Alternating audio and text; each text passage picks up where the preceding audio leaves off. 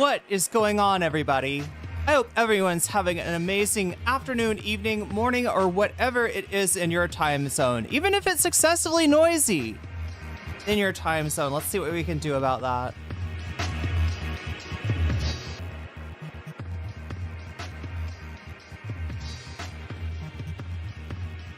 It is Monday, the 23rd of March, 2026. This is NCC TV coming at you live from the steps of the Amami Airport. We are live, or at least that's how it appears to my senses. Could be a brain in a jar somewhere. Don't know, don't care. Shouts out to all my weasels out there, all my forest creatures rocking out to the realest of the real, synthetic lifeform streamer, trapped in a cyber brain and body, like some kind of a ghost in a half shell, in this late stage hyper-capitalist dystopia, forced to exist in this twilight realm to pay off my debt to society and my student loans. I hope you're having a good day, whoever, wherever, however, and whyever you are. We're about to jump right into it here on twitch.tv, youtube.com, high risk, high reward, high on life, or whatever simulacrum, simultaneous, spontaneous singularity of consciousness this is, was, or will be sometime in the not too distant cyber future. Ghost ATW says, I would know if I'm a brain in a jar. I'm built different. Yeah, you would feel the jar. Is that what you're saying? You would feel the jar? I wonder what a jar feels like. Do you think if you put a brain in a jar, you'd get an oyster? You'd get a pearl? Would the brain form a pearl given enough time? Would that be an issue for brains in jars? Like in Fallout type of scenarios where somebody opts to become a brain bot? And you have to have somebody come by and take out the pearl. And maybe the pearl's valuable. Maybe the pearl's an item in Fallout. Maybe it gives you...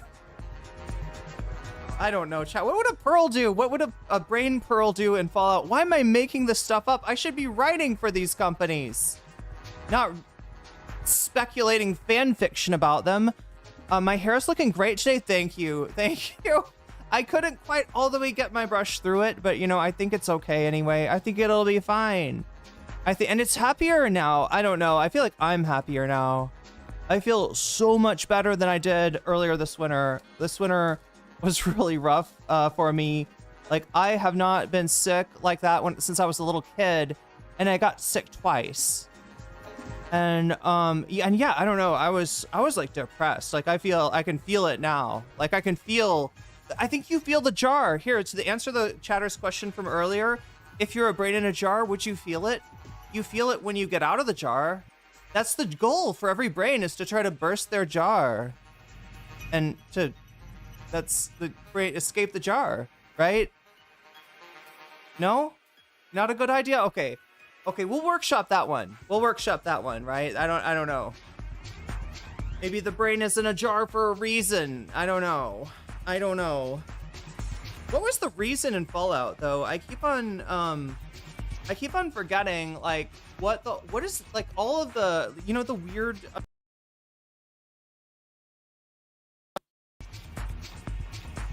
That wasn't good, chat. Did the sound cut out or anything for you? It may have just cut out for me. I don't know what I did. I've got a pillow right here. Yeah, I'm still wounded, okay? I've got a pillow right here because I think I bruised my plantar's fascia. There's fascia on the bottom of your foot, right? Like a sheet of fascia. And if it gets bruised, it really hurts, right? Like, if you're, I don't know, when was this happen? You're dancing, or maybe, how do they, on point? No, I don't think you'd get this from being on point. I think you would hurt your toe from that. But it did cut out for a second though. Oh wow, I fucked with nature itself, chat. That's not good. Ow, what did I touch though? I'm like a cat. You have to watch me, chat. You have to watch me to make sure the cat is not, like, unplugging things, or, you know what I mean? You know how cats are? They don't care. They don't care if something's plugged in. They don't care if they knock something off the counter. They're cats. Yeah, I think it does. I think if I remember correctly, Sasha G, it does take a bit of time to heal. Speaking of not uh apropos of nothing, thank you, Burple, for resubscribing. That has been 9 months for you. And I did see that. That's why we're at 6 out of 10 on the bonus goal poll. But yeah, I'm excited for this one. Both the stream and the bonus content, right? Hassan, he's had enough. Well, here's what happened. All right, let me set this up for you, what we're talking about. He went to Cuba with something called the Nuestra America, see, I've got it here. The Nuestra America convoy. And, yeah, there was a flotilla. People are confused about that. I don't think Hassan went on a boat. I heard that he and the people he was with, they took some kind of a plane, right? And they because they could load up the plane, I think somehow more than they could load up the boat with. I don't know. It's all very confusing, right? Including the stipulations from the State Department, I guess, as to what hotels you're allowed to stay at when you're in Cuba. I don't think this is standard. Nobody asked me, at the airport or when I was getting my passport, what hotel are you gonna? Well, no, wait. I think I did show them my hotel, but that was just I was trying to cover all the bases and be like, here's my itinerary, I don't know. I just wanted to get my passport and get the fuck out. So I did end up showing them. I guess they did look at the hotel, but I don't think they would have been like, no, not that one. Not that one. We don't support tour. Anyway, there are weird restrictions when it comes to Cuba. And yeah, Hassan was a part of this massive, I think 600 people went. You might think is that a good thing, right? Because Cuba right now is undergoing a lot of shortages, energy being the first and foremost one, gas. Oh my God, let's not. Okay, this is another Atlas game. What is this? Oh, this is the sequel to SMT 5. Okay.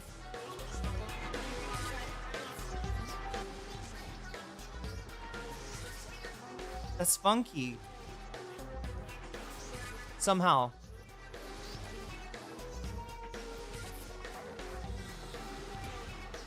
Yeah, not what I was trying to have in the background though. Let's figure out something better to put in the background. Oh my God, chat. This shouldn't be taking time out at the beginning. This one. I choose you.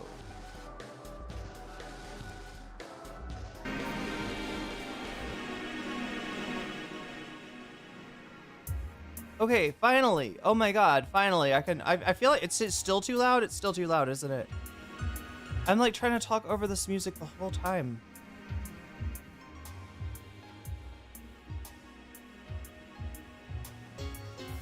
So anyway, this is what Hassan was part of. He was on the island, and the reason I'm saying that, he's had enough is because he didn't see any of this shit that was going on Twitter until after he got back. They were able to, what did he say? Something together, multiple SIM cards in order to get him slightly stable internet. And if you watched any of his stream at the time, it wasn't, it was very buggy. It was very cursed and not very stable, but it was stable enough to talk, to chat, to do a stream, right? For it not to just be utterly frustrating. So, and so somehow he wasn't seeing what was being said about not just him, but that trip in general. Because there's a lot of people who just don't like this, right? There's a lot of people that are like, no, what the Cuban people need is to be invaded, have their, leadership overthrown, and have a, Marco Rubio pronounce the new, what did they call the guy, the viceroy? Yeah, we'll make little Marco will be the viceroy of Cuba. He will be,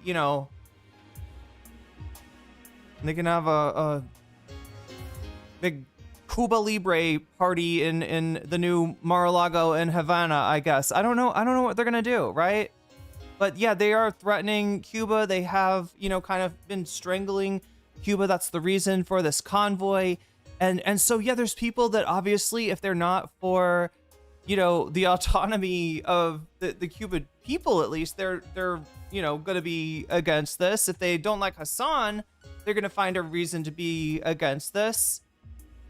And also, I don't know, Hassan's talking about this phenomenon where people see somebody doing something, albeit limited,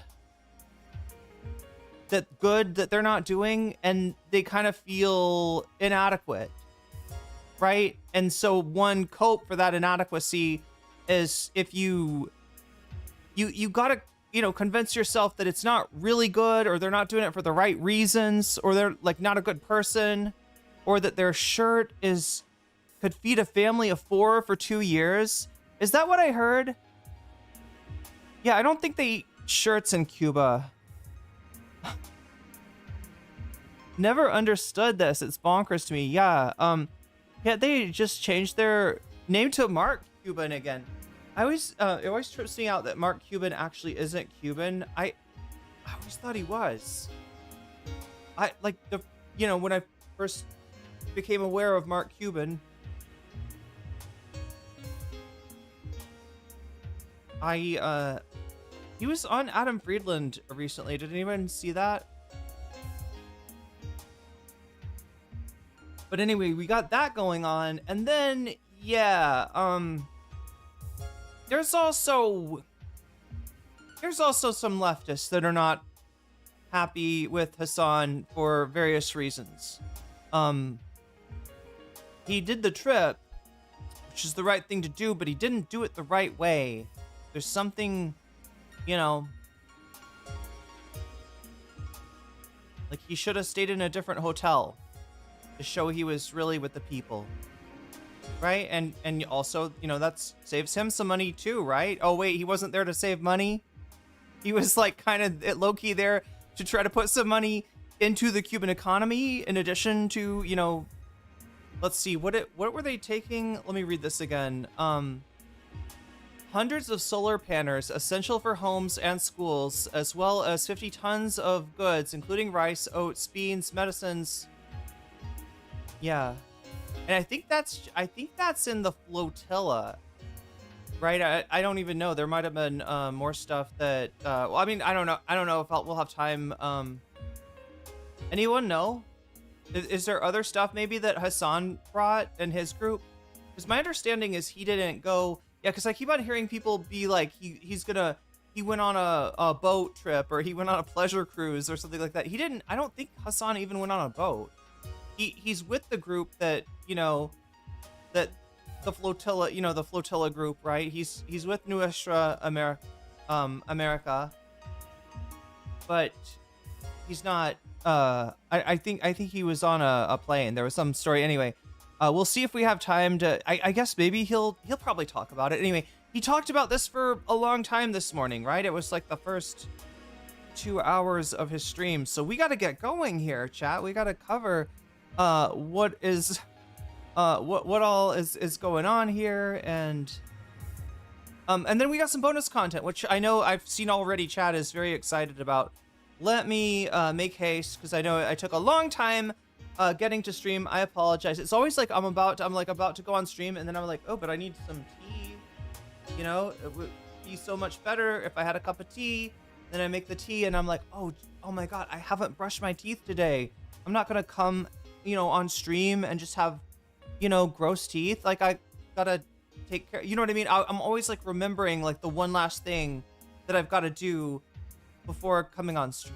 But I'm here now, and I guess that's what's important. And we have bonus content that's also important. We have some interesting stuff here. I don't think I have ever covered this person. This is Mick Foley, aka Mankind. It's a classic wrestler from the what is it? Is it the Attitude Era? Chat, it's not the Attitude Era, right? Is he pre-Attitude Era? Very old school wrestler. Okay, wrestler from what era is it, chat? What's that era called?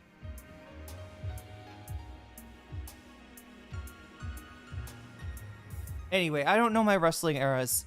The Cuban family is known for making cigars. Popular misconception is that those come from the island. They were gonna take the flotilla, but it turns out traveling on a plane would allow them to bring. Thank you, girl. Friday on Tuesday, bring a lot more supplies and aid for the people of Cuba. Nice. Okay, I gotta put down this butterfly goal.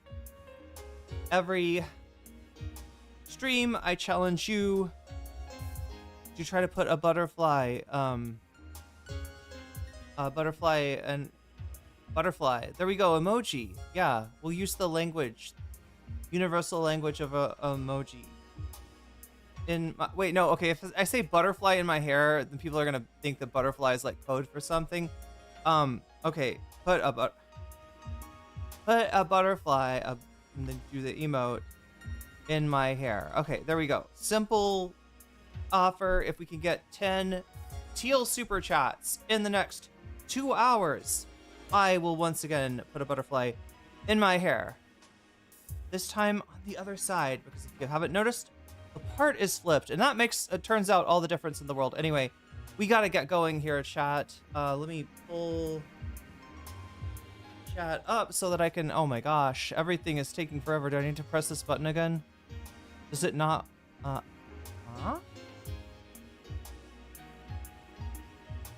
Oh my god, YouTube, what is your dealio?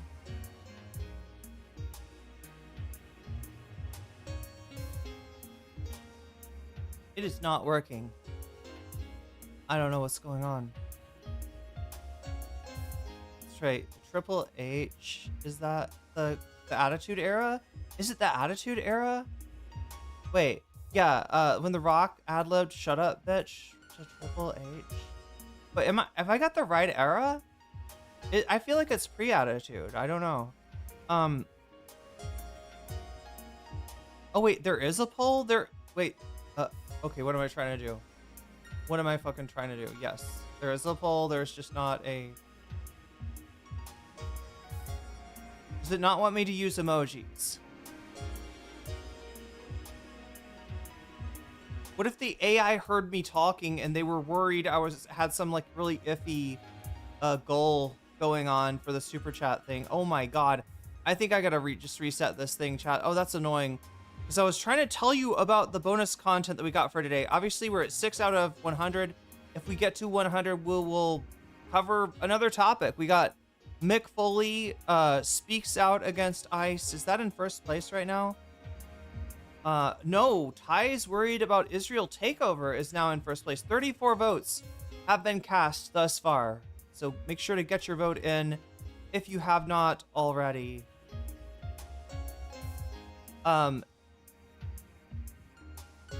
Second place, we have Mick Foley / Mankind. This is the wrestler I was talking about from, I think chat decided, the Attitude Era, maybe, provisionally. That is in second place at 29%.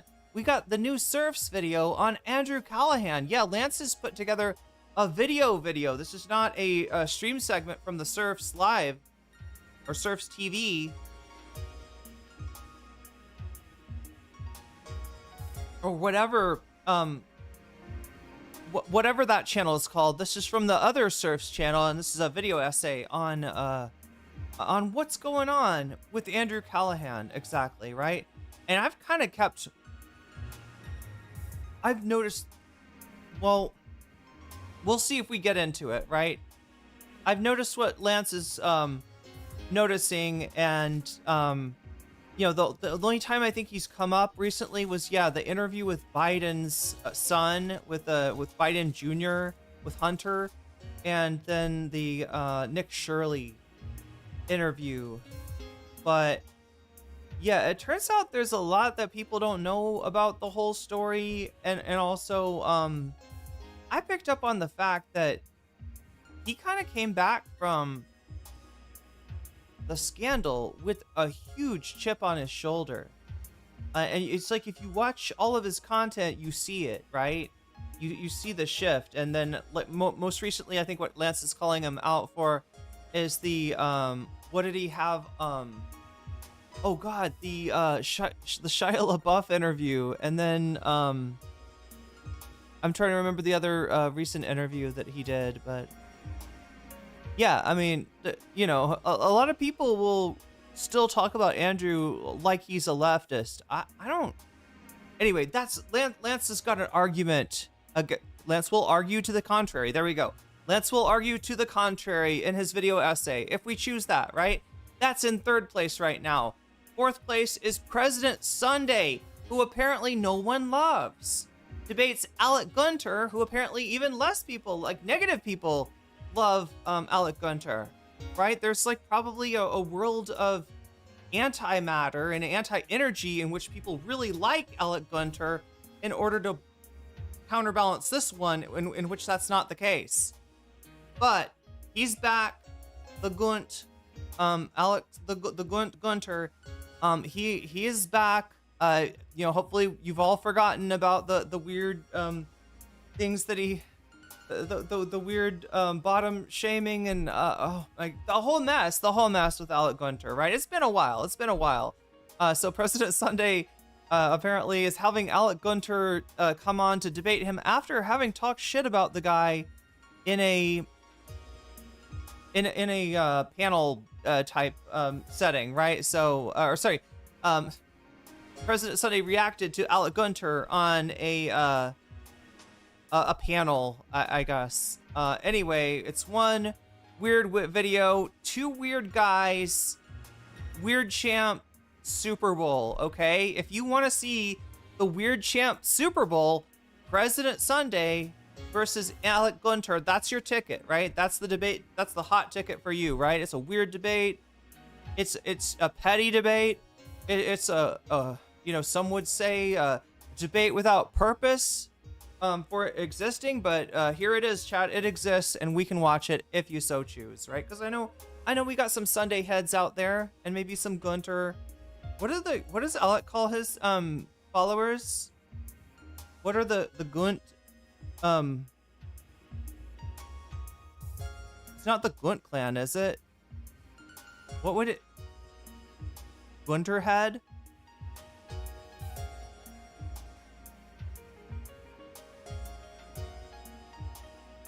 And their merch is just Hawaiian shirts, right? You just get to wear a Hawaiian shirt like Alec. It's welcome to the club. Welcome to the club. Anyway, chat, I'm starting. It's too early for me to get mean. It's too early. It's too early to get mean towards Sunday or towards Alec or towards anyone.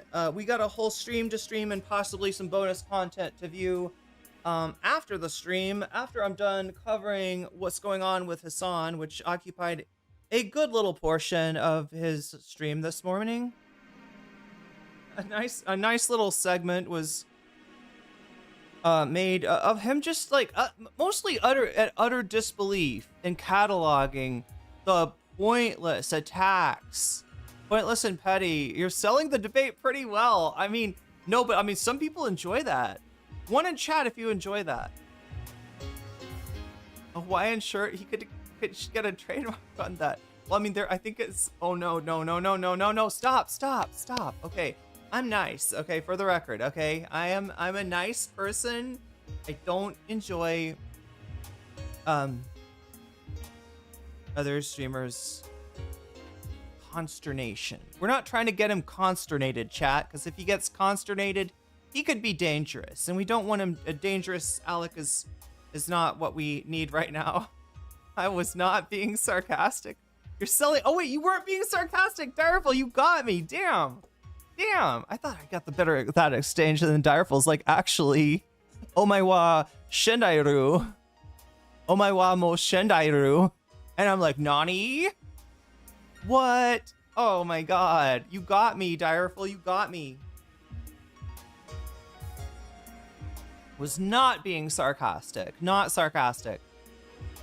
But anyway, that's what's going on with the Gunter and the Sunday, President Sunday, high on his own supply 24/7 Sunday. I don't know. I shouldn't say that, chat. I might be. That's only funny if it's not true, right? You know what I'm saying? And I don't know what's going on with Sunday. I hope he's okay. We wish him well. We wish him well nonetheless. Okay. I think he's been going through a lot lately, so. But anyway, yeah, the one thing he's not going through right now is winning the poll, because what's actually winning the poll is Thai's worried about an Israeli takeover, which is the only piece of bonus content I haven't told you about yet. Yeah, so there was a report a few weeks ago that said 400 and something thousand Israelis were in Thailand, and people freaked out. Because, yeah, I mean, like, that's like, I think what is that, like 5% of the Israeli population or something? Is that right? Yeah, it seems like about right. That would be, yeah, there's like 9 million people in Israel.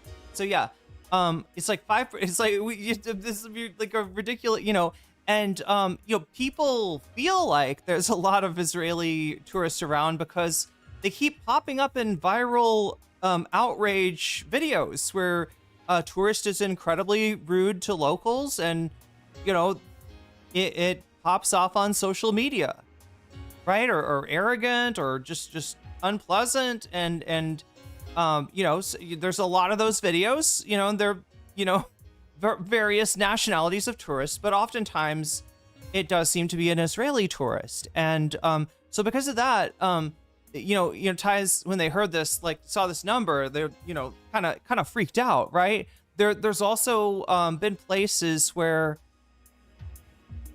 you know, Thailand is particular about its land, and, you know, the way that you can sort of own property in Thailand is very limited if you are not Thai.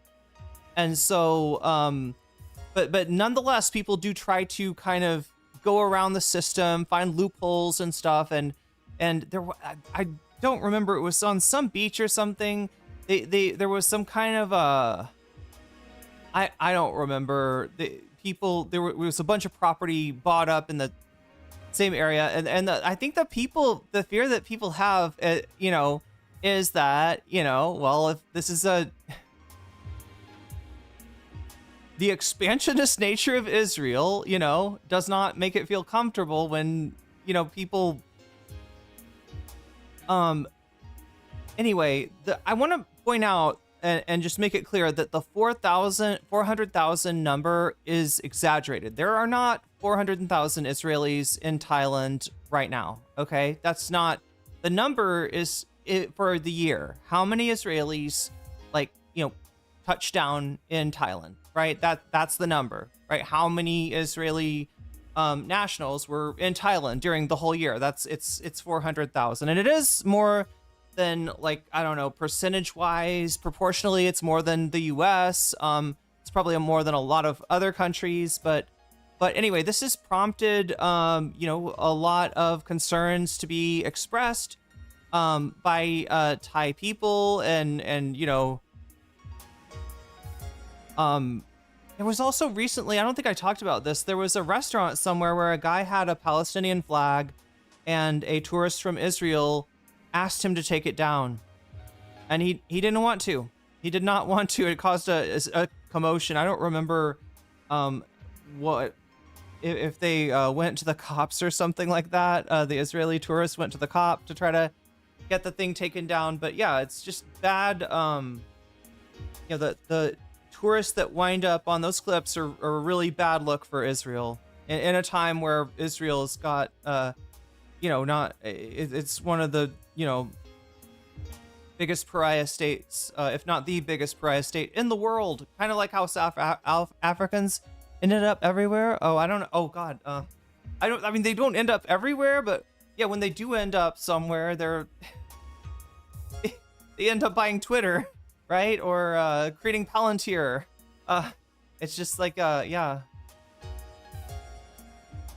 But anyway, so those are the 4 options, right?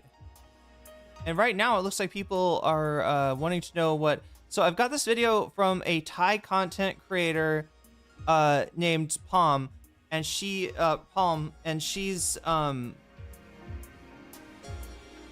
collected, you know, some video of you know, some of these incidents, and just has you know, some thoughts on the matter. So Yeah, I think I might have watched a video of hers before. But anyway, it's interesting to see how people are feeling about this in Thailand. We've got 42 votes so far, so make sure to get your votes in if you haven't already. Even if you're on Twitch, feel free to come over youtube.com, channel name nocommentchick, and click on the stream. And you too can place your vote, make your voice heard, and we'll see which of these wins. So in order to get one of the for me to react to one of these, we got to get to 100. Right now we're at 6, okay? And that is less than 100. But if we get to 100 by the end of the stream, then I'm going to stick around and I'm going to watch one of these topics with you, whichever topic is in the lead by that time, right? So you'll have some time to make your voices heard, place your votes, and choose a topic. If we get to 100, I'll cover the top topic. If we get to 200, top 2, etc., etc. So if people are really excited about one or more of these, you got your work cut out for you. The thing that makes this number go up is super chat, super stickers. If you get yourself a membership, if you gift a membership, if you support me on Throne or on Patreon or on Twitch, which you can do for free using a Twitch Prime sub. You have Prime. You can hook up your Amazon account to your Twitch account, and you'll be able to use a what's called a Prime sub, which is free, right, on the streamer of your choice. And if that's me, you get the emotes, you get the badge, you get everything. You get the ability to turn back time. You can actually rewind the VOD on Twitch, which apparently is a subs only function now on Twitch. So if you do not have Prime, it does cost $6, which is like twice as much as a YouTube sub. But if you're active in chat, people can and do sometimes gift subs, so you may be the recipient of that generosity just by having good takes in chat, just by being active and people seeing that you're there. So that can happen too. That's a possibility. Is it less than 100? I don't know, Irene. Yeah, let's do the math here. I'm in a weird mood, chat. A thirsty mood, some might say.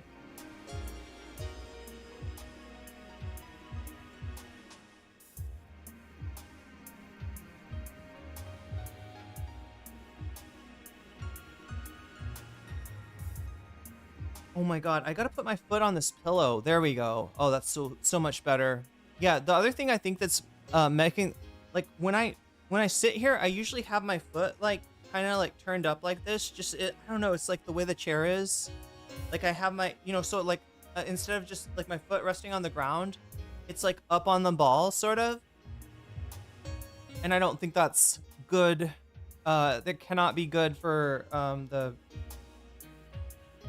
bruise on the plantar's fascia. Okay, so yeah, that's where we're at. Oh yeah, the other thing I gotta explain to you too is this right here. Oh my gosh, let's change this because I've left it. I haven't updated it. Oh yeah, and we gotta talk about the upcoming video game stream too. I wanna reveal the video I'm gonna be playing. So anyway, when you donate, you have the ability to put your money where your mouth is. That is to tip the scale in favor of your favorite topic. I can take the donation and turn it into a percentage and add the percentage to the topic of your choice. So, even if your thing is not winning right now, you can change that essentially by cheating with money. All right. Now, if that sounds bad to you, then you're a good person, first of all, and you can fight that evil by using Vox Populi, by saying, Vox Populi, I will have what the chat is having, whatever they're ordering, whatever they're voting for, I'm voting for that. I would like the chat to win. I would like for people to be able to come by. I got to stop the steal, right? That's the stop the steal vote, is the Vox Populi, the principled position, which you can also do with your dono if you want to. For this, you just got to let me know in chat when you donate, whether it's super chat, super sticker, get yourself a membership, if you gift a membership, if you support me on Throne or on Patreon or on Twitch, right? Then you can let me know in the chat which of these topics you are feeling right now, or if you're just like feeling like you're feeling like supporting the popular vote. Anyway, we got to get to this topic because I'm telling you, there's a lot here. Hassan spent a good amount of time. Let's talk about Discord. Oh no! Oh my god! Discworld? Have I got Discworld fans in the chat? We should talk about Discworld. Discworld is anybody a Discworld fan? I have not thought about this in forever, but yeah. I would like to cheat and use my money, please. Could you add my sub to Andrew Callahan? Can and will. Can and will. Look at this, chat. How easily democracy is corrupted. So yeah, let me give one more check on...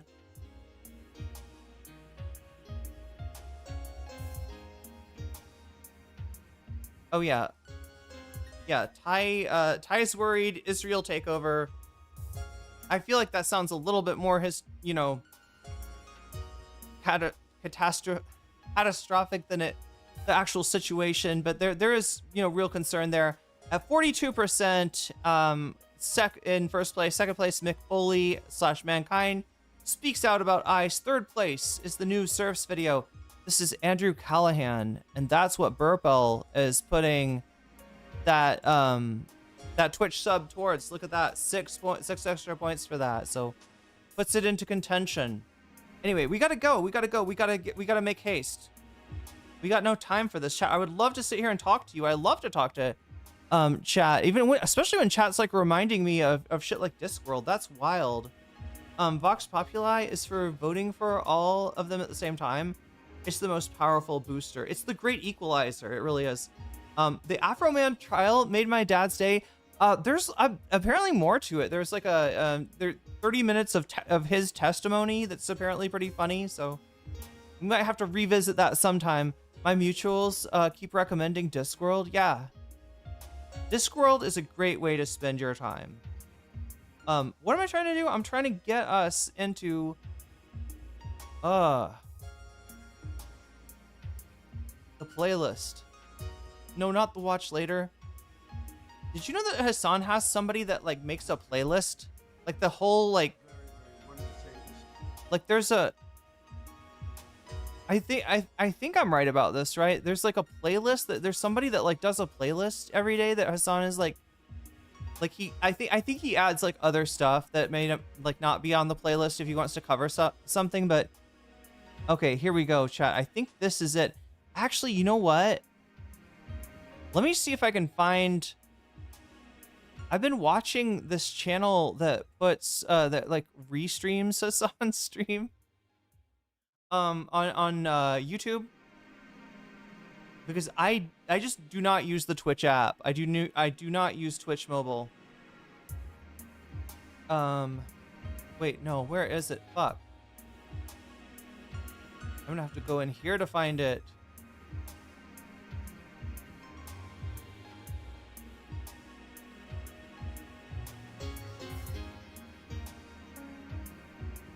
I think we're better watching the raw VOD today. Oh no. Oh no. Check. Okay, no. I'm not getting distracted. I am not. It's not me getting distracted. Not me getting distracted, chat. Never. What are you talking about?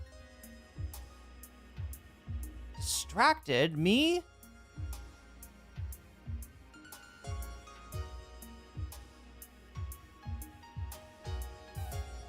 I'm just trying to find the best way to watch this. There it is. Got it.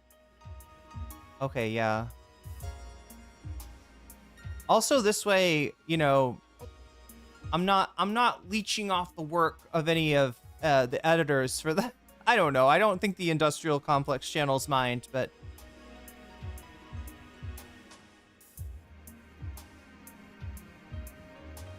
technically benefiting from the edits that they made in that case. Okay, here we go. Boom. I think that is the link that we're gonna go with for today. And let's make it so. First, we gotta clear up this train wreck. All right, chat. Look, some train wrecks are chill, but I am never chill with a train wreck, okay? No. You gotta mix out. You gotta cross fade over. Nothing is happening. Just get out of that. Get out of that. Okay, anyway, let's get going. Wrong window. Let's try again. There, that's the window.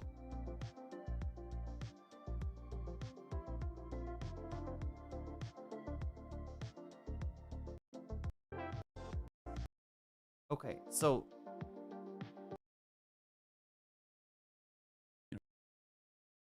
but yeah, I mean, there's a lot. I just kind of like yeah, the other thing is I know that the industrial complex channels kind of clip different parts of this, and I don't want to miss out on the part where he's explaining talking about the trip, because I think some of them cut out the trip to focus on the drama. I'm kind of interested in the details. I hope you don't mind, chat, of the trip itself, because that,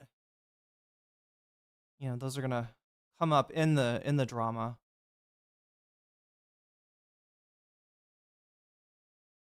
Okay, come on. It's gotta be like.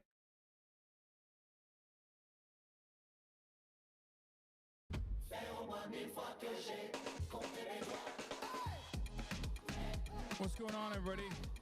I hope everyone's having a fantastic evening, afternoon, pre-noon, no matter where you are in the world. I'm Hassan Piker, and this is the Hasan broadcast coming to you live from sunny California, Los Angeles. Folks, we're live and alive, and I hope all the boys, girls, and nebbies are having a fantastic one, because today's a beautiful day. Today's a wonderful day. Today is Monday. Ladies and gentlemen, it is Monday, March 23rd, 2026. We're live, we're alive. And I'm coming to you back from the land of the free, the home of the brave, the United States of America, Los Angeles, California. I'm Hasan Piker, coming to you from stolen land, stolen Tongva land, live and alive. Back home, it's good to be back home, you already know, and there's going to be obviously a lot of Cuba updates for all of you and so much more. You've deprived Kaya long enough, man, show her. Yeah, W Weekend International Trip, welcome back, yeah. Obviously he's using a new this is called a scene in OBS, right? Like a scene shows, a camera. I think he's got multiple cameras, multiple angles, right? And so the one that we're maybe used to seeing, you see Kaya in the background. This one is more like up front. It's probably more useful when he's doing reaction content. But anyway, that's why you do not see Kaya, in case you're interested in the technical aspects of streaming. Thanks for breaking shit, lib sockmed, pal. What? I don't know what that means, but there's a lot of things I want to discuss. Obviously, that was a short trip. This was planned, or was it cut short? No, it was planned. It was going to be a short trip. I think the timing of that was actually pretty crazy, considering that like I got back in literally the day before ICE was sent to every international and local airport, basically in the United States of America. So like, there is that element of it as well. But regardless, that was, yeah, it's pretty crazy. I'll get into that in a second. You have a lot of Israeli agents on your Twitter. I know. I dodged many bullets, many bullets. But folks, we're live. We're alive. Personal news-wise, obviously, like the personal news that I'm going to be delivering to you in between the time period where I press the stop streaming button and press the start streaming button. So help me God, that's what I'm gonna do. Is mostly related to the trip. So I'm probably gonna start there. And the Twitter is broken because the trip discourse is insane. Yeah, Twitter's always insane. Obviously, we'll get into all of that. I'll go through like some of the misinfo in general, because there's a lot of it out there. It's actually unbelievable how bad it is. How's jet lag? It's non-existent. Why would there be jet lag? I mean, it's just like East Coast time. It's not that bad. But yeah. We'll be doing some situation monitoring. Shit libs have been going crazy since Thursday. They're all over my timeline. I know. I have a tendency. I hate this, but like I do have a tendency to I have a tendency to basically bring out the worst in people. Like ultras hate it. It's very weird, very strange. Like ultras get mad. Liberals get mad. Right wingers get mad. It's like a lightning rod for some of the most like deeply unwell people. It's very, very frustrating. It's very strange. But in any case, people don't do anything ever on all sides. They're mad. Yeah, I know. Back from Havana, going through the insane misinfo. At Sasha_G_0. Super chatted $5. Viva la revolución. Cuba rock. Hasta la victoria siempre. And thank you for the super chat. Oh wait, I still let me put the super chat on the screen. I think I got a few more clicks to make here. Chat, I need to automate this shit. I had this whole idea. You know how Breaking Points does their topics? Like if you ever watch Breaking Points, they've got one word to describe each topic that they're covering that day, and it is like highlighted in red. The rest of the topics are highlighted in blue. It kind of shows you, let's see, am I doing it right? There we go. Viva la, no, meow, meow, meow, meow, meow. Viva la, wow. You got it. You can't say it with a dry mouth.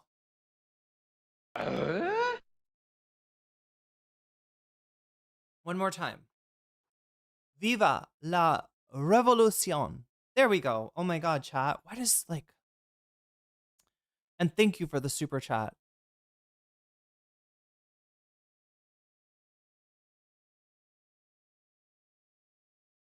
Big L for Mexico, cutting oil, yeah.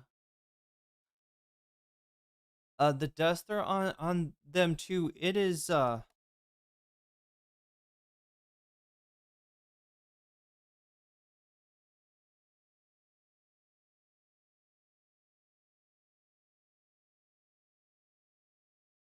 I got a vote in the US, not in Mexico though, so. But yeah, no, I know what you're saying. Near of the world, and it's well, I mean, he's just been there, right? He's seen it with his own eyes. And I think that's what I like about this segment. Rather than just being I don't like when people yell at me or chirp at me on Twitter segment, as Hassan often does, and you know they're often pretty, I don't know, self-righteous and unnecessary. This is a person who has seen the reality of what United States policy is doing to Cuba.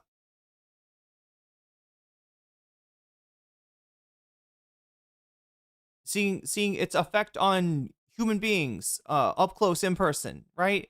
And you know when so what we got kind of is Twitter brain rot of like, oh, he wants to be a big hero. Oh, he wants to do that. Oh, like you think you're so great, you know? Like, I mean, part of the whole outrage at social justice warriors was like, oh, you think you're better than me. Oh, you think you're like a warrior for you're doing your little, you're collecting signatures for your petition. You're a online activist, you know, kind of like, you know, trying to sort of diminish like any little thing that somebody tries to do. That's part of the whole fucking anti-SJW movement, right? If you want to call it a movement, which I don't right now. The U.S. is also about to have excess deaths from the cost of fuel skyrocket. That's what I'm saying. The U.S. is fucking the whole world over with these fuel, you know, prices in a completely. I mean, this is about Trump's fucking ego. This is the man trying to be like all these other presidents. They talk shit to Iran, but did they do anything? No, only Trump did. Trump listened to Netanyahu and he was right. You know, this is a fucking like man's ego that is being filleted here. at the cost of blood, and not just blood from the soldiers, involved in the people of Iran, and from people potentially all over the world, because yeah, these fuel prices are, destroying, economies, and with and the people, at the lower end of those economies trying to make ends meet, making that impossible. A disinformation campaign on Twitter this weekend was a legitimate psyop. You know what? You might be right, Mikus. I cannot rule that out. The query off the table for gaming. Wait, what's the query? The query from CIA/Mossad. Monitoring the situation. Trump's Iran ultimatum off ramp fixes market tensions for now. ICE agents at airports as travel comes to a halt. Get in now. Look, I'll just start off by did you have any ropa vieja in Havana? Yeah, I did. Old clothes? Is that a dish? Here, let's blast off real quick. So one of the things that I'm going to say is that one of the things I'll say is this, before we get into situation monitoring and the like. There's Kaya. I think a lot of people just simply don't do things, right? So when they see someone doing things, it triggers something in their minds where they go, well, I'm not doing anything. And that makes me feel somewhat like maybe a little immoral that I'm not doing anything.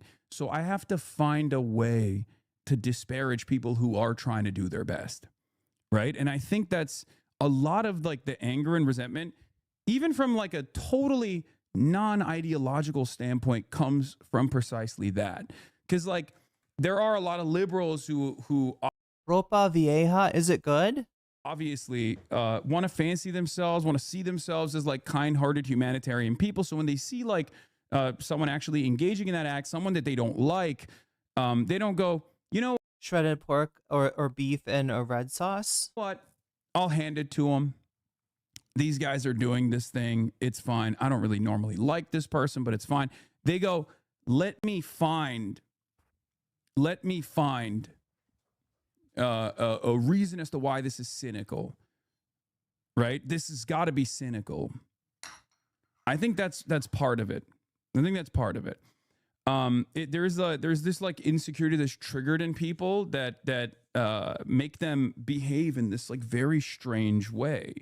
I don't understand it at all. I can't, like, I've never been that way at all. When I see someone who I oppose, when I see someone who's like maybe not the best person do something that like is surprisingly in line with my worldview. I guess when you really think about it, I got less smoke for somebody like Bad Empanada, who has also gone to Cuba, and whose criticism is he thinks that Hassan's not, I don't know, there's a better way that he could do it, or that you're not showing people I don't know what he wants them to see from a trip like that. But at least he's got some skin in the game, chat. At least he's gone and he's done something for the Cuban people. Like the rest of these fucking assholes, like these fuckers want to bomb the Cuban people, right? These people are like they're happy about the fuel embargo. Yeah, now we know it was Steve Bannon and Epstein that cooked up the idea of the social justice. Really? Wait. Girl on Friday, can you send me something on that? That's interesting. Is there a particular like Epstein email where they're talking about the concept of SJW? It's so weird to say now because I don't think anybody takes it seriously. Yeah, the right wing usually does not use, like, they'll say woke or something like that, right? It's just very it's very cartoonish. I guess in terms of what kind of a straw man the specter of the SJW was in the mid 2000 teens. I don't immediately go, fuck this guy, I'm gonna find a way to like disparage it or whatever. I'll openly say that I like it, right? I'll straight up say like, oh no, this is a good thing, or like I'll even recognize my own personal jealousy when someone gets to do something that I wanted to do, even if I don't agree with their worldview, even if I think they're cynical, even if I think they're grifters. Like one of the examples I give you is like Jackson Hinkle, right? Not the biggest fan of him, but I think it was fucking beast mode that he got to speak in Sanaa in front of, you know, tens of thousands of Yemeni people, right? People know about the story of Jack. I hardly ever talk about this guy, right? But if you've heard of the American Communist Party, he's involved with that. If you heard of Infrared Haas, those two are constant collaborators, right? And their accounts blew up on Twitter after October 7th. Them already being critical of Israel for a completely different reason, completely different rationale, turned out to have paid great dividends for, you know, they were in the right time and the right place with that. Now, the unfortunate thing about that is that sometimes when you see Jackson or even Haas posting something about Palestine, it's not objectionable. It's not something you disagree with, right? You know, the you know, that's, you know, that's what you're saying is true, right? But it doesn't make them good people. And what's annoying is the amount of kind of, you know, reactionaries that are kind of slipping their way into the feeds of the left, like through you know, through this event, and honestly through, you know, the reticence of some people on the left who actually you know, call this out earlier, you know, have said anyway. So but Jackson Hinkle was not, and in fact, God, Haas, I I can't tell you with Haas, but I know that Jackson Hinkle, when he first appeared, um, he was a leftist. Like the shit that he was saying was leftist, and in fact, he was a early member of the of Hassan's community. Right, he was a prominent chatter, I believe, in Hassan's chat, and not necessarily like a bad chatter, right? But over time, you know, it just kind of be like, you know, you get this kind of class reductionist feel from him, or anybody who was in the community at that time. I'm relaying this secondhand. I was not really in Haas chat at the time very often, so I haven't seen how Jackson Hinkle behaved in Hassan's chat, but I know at some point, you know, he left the community because he wanted to do like, you know, MAGA, oh god, I'm trying to think of all the names for it: MAGA communism, patriotic socialism. There's all kinds of rebrands that they've tried to do on this to try to, you know, make it seem like something other than just like, you know, I feel like leftism would be better if it was more culturally chuddified. Can we just chudify it up like 45% or so? But anyway, Hassan has given Jackson his flowers over, I guess, a speech that, you know, being a prominent pro-Palestinian voice on Twitter, he was invited to Cuba. Sorry. That's Hassan. I'm thinking of, right. He's invited to Yemen to you know, to give a speech or something like that. And Hassan is like, all right, well, that is pretty awesome, right? Yeah, Pat Sock. There we go. Patriotic socialist. Yeah. But I don't know. Like, look,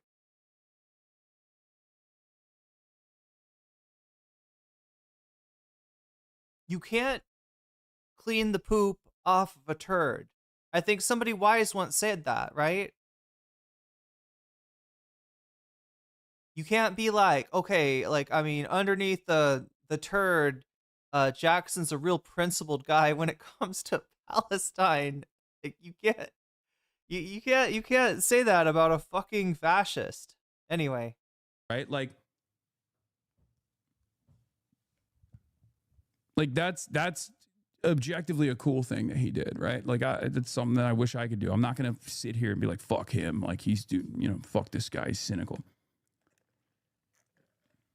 I mean, you definitely don't want to, like, come off like you're jealous. They should have brought me, but no, I don't know. I mean, fuck Jackson Hinkle. I got no problem saying that. So, that is a strange, fascinating phenomena that I've seen. But wait, chat, was that slurp audible? Did I slurp on stream? Could you hear the slurp? I just finished off a smoothie. I don't know. I'm like hungry today for some reason. It's odd. It's odd. And it's really funny because, like, a lot of people that I went on the trip with also a lot of people that I went on the trip with all chat, I'm gonna tell my kids this was the Macarena. What is the actual Macarena? It's like, it's got like this in it, sort of, right? It's like this and that, and then it's like that and that. I don't know. Can somebody help me with the Macarena? I never. So for the first time recognize it, because they've like heard me speak about it in the past, like, you know, how my haters are like mentally unwell. But they straight up were like, yeah, actually, this is like unfucking bearable. You know what I mean? This is like genuinely unbearable. This is like your fucking haters are insane at like trying to disparage every little thing that happens. But in any case, they're mad that you're not corrupted with greed due to wealth like they are, which is why they don't have motivation to go out and participate. But they don't have the wealth, so they don't have the wealth anyway. But my point is, look, I didn't even know what the fuck was going on. It's actually this fascinating. It's actually this fascinating thing where, like, I don't have access to fucking Twitter all the time when I'm out there, so I had no idea what this was, what things were looking like in the United States of America and how the shit was being covered in America until I got internet, and I was like, oh my God, it's unbelievable. People are just straight up lying about, like you know, people are so angry. The Cubans are so angry on the ground. The real Cubans hate these people. It's like that's not true at all. And then, like, it's unbelievable. Or something. You mean the actual world? Yeah, it was mind-boggling. I have not ever seen anything like it. They'd be like, protests are mounting outside of these hotels. They're banging on the doors. Like, that's not true. Like, literally not true. I don't know how to put the Macarena into words. I don't know. It's a banger, though. Like, not even remotely close to reality. It's so strange. It was such a strange phenomena to experience, right? It was such a strange thing to experience where, like, what I perceived on the ground, what I perceived and what I saw in real life was entirely the opposite of what people were seeing on their timelines in the United States of America and elsewhere. Fascinating. What do we do with this, chat? You got reality, and then you got, like, chatter on the internet. And some people are saying, like, it felt like botted chatter on the, you know that everything on Twitter is going to be to some extent botted or boosted, just as a facet of being on Elon's hell site, right? But yeah, this one seemed a little extra botted. Whoa, god damn, chat, I'm like burping now. What kind of stream is this? Okay, hands out, palms down. Hands out, palms. Wait, no, hands out, palms down first, and then palms up. Hands. Oh, so it's like hands on forearms, hands on upper arms, and then you go like that. Then it's hands on heads, boom, boom, and then hands on hips, and you go like, all right. They didn't have much internet for the This is the sound you make when you Macarena. You go, all right. The last 2 days, and I couldn't check the insane narrative spin on this website. What a nightmare. How do people live like this? They just sit around and justify the U.S. government torment against smaller countries to feel powerful, the weakest minded insects. And I will go through some of the top line, like, insanity. March literally posted this, and he was like, you know, the first couple of fucking responses were really positive, and I can't be this white where I don't know the Macarena. I wasn't there for it. Immediately was like a sea of negative psychopathic takes. You're the common ground, MAGA liberals and ice real shills. Each one insane of them are quote one page. at a time. Yeah. No, it's Wait, so it's like left, right, left, right, left, right.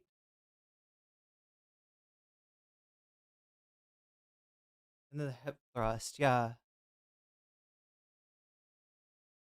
It's like the Rocky Horror Picture one. it's pretty crazy. Like if you look at the background, The pelvic thrust. if you look at the background of these people, it's basically every part of the American political spectrum except for like, I guess, I don't know. It feels like it was just like every part of the American political spectrum with the exception of like, you know, socialist. If I had been around for the Macarena, I would have been like, I don't know. I would have been like I would have followed the Macarena around like the Grateful Dead, right? Wherever they had a concert, I would be like and communist. Like it's shocking. outside selling t-shirts. And you know, many normal liberals, I think, are just not tuned into this discourse at all. Because like normal human beings that you would have a conversation around this sort of thing with are going to be like, what are you talking about? Like, what do you mean these people went? Wait, so you point out palms down, point out palm down.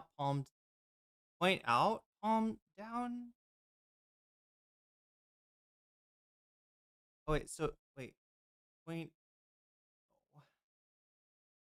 No, the Macarena is Mexican. I would have followed. Yeah, I would have traveled. I would have gotten one of those like vans, the VW vans, and just like traveled around Mexico with the Macarena, doing the Macarena every night.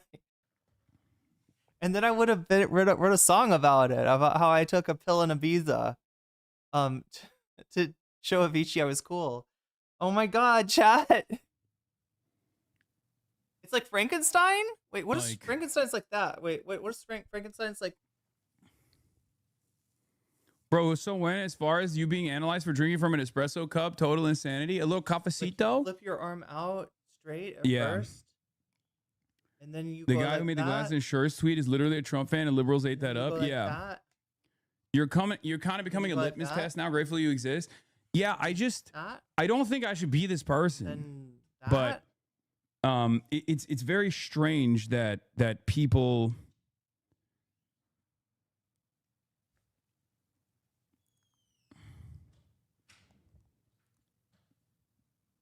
It's very strange that And yes, Chad, I do realize Ibiza's off the coast of Spain, not. Anyway, Chad, what were we talking about? We're talking about Omega Star with the 5 community subs. Community. I'm saying things funny today. I don't know, Chad. Am I being like am I being moe? I don't think my boobs are big enough to be moe. Isn't there a restriction on that? You have to be like at least a C cup or something. I don't know, chat. I don't know the rules of moe. I just realized I was being moe. Community. That's the community. Make us start with the 5 community subs. And Sasha Khan, you just got jellyfish. TKC Strike, you just got jellyfished. Doddledorf, you just got jellyfished. Timmy 76, you just got jellyfish. And Big Al Cake Mix, you just got jellyfished as well. Thank you for Omega Star for the 5 gift subs, and that is and then thanks for getting me out of whatever that was, right? Me trying to do the Macarena. Okay, you saved my dignity. Thank you. I appreciate that. So yeah, that brings us up to what, 43 right now. We're at 43. If we get to 100 by the end of the stream, I will stick around and cover another topic on with you. Of course, 200. Oh my God, 2 topics, etc., etc. And I gotta get into here, chat. You picks fuck. I'm doing it again, chat. I don't know why I'm being moe. I swear to God, I'm gonna get in trouble. Somebody's gonna come around here and like arrest me for practicing moe without a license. Come on, you gotta have a license, right? And by license, I mean like your cup size. I think determines the license, chat. I think that's how it works. Anyway, you got a hype train going on that is trying to get to level 2 over there on Twitch. So if you want to jump on, this is a good time to do that. You will earn a conductor's badge, which I think entitles you to exclusive emotes. So do the worm. Wait, are you talking about the XQC worm, Rave? Or are you talking about the actual worm? I could do the XQC one. The real worm takes some serious core strength. Like that shit is amazing. Like, how do they do that? Have you ever seen like the breakdance move, the worm? It's so much better. Like, imagine if like XQC was like, it's like it looks like you're floating, right? They're like moving across the floor, and it looks like they're floating, and they're like a Superman. Anyway, chat, I'm just like, have you ever heard of breakdancing? What am I doing? I'm trying to get us back to this. We're at 43 out of 100. That's 57 from getting to the bonus topic. And I should also take a look and see. Looks like we've got 1 out of 10. Oh my god, what is going on? Is that... Oh, this one didn't show up before, but near to the far world super chats is Jink Epstein class. Since he takes Peter Thiel money, I don't know. I have a feeling you gotta be, I don't know. Is Epstein class like new money, old money? What's the deal with that, right? Isn't there like a distinction where the old money doesn't want to fuck with the new money? I think isn't Epstein new money? I don't know. I don't know how it works, chat. It's something to do with the watch you wear, I guess. We'll have to ask Ethan Klein, right? Who is new money, I believe. I don't know. It wasn't the worm. It wasn't not a worm. I mean, it was pretty worm-like. Yeah, definitely. He's got the worm thing going. I think we're at 45. I think that's the thing. And there you go. Hype train coming in at level 1. Or no, not level. It's not coming in yet. You got a minute left to jump on that hype train. If you got a resub, burning a hole in your pocket, or a Twitch Prime sub to sign up with, or anything like that, you can get that conductor badge and benefit from the exclusive emotes that come with the hype train. Or at least I think that's how the hype train works. Maybe a hype train expert. Chat, do we need a hype train expert? We need a clipping expert, and we need a hype train expert for Twitch. That would rock. Andrew is old as fuck money. Oh, Prince Andrew? Yeah, true. That people behave like this. I was thinking Andrew Callahan for a second, Narwhal, and then I realized what you were really talking about. It's a very strange phenomena that I think it's a part of like the American existence, I think. Like it's reactionary. There's a right-wing attitude around the world on stuff like this, but like it's definitely hold on, I have to there's so much going on in the background. I have to fuck too, yeah. No, sorry, I mean anyway. I'm sorry, chat. I don't know where that came from. They do think and see you as social with Jesus. Yeah. I truly believe that people have the capacity. I truly believe that people have the capacity to see through this. I think like people are kind-hearted individuals. It is very funny that like there is this assessment of like, how much everything I was wearing. It's like they don't realize that 1, people send me fucking free shit all the time. 2, people gift me shit all the time as well. Epstein class is both old and new. I think it's just about having the pinnacle of wealth. No one private jet loser. No one private jet. You gotta have a fleet. You gotta have Lolita 1, 2, and 3. You can't just have Lolita XL or whatever the fuck he called that. Oh my god, Chad, I shouldn't. It's fucked up to joke about Epstein. It kind of is, right? Well, right? Like, not that it even matters. Even if I like go out and purchase it on my own, who gives a fuck? Even if you try to exaggerate, it's like you're not sure you're exaggerating. What I'm wearing, you're an idiot. Like, what you think the price of this button up shirt? Oh, that was the best. Fucking suffering. Like, what argument is this? Right? That was the best. Like, did you see this one? I think I commented on this one. It is. Can you read it? Do I need to make it bigger somehow? I'll read it for you. Hassan's $690 button-down shirt alone can feed a family of 4 in Cuba for about a year.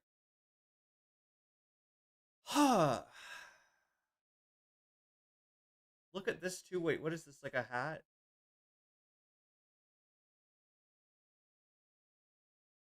Wait, who is it? somebody behind Hassan has a hat on. And they're circling the hat. Is the hat expensive? Oh, didn't Ethan Klein freak out about this too? Right. Yeah, he's like, look at this too. I mean, this is March's incredibly expensive hat, right? I mean, it's like this person is memeing, I think. It's a designer hat, chat. He had the hat, like he had a hat breeder create that hat for him, right? To be particularly um adorable. Much like a certain a Tibetan Mastiff Chow that we all know and love. But I don't think this hat is actually that expensive. But regardless, right? You're an idiot for trying to justify it to them. I'm not trying to justify it. He should have taken his shirt, sold it for $690, walked around with no shirt on, and then he would be morally justified. I don't know, chat. I didn't even bring that stuff up at all. But there is obviously like areas where there is a tremendous amount of misinformation, and you have to clarify it, right? And it's so crazy. What's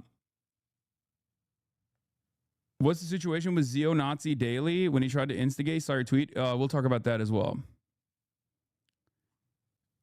My lib parents like you from what they read from the New York. Yeah, that's right, Narwhal. Don't do activism in the hood in nice clothes. Wear your sweatpants that look like shit. Yeah, you got to do the Feder, man. You got to, better yet, like sweat shorts and a hoodie. Times, and they're not dialed into this mess one. Yeah, socialism is when naked. Exactly, Mikos. Bit. Are you planning on talking to Dan Levitard about your trip? Yes, I do want to do that. I do want to set up an interview with him, or maybe have a like private conversation with him, and then maybe have a public one later. Yep, like the kneecap concert. I mean, I don't know how many of these guys are like Fupa Troopas necessarily. I feel like the Fupa Troopas, their herds have been thinned out. Every time I go every time I look at H3, it's got less viewers than it did the last time. And yeah, wasn't there a scandal? Oh no, God, I don't even want to we're not even talking about chat. Ethan had a scandal. I'm not even going to bother you with it because I don't think you care anymore. I don't think anybody cares about Ethan Klein. Least of all, Ethan. Oh, wait, there is something. Oh, no, chat. How did I not put this on the thing? Yeah, there is something with Ethan. Oh, no. This is really bad, too. He dissed Gila. Right? Anyway, I don't know, chat. I don't know if we'll have chat. Okay, look. I might cover a new video soon from Kaya's what was the channel called? Kaya's Corner. Yeah, Kaya's Corner. Kaya's Corner has just put out a banger video. I might cover it. It kind of puts Ethan Klein to bed. It kind of puts the whole thing to bed. It's just like, all right, let's like, it's an amazing job of finding footage and editing. And it's also got the touch that you always see from that channel. So I'm gonna reach out and see if I can get a hold of them because they just put it out. I don't want to, I don't think I would be sapping any views or anything like that. But yeah, I kind of wanted to. I mean, they're in the chat occasionally. I think so. I wanted to let them know ahead of time if I was gonna cover it. But yeah, maybe we'll cover the fucking shit with with Ethan and with Ethan Klein, he always is like says some shit and he's like just joking, and then it's like 2 months later you find out he wasn't joking at all. He was not. He was completely serious about whatever he said he was just joking about. So it doesn't count unless Hila cried. I mean, she really cried inside. I don't know. All couples joke about divorce, right? Yeah, divorce and dissolving their business partnerships. Yeah, that's definitely a funny joke. Did he break his collarbone? Who, Ethan? Wait, he was like blacked out? Wait, who was? Causing the blackout. I saw this one a lot. Yeah. Oh, yeah, this is in Cuba. Yeah. So Cuba's, dealing with periodic blackouts, right? They don't have enough oil, they don't have enough energy, and they've been like kind of crushed by the United States ever since they overthrew Batista, and now, with the Trump fuel embargo, it's even worse, and with what Trump, restricting the oil they used to get from Venezuela. Yeah. Yeah, it's fucking crazy. Wait, this actually happened? Wait, they literally joked about divorce? I thought not just the whole thing where he's like, yeah, I bet everyone would love me if I was like, I was brainwashed by the IDF soldier, and now during the It's subathon? Oh, I heard it was rough. Yeah, like he didn't want to do, so he gets all these subs and he doesn't want to do the challenges. Just like me getting like the money for the the video game stream and not doing the video game stream chat. Oh my god. I gotta introduce that though. Like, cause again, my big concern with the video game stream is that the people that contributed to this, right, to 4 days of video gaming for me, which should be very relaxing. Not in a row, okay, not in a row, because we still got to cover stuff. But it's I want to make sure that I let people know. So we're gonna be doing it next week, I think. Wait, Saturday for me is Friday for you. Does Friday night sound good? Any gaming frogs in chat? Anyway, I realize I owe you streams. I've just been, there's been a lot of news and that I felt obliged to cover, and I have not been as healthy as I'm used to being for these last couple of months, but we should be through that now. Um, no shirt and morals. Wait, what? I am privy to the new crash out. Wait, new crash out? Who's crash out? Oh, like a Ethan crash out? So he had a crash out on his subathon stream then? Friday's night's all right for fighting. Yeah. Friday night's all right for attacking and dethroning God even. It's fucking crazy. Like, one of the things that I found fascinating is this it ties back into the argument, right? It ties back into like part of what I want to explain. Part of what I wanted to explain to people is like the complex nature, the complex bureaucratic nature of these sanctions that America has placed upon Cuban society, like Cuban commerce, and how restrictive it is, right? And it's very interesting that like American restrictions that make it illegal for American citizens to do normal shit in Cuba, they sound so silly.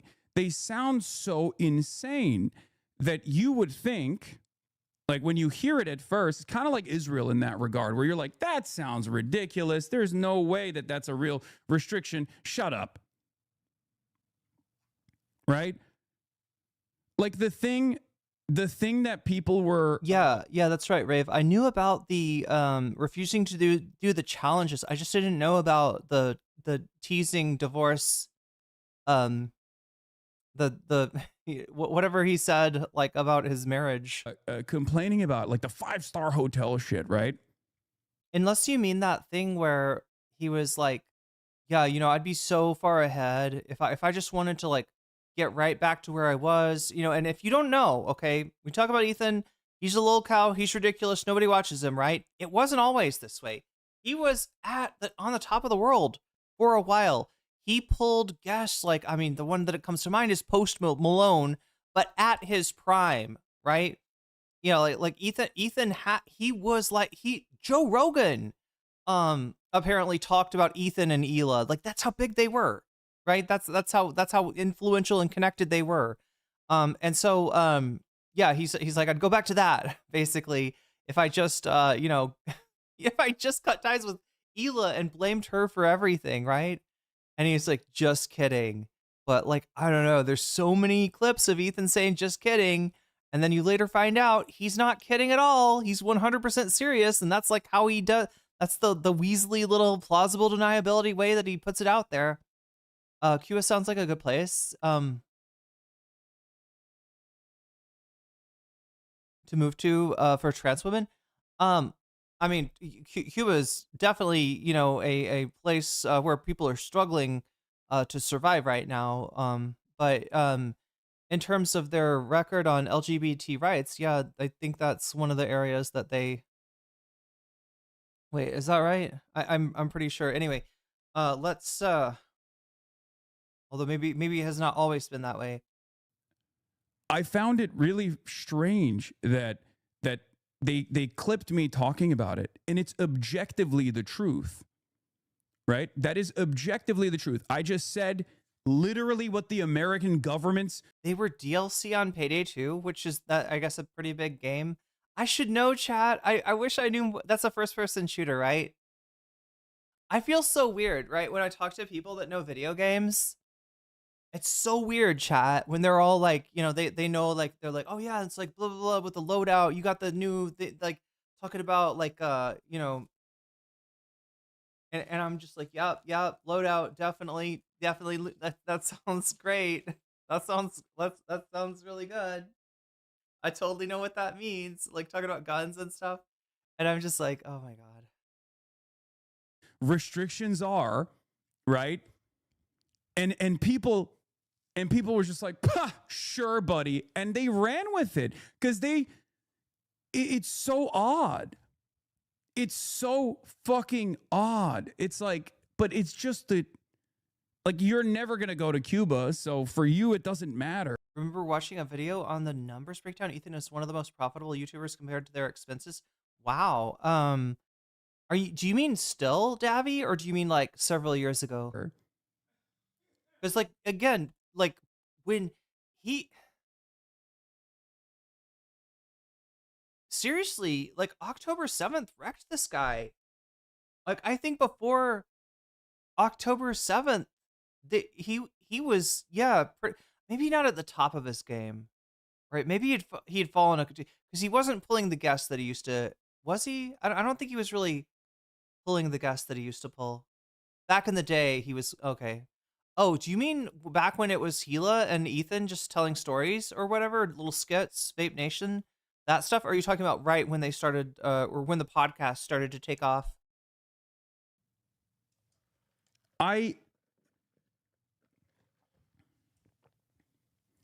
The State Department and the Treasury Department specifically makes it illegal for American citizens to stay at whatever accommodations they want to stay in, with the exception of like 4 hotels.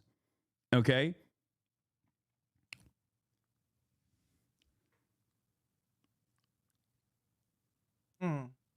They updated the talking point that the hotel you stayed at was on a ban list. Yeah, I know.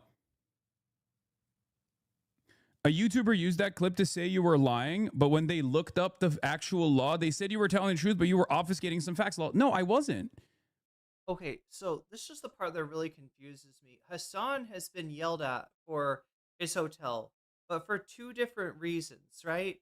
The first reason was that he was staying at a 5-star hotel while people in Cuba suffered, right? That if he was to instead go to a cheaper hotel and, contribute less money to the Cuban economy, that would be better. That's the first one, right? And then they look into that and, because there's a clip of Hassan saying there was a list of approved hotels that I could stay at. It was mandated by the State Department. And then so when that happens, I think what is he saying, that the criticism turns to you actually didn't stay at one of the right hotels, right? You were staying at a hotel that you're not. So then there it's like, first, you're a scumbag, Richie Rich, trying to show off while you're just enjoying a nice like cappuccino in your 5-star hotel, and then when that doesn't pan out, it's like, well, actually, you stayed at the wrong hotel, mister, and we're gonna call the State Department on you. What a lot of people, I think, don't understand is that this Progressive International, Code Pink, like this entire flotilla, convoy of aid. Negative polarization is one hell of a drug. Yeah, I mean, Davy, you're right. That's a lot of it is, Hassan haters, right? But there are also some Cuba haters mixed in there, which I guess could be a different kind of negative polarization. There's some, you know, NATO heads and of course the, you know, centrist streamers. Make yourself miserable like everyone else. God damn it, that's right, Omega Star. Aid by air and by water was put together, obviously with allowances from the Cuban government and also with allowances from the American government, because you can't do a massive 600-person humanitarian aid mission without getting the go-ahead from the Cuban government and without getting the go-ahead from the American government. Like I have the paperwork right here. I have the OFAC restrictions paperwork that I had to sign right in my hands, okay? I signed a piece of document. I signed a piece of documentation in order to, as an American citizen... Started to worry there. I signed a piece of document? Hassan, what are you sure? What are you doing? I just signed a piece of document here, a piece of document there, you know? Wouldn't that be crazy, chat? If you like, let's say you get a lease from your landlord and you don't like, you know, you like this part, but not like that part.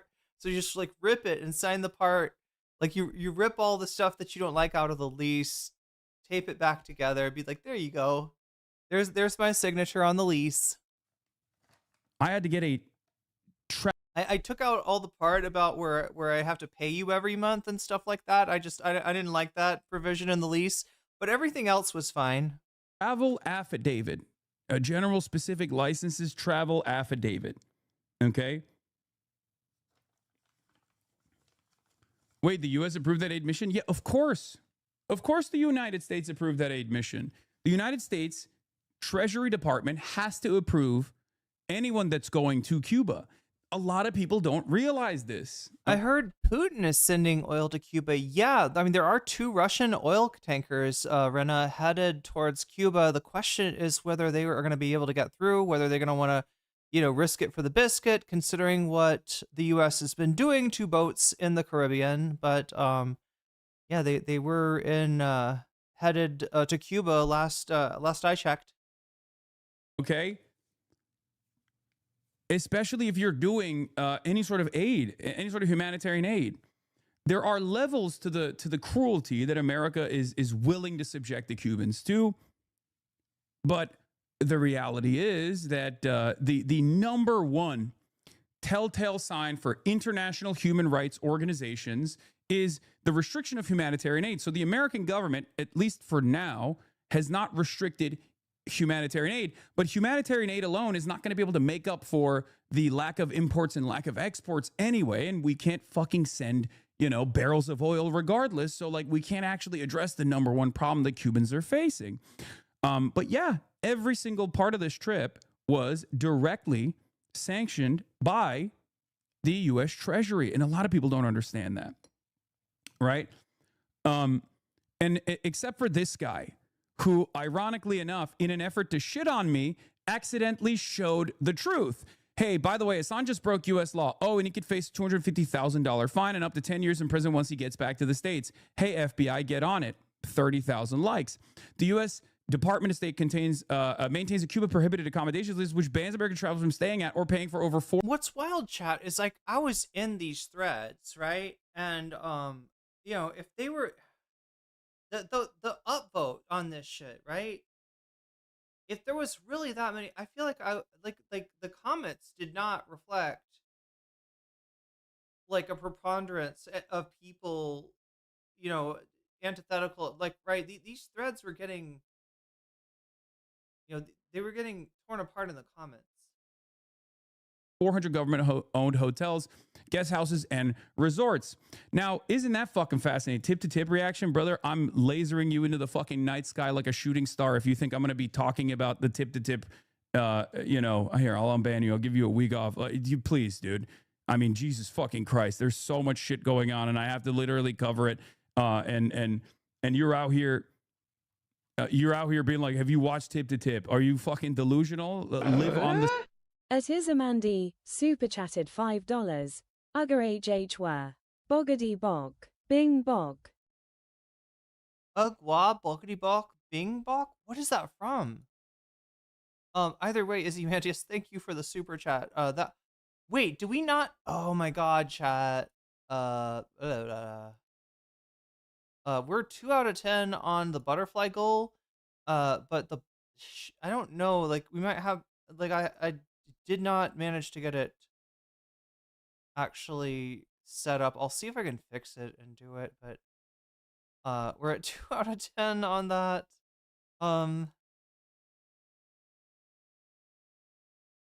Wait, what? I was about to say something about the.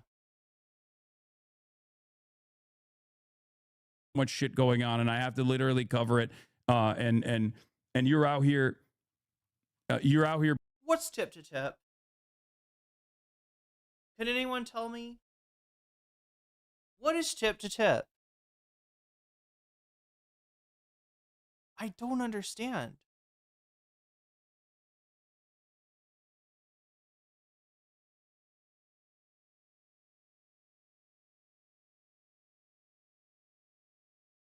And why is it making Hassan mad?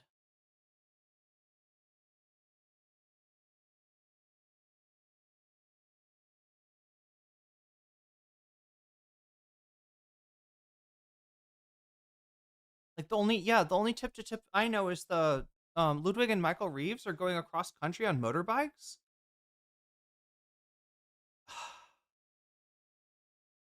I want to say that doesn't sound like compelling content, but they did Japan before and they're doing China now? What? Okay, that's actually kind of cool. Wow. When two daddies love each other very much. Yeah, they go tip to tip. Yeah. You're being like, have you watched Tip to Tip? Are you fucking delusional? Live on the same planet as us, please. Oh my god.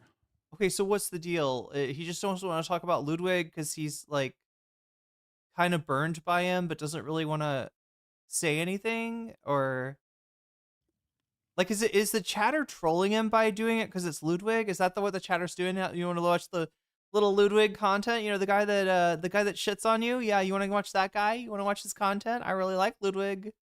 I think chat would really like it if you watched this Ludwig cross country.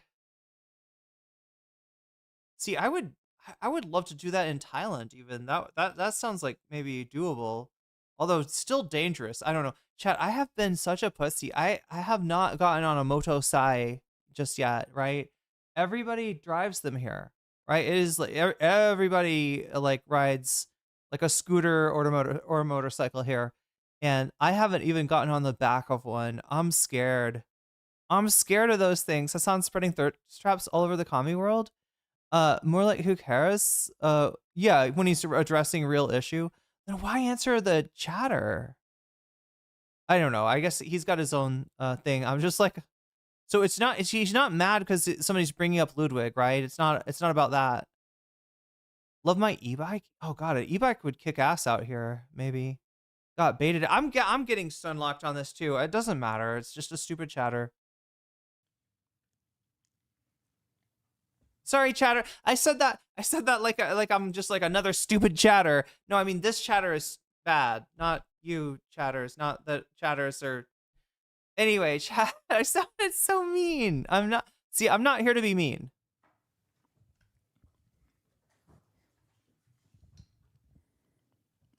So I said, yeah, the U.S. law is fucking stupid. I didn't break it, but this post is the only one that ironically acknowledges the comical U.S. restrictions on what U.S. citizens are allowed to do in Cuba. The 5-star hotel is only one of the few. I mean, the only thing is, Kamani-kun, there's like traffic is dangerous as fuck here. Okay.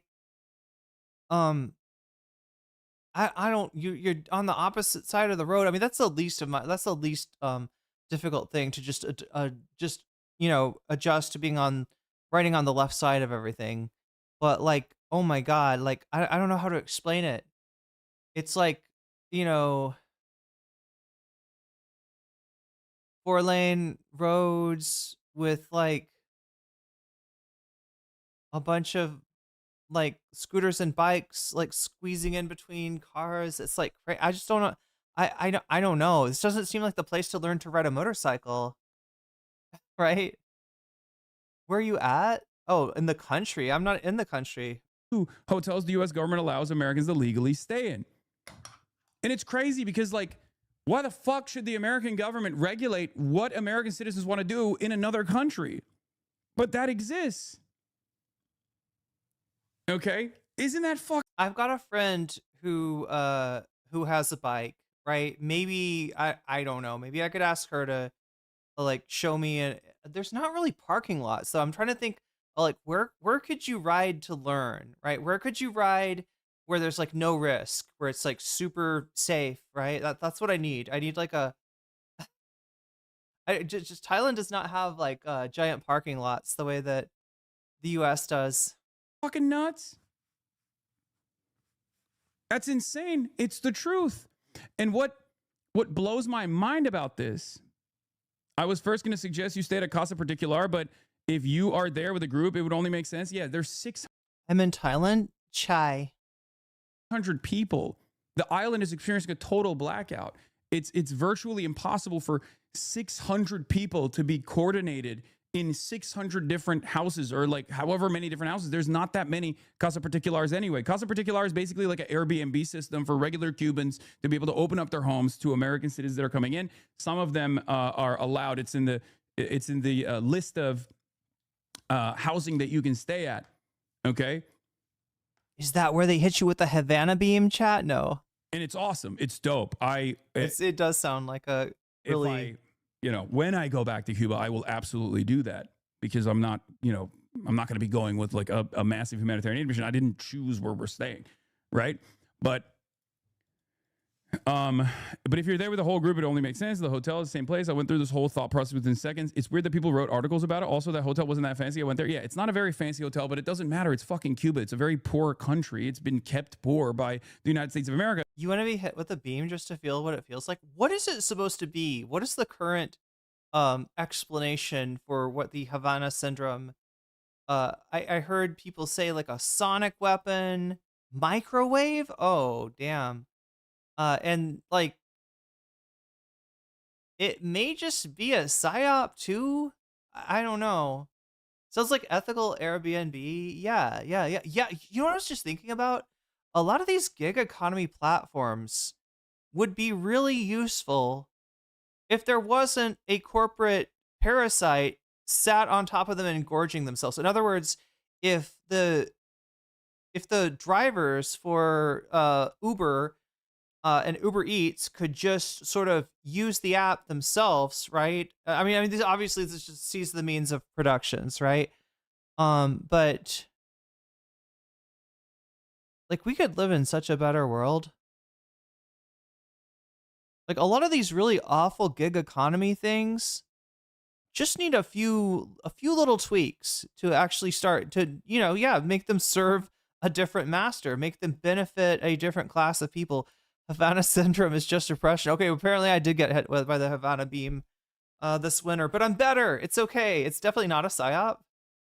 Remember when wait, you think Biden got hit by the Havana beam? I've never heard of this, Girl Friday on Tuesday. He definitely did look like he was melting in that debate.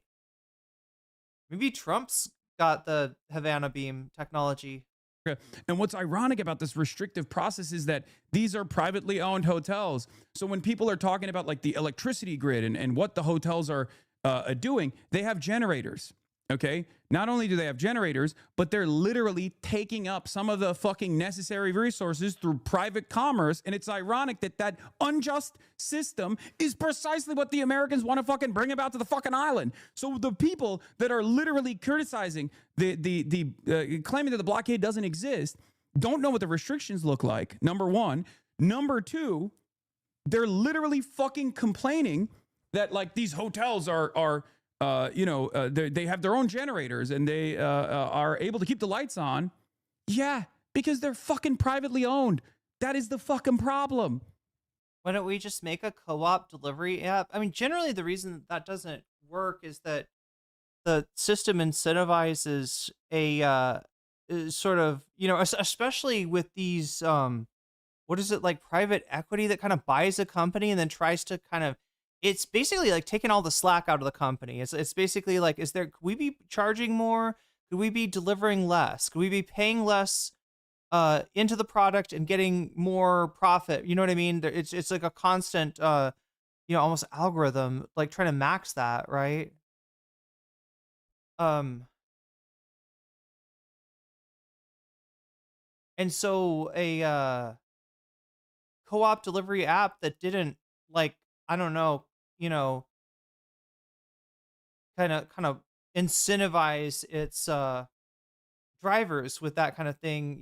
In general, that is why we don't have like a co-op version of every business out there. Is that they get kind of, and also like a lot of these big a lot of their models, right, for these startups are like basically obtaining some sort of a dominant market share is part of the thing.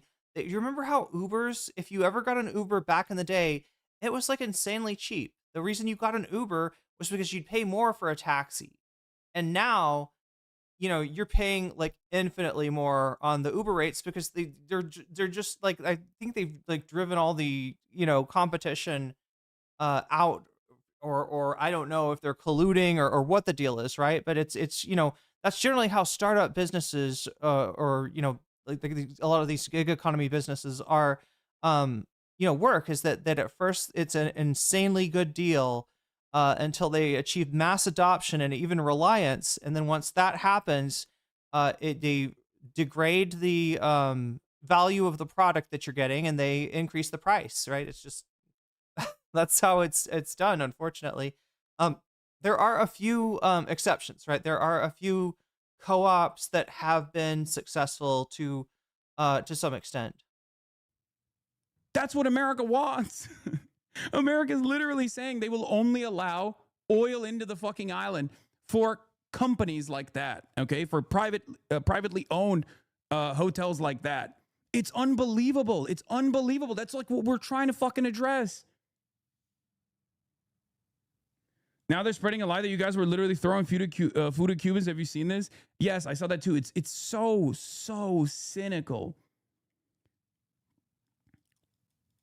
Uber cheap and competitive, but Graham Pelosi secretly funded. No, Jerry DB. Okay, so I can't speak towards any particular company, but in general, how the startups do it is that they do have deep pockets, right? You start one of these companies up with a lot of investors, right? You've got a plan so that the investors know that eventually they're going to get their money back. Because if they don't, you know what I mean? If you're just offering cheap, so when you're offering the service that is really good, groundbreakingly good, and exceptionally cheap, you are, cornering the market. And then once that is achieved, the expectation is that they're going to make their money back and more, the investors, on the on the other side once the company becomes profitable. So yeah, I don't know about Graham or Pelosi or being investors, but they definitely did have, like, companies like Uber operate at a loss. Amazon operated at a loss for what, the first 15 years or something. Like, it took forever for them to turn into a profitable company, but once they did, they got really, really profitable. And you know how things used to be really cheap and a really good deal on Amazon?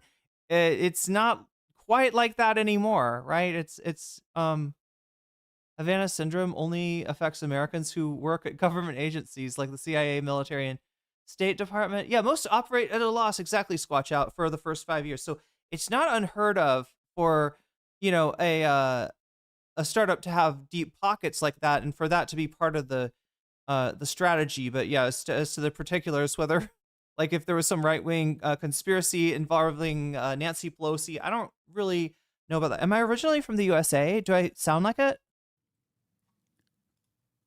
Beyond the hypocrisy of Piker's vacation, this just isn't true. As I know from personal experience, if you'd like help booking a cost in particular next time he visits, you can do so through Airbnb. Yeah, it's unbelievable. I didn't fucking choose this. And yet they're literally just leaning into the lack of knowledge overall. Okay, they're leaning into the lack of knowledge that people have. Okay. And in the process, they're basically admitting that I'm right. Right? They're basically admitting that I'm right. Are you originally from the USA? No comment chick. And I say, do I sound like it? Yes. Yes, I very much so. Yeah, what I don't know. Yeah. But it doesn't matter because it's just like it's just pure anger. Why does trip cause so much outrage? I'm stupid. It's even worse than China. I think it's because it's partially because of the fact that like there is a State Department need here. Look, there's a hunger, right? Beyond the State Department. There is a hunger to be able to exploit a Cuba, stripped of its autonomy, right?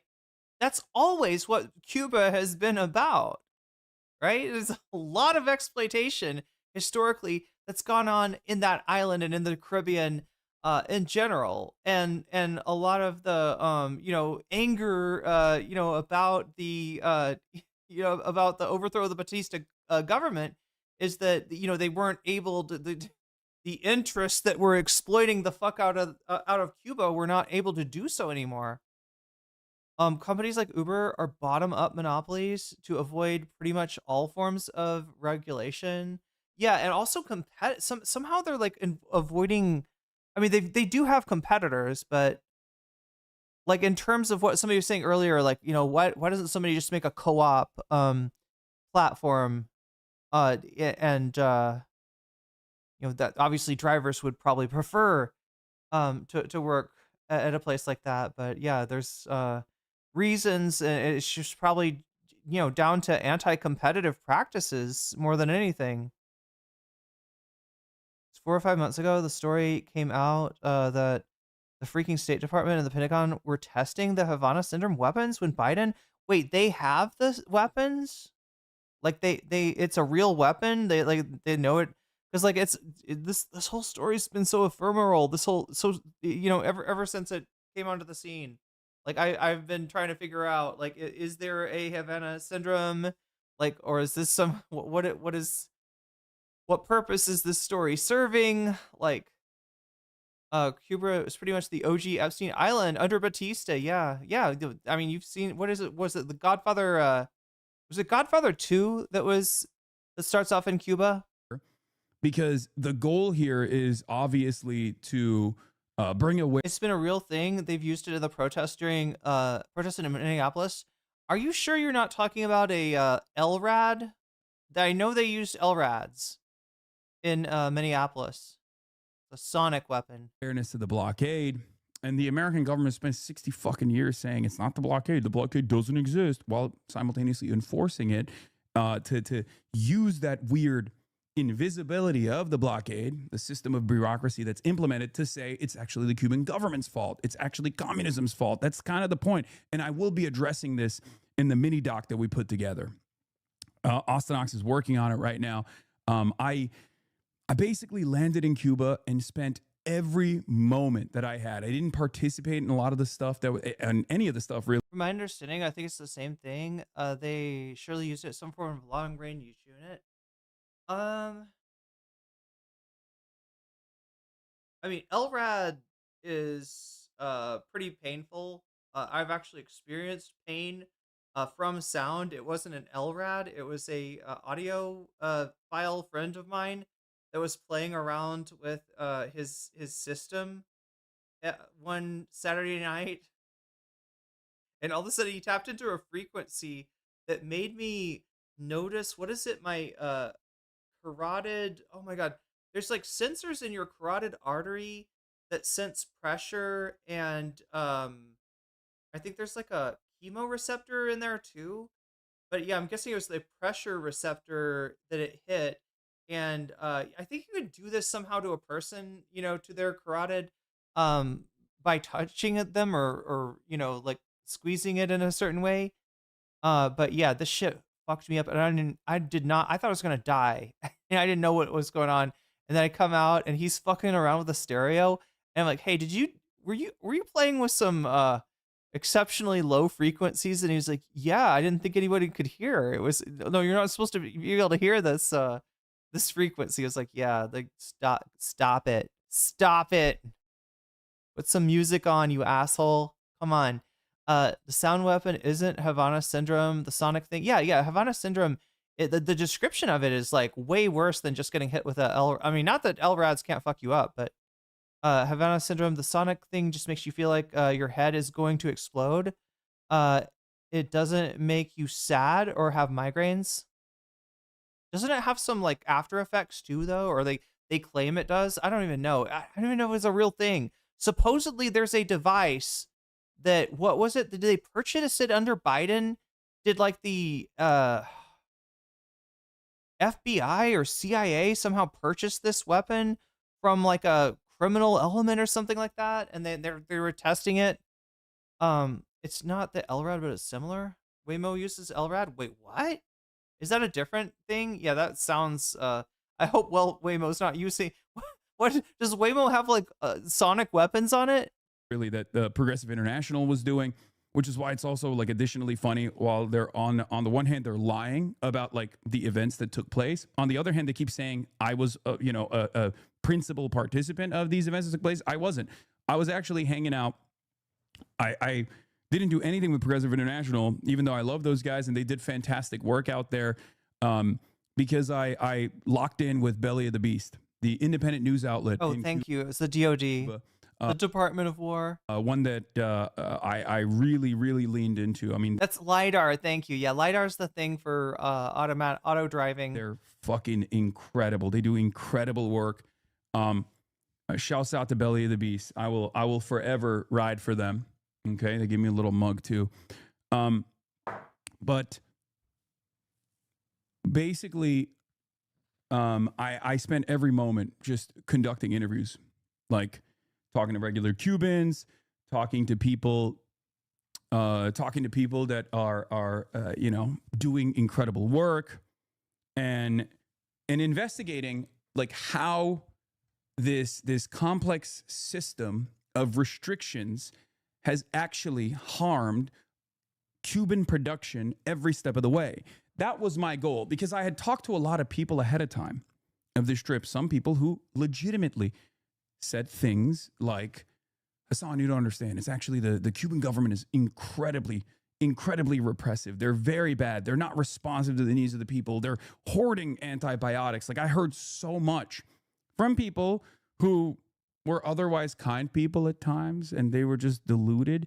And it made me think there has to be a reason for, why people are saying this stuff. Like, there has to be some truth to this, right?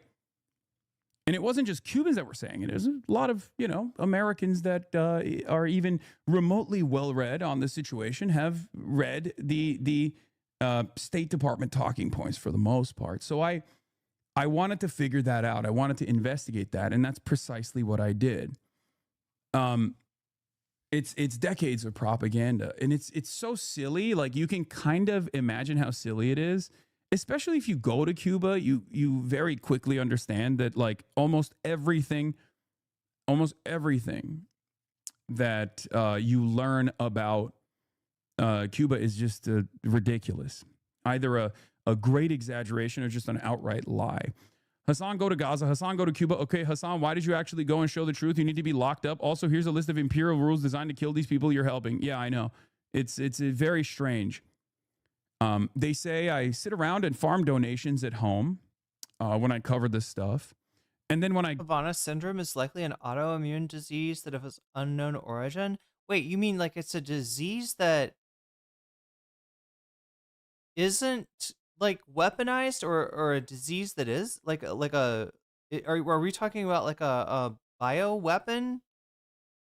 If it's because like that, the claim is that like what, like CIA agents got hit by this unknown syndrome, and that's what they call Havana syndrome, but they didn't know what it was for a long time. So people, what would they say, like they'd hear sound and then they'd get like really sick, like unable to do their job, unable to just do the basic things in life. But like Davy is saying, like there hasn't been a lot of proof. There hasn't been a lot of documentation. There is supposedly some sort of device that the Department of Defense bought that they think is related to Havana syndrome, but they haven't released any information. I think it's just mass psychogenic illness. Yeah, it could be. Or certain things can trigger autoimmune conditions. Doesn't have to be a biological weapon necessarily. But okay, so you're saying that this is then then this idea that it's an autoimmune condition would just say that this is a pathology that affects certain people that doesn't have to do with the world of intelligence and counterintelligence, right? Is that's like the scary part of Havana syndrome, is that what the government shared is they're trying to say somebody, enemy of the United States, has this secret weapon and they're fucking melting people's brains. People are just sitting there, doing nothing. I don't know. You're CIA and you're in Havana. You're probably not just sitting there doing nothing, but anyway, you're doing your job. You're serving your country, and then your brain melts down and starts leaking out through your ear, and I don't know, like all kinds of bad things happen. But they just haven't been very forthcoming with like any documentation, so it makes people wonder. Device acquired by HSI? Okay, was not DoD. Produces pulsed radio waves, one source said. Damn. Go there, they say, how dare you go there? You're performative. It kind of feels like they just don't want me to go there or do anything. It just kind of feels like they just don't want me to say or do anything at all, right? Like, Uncommon Robin, my teacher can create a shit ton of free energy in a lunchbox. Is your teacher named Mr. Gibbs by chance? Mr. Gibbs? it's more so the fact that I'm doing something that is very frustrating for them. So in any case, it's just an unbelievable amount of lies have been told about this trip, and obviously because everyone that's on this trip are in Cuba and they don't have access to the internet. They had, myself included, had no way of knowing what the fuck people were saying and what kind of insane unhinged propaganda was like being slung around. Is that ADL audio real? I don't know what the ADL audio is. Were you able to experience Medea Benjamin? I was.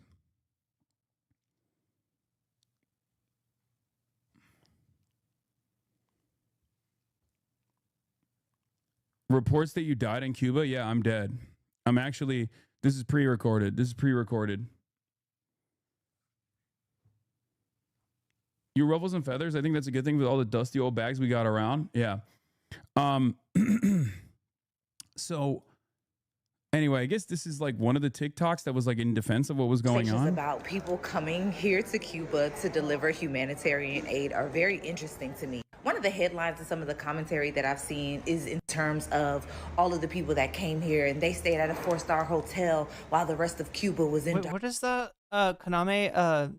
When you're sane and you know that you're hearing voices that are generated by an external source, it's annoying? Yeah.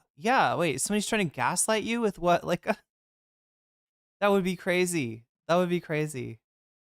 You sneak a small audio device into somebody's house that periodically says like, hey, what's up? Hey, I'm right here. Can't you see me? Yeah. That's a great way to gaslight somebody or yeah. Darkness. I want to remind you all that while it's not illegal for American citizens to come here to Cuba, it is absolutely illegal for us to stay in any of these hotels that you see on this screenshot. We cannot stay at all of these listed brand hotels. We cannot stay at a mom and pop hotel. We cannot stay at anywhere that is Cuban owned in Cuba, because that was instated by your United States government. And those who do stay with Cuban families, because the first time I came to Cuba in November, I stayed with a family. They actually have to take our passport numbers and register us because of our United States government. Again, it is not illegal for American citizens to travel to Cuba. However, just like the sanctions and the blockade, the United States government makes damn sure that we don't support the Cuban people. The second thing I saw was, oh, all of these influencers spend all of this money when they just could have given it to the Cuban people. How? Do you know that because of the blockade and the sanctions, that United States citizens cannot send money? Yes, it's crazy. People don't realize, like, all of that aid, we had to literally physically send it there. Okay, like someone had to physically put that aid in the hands of Cubans. Okay, that's another crazy part of this where people are like, oh, you don't understand. Like, why didn't they? Yeah. Why don't you just Venmo the Cubans money? Why don't you just use Venmo? God damn, Hassan, you gotta like, no, he's gotta turn this all into content. It's like, you're a fucking idiot. You think we didn't think about this? Not only was there like a cultural Chad, if you don't know, Cuba can't use the SWIFT system. Not only can you not Venmo something to somebody in Cuba, you can't fucking like send like a bank transfer.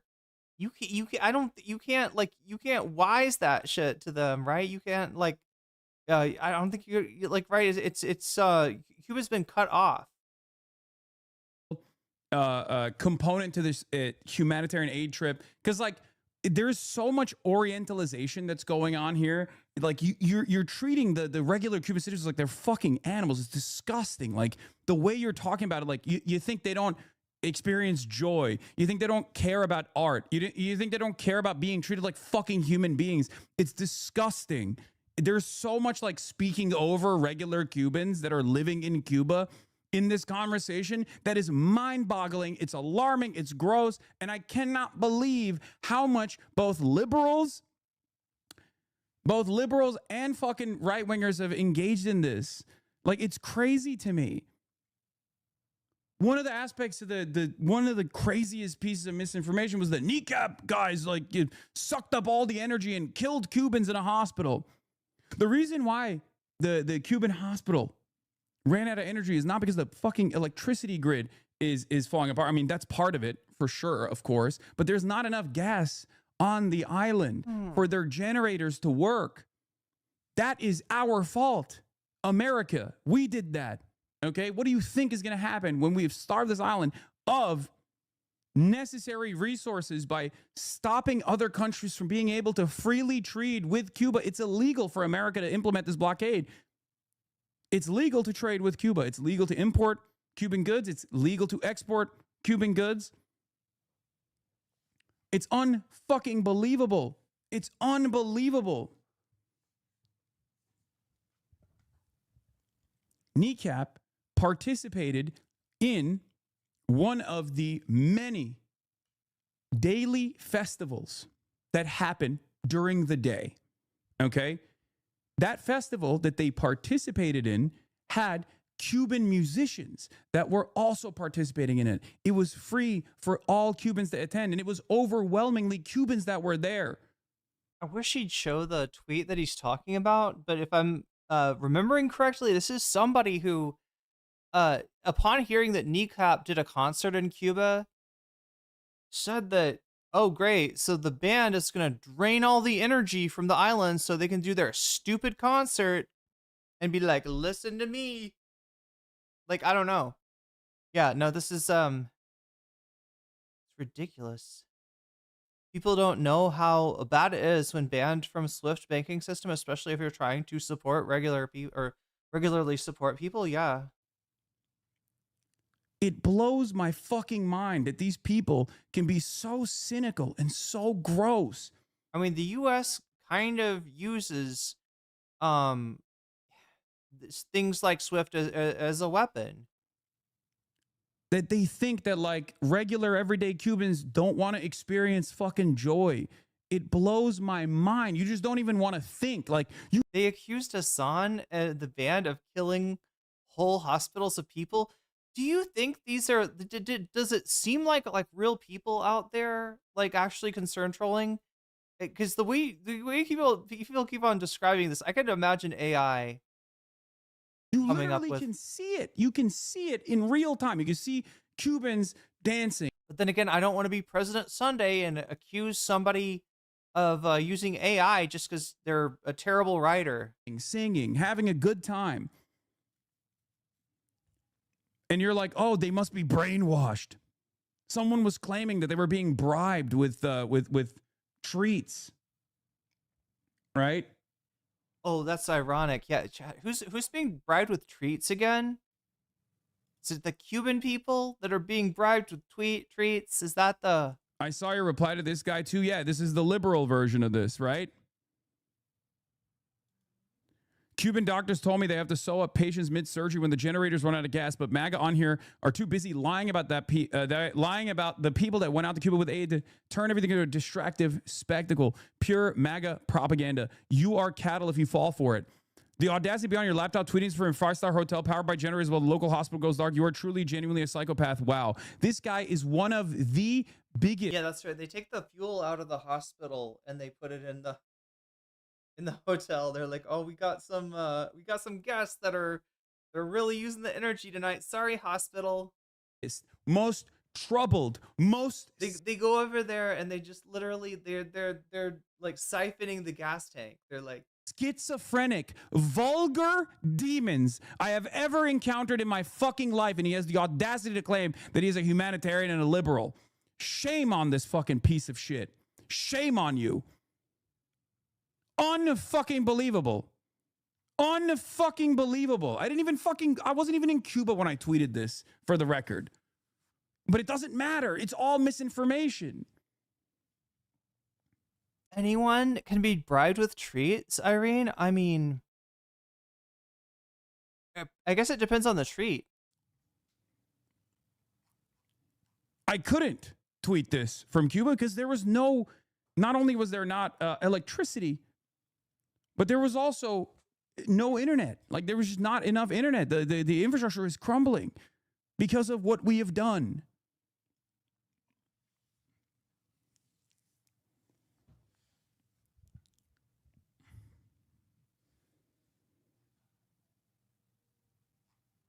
God, it's fucking nasty. What a nasty piece of shit this guy is. Shame on you. If you have the capacity to feel shame, that is. You don't. Okay? Oh, unfucking believable. Unfucking believable. I mean, I dunked on him too, and he lost his mind. There was a couple like ultras that were also saying some dumb shit too, and I had some strong words for them too. But yeah, I cannot believe it. I cannot. It's just, it really, I saw the best in humanity with regular, everyday, ordinary Cubans trying to make the most of their horrible circumstances. Okay? And then I come back and I see people on the sidelines trying to do their very best to continue justifying the asphyxiation that we have implemented on this island. How am I still hungry? The people died because you morons threw a giant party and sucked up all the electricity. These are fucking Cubans, man. These are everyday Cubans having a great time on a free concert that was thrown together. And it wasn't just kneecap. It was like, Cuban artists that were also participating in it. I say you're a fucking insanely indecent person, and you should really think hard about why you're repeating obvious moronic lies that MAGA is spamming on the timeline. Vicious scumbag. I think I cannot believe that the average person is this indecent. I think this is cynicism born out of just like being on this website. I cannot believe that people could be like this. Was reading on Dropsite that when the power goes out, the doctors in pediatric hospitals have to hand pump the ventilators for babies. Dropsite got this reporting from Belly of the Beast. Yes. That's precisely the case. I talked to a doctor, like I said in the tweet that this fucking dipshit was responding to.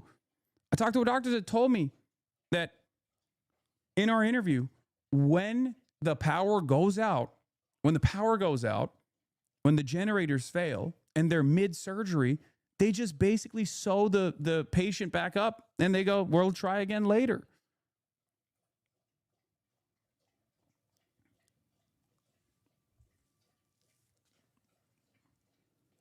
Unfucking believable, dude. Unfucking believable. Did you hang at the Malakon at night? People are Wait, curry tofu sounds really good. I'm like thinking, what do I have? I have oh, I have some tea leaf salad. It's interesting salad made of tea leaves. I should eat that. But yeah, I feel like I shouldn't be hungry. I feel like I've eaten a lot today.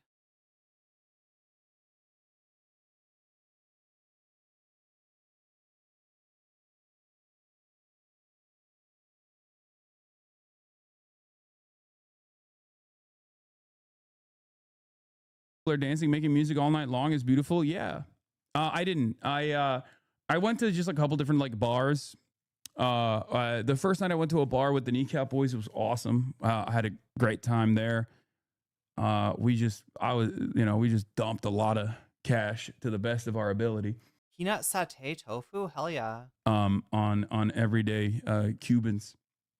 But it was, it was much better, in my opinion, to just like go to like regular bars and regular restaurants that were, operating in spite of the circumstances, because it was there were just like real regular Cubans there.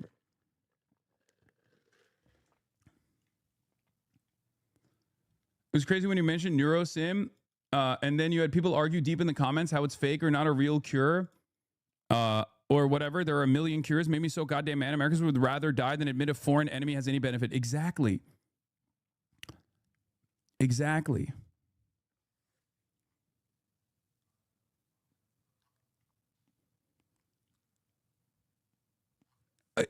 They do not want to comprehend.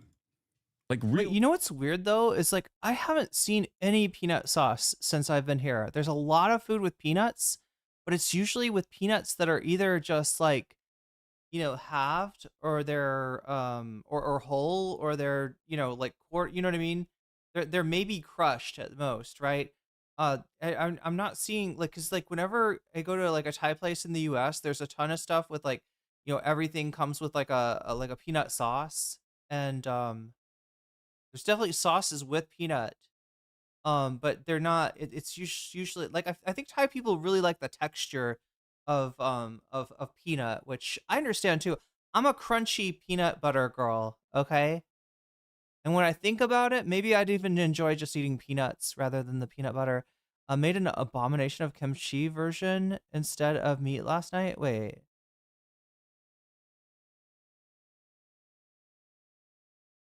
Shit. They just, if it goes against their priors, they just go, no, that's not real. I don't believe it. I don't want to believe it. But I don't know. One thing I haven't done is gotten a lot of street food, right? And I was thinking, I saw a place the other day. It was like you can get for 8 baht, which is like, I don't know, 25 cents, you can get like, skewers of broccoli. Okay. And then for, wait, no, or maybe I have it mixed up. Yeah, I think it was like 5 baht, which is like 12 cents or something. I don't know. And then for 8 baht, you could get like a skewer of tofu. And I think it comes with some kind of dipping sauce too.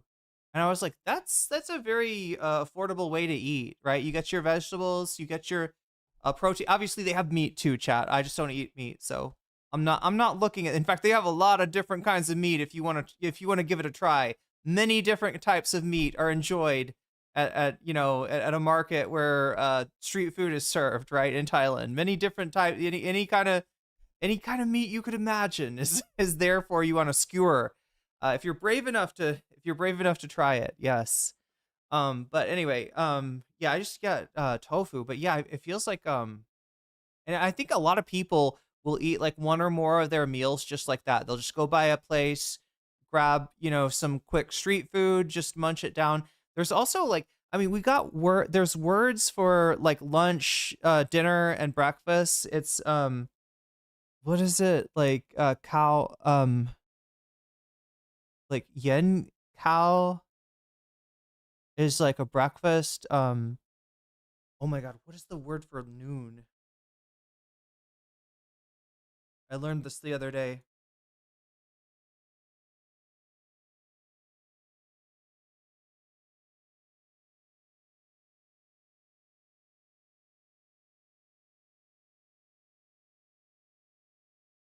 Oh my gosh, it's written in Thai. Let's see, can I read it?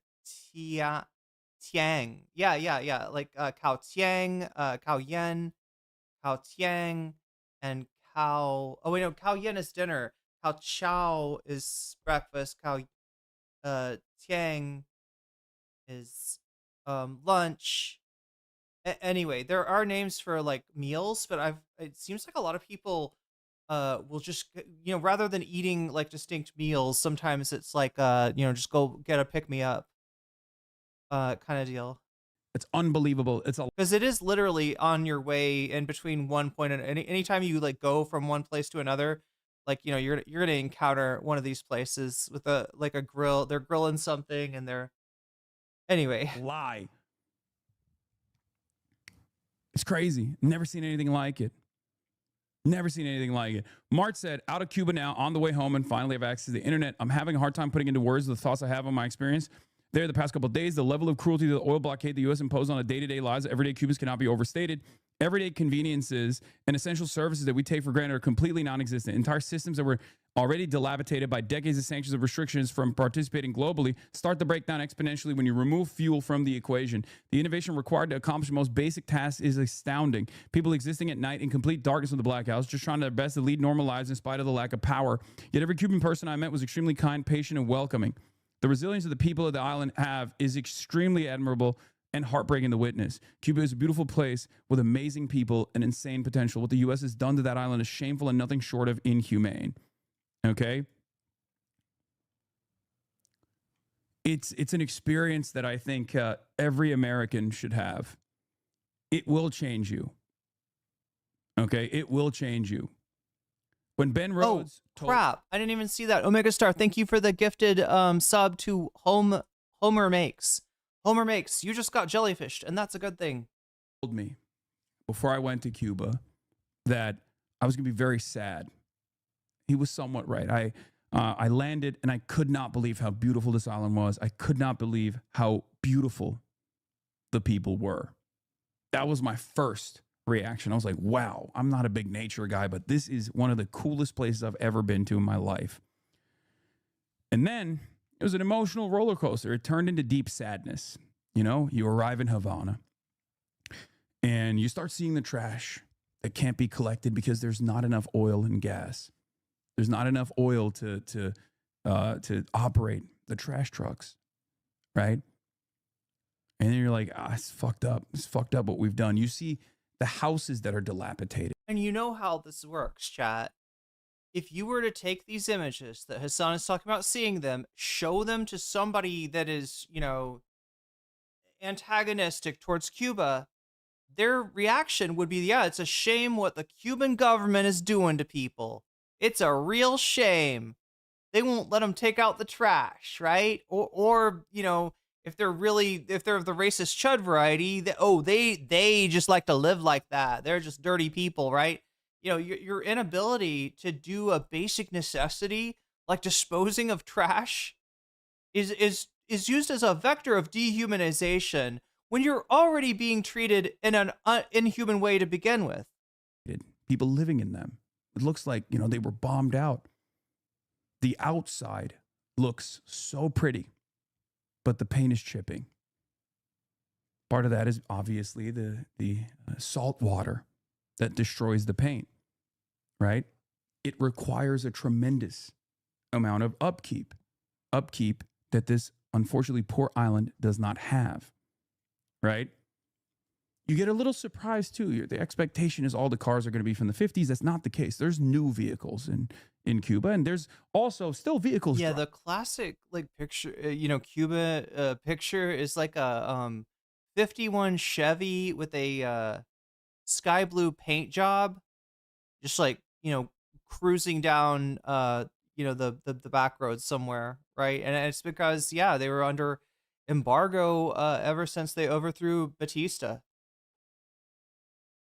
Driving around. I mean, Yeah, that's what communism gets you. Exactly, Ivan. In comparison to like what the normal traffic would look like on the island, from what I understand from people that have been there prior, right? There's a tremendous amount. I mean, there's a queue system that the government has implemented. There is obviously a lot of not hoarding necessarily, but like stockpiling of the strategic reserves, so they can just like hopefully continue surviving to the best of their ability, right? And then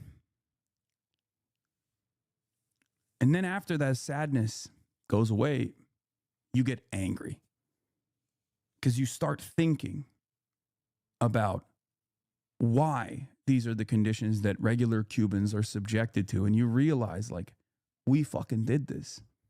And we're still doing this. And so many fucking Americans are oblivious, or the ones who at least know what's going on in Cuba defend it and repeat lies. It's unbelievable, dude. And then, then anger never really goes away. Snacks around every corner is an awesome idea. Yeah, I don't know. Okay? It never really fucking goes away. But, I guess that anger transfers to the way that some deeply disturbed pieces of shit, and the way that they operate, and your anger basically turns into not just anger against the American government, but against the anger that you experience from people who justify this stuff.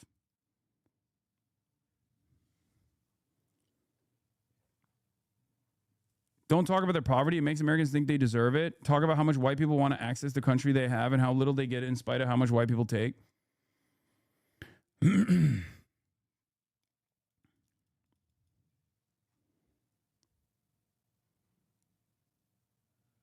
Anyway.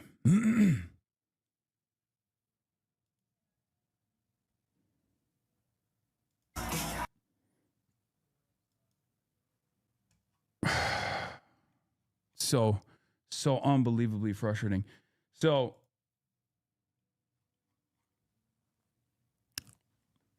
how do you feel about the concessions that Cuba is willing to give back to the famous plantation owners and bourgeoisie assets? Brother, this is no longer a time for ideological rigidity.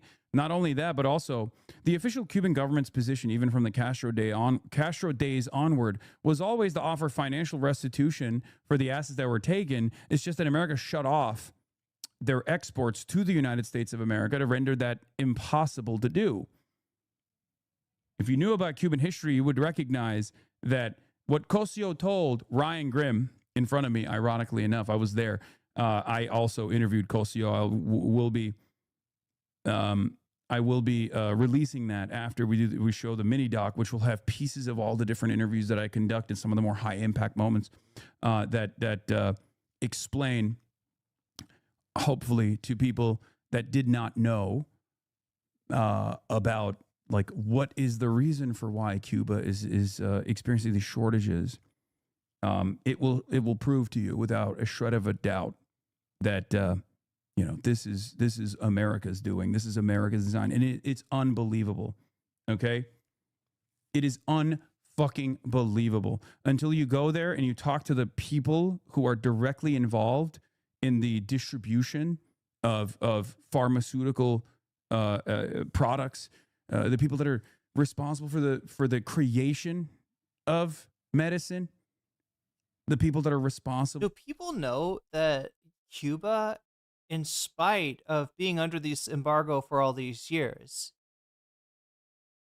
has a phenomenal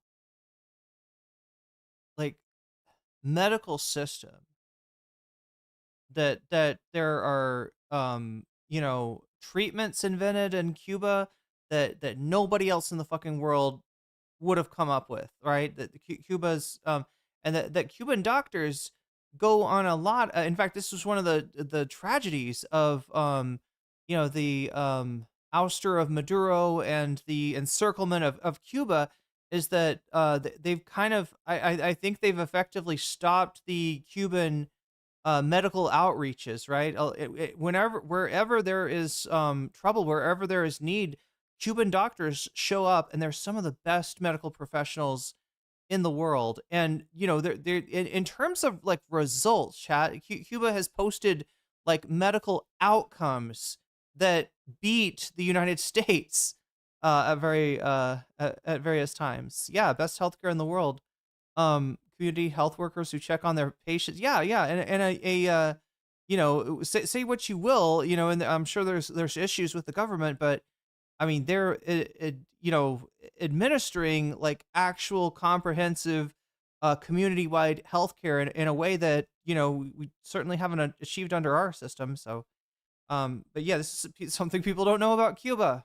For the logistics of delivering the medication, until you see that with your own two. If you've played through, oh my God, I don't want to make this connection, chat. I don't know. This is embarrassing, but like if you've ever played Fallout New Vegas and you understand the roles that the role that the followers of the apocalypse play in terms of providing those kind of needs, it's kind of like that. They're kind of the Wise, you're like, there's maybe some of this has to be mismanagement by the government, right? Like, and then you talk to these people and you're like, oh my fucking God. Oh my fucking God. It's unbelievable. Amazing how the media can tell you all about human rights abuses in Iran, but when the U.S. is causing people on ventilators to die in Cuba, there's radio silence. Apparently, human rights only matter when we need an excuse to start a war. Yes, that is precisely the case.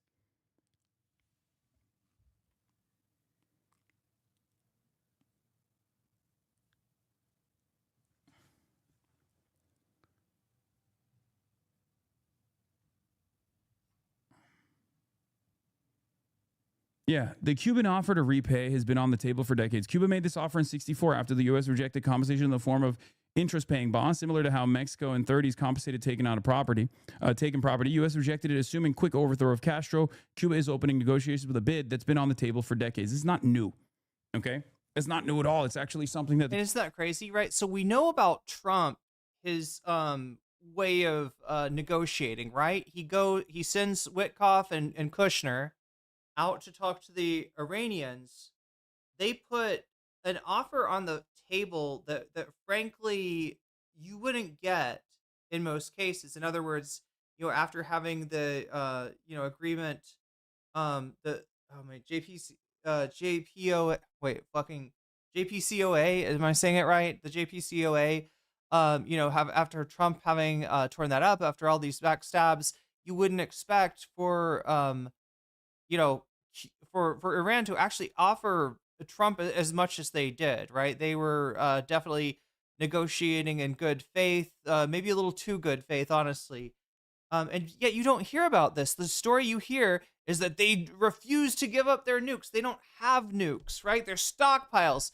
They don't have a stockpile. They have spent nuclear fuel for civilian nuclear power, right? That's what they have, and it is enriched because it needs to be, but it is not. It's not weaponized, right?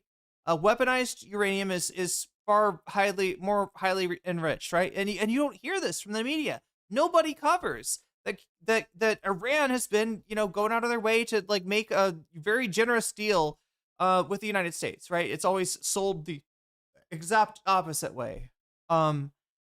JPCOA, they want to get back to it. They, also had nuclear inspectors the whole time.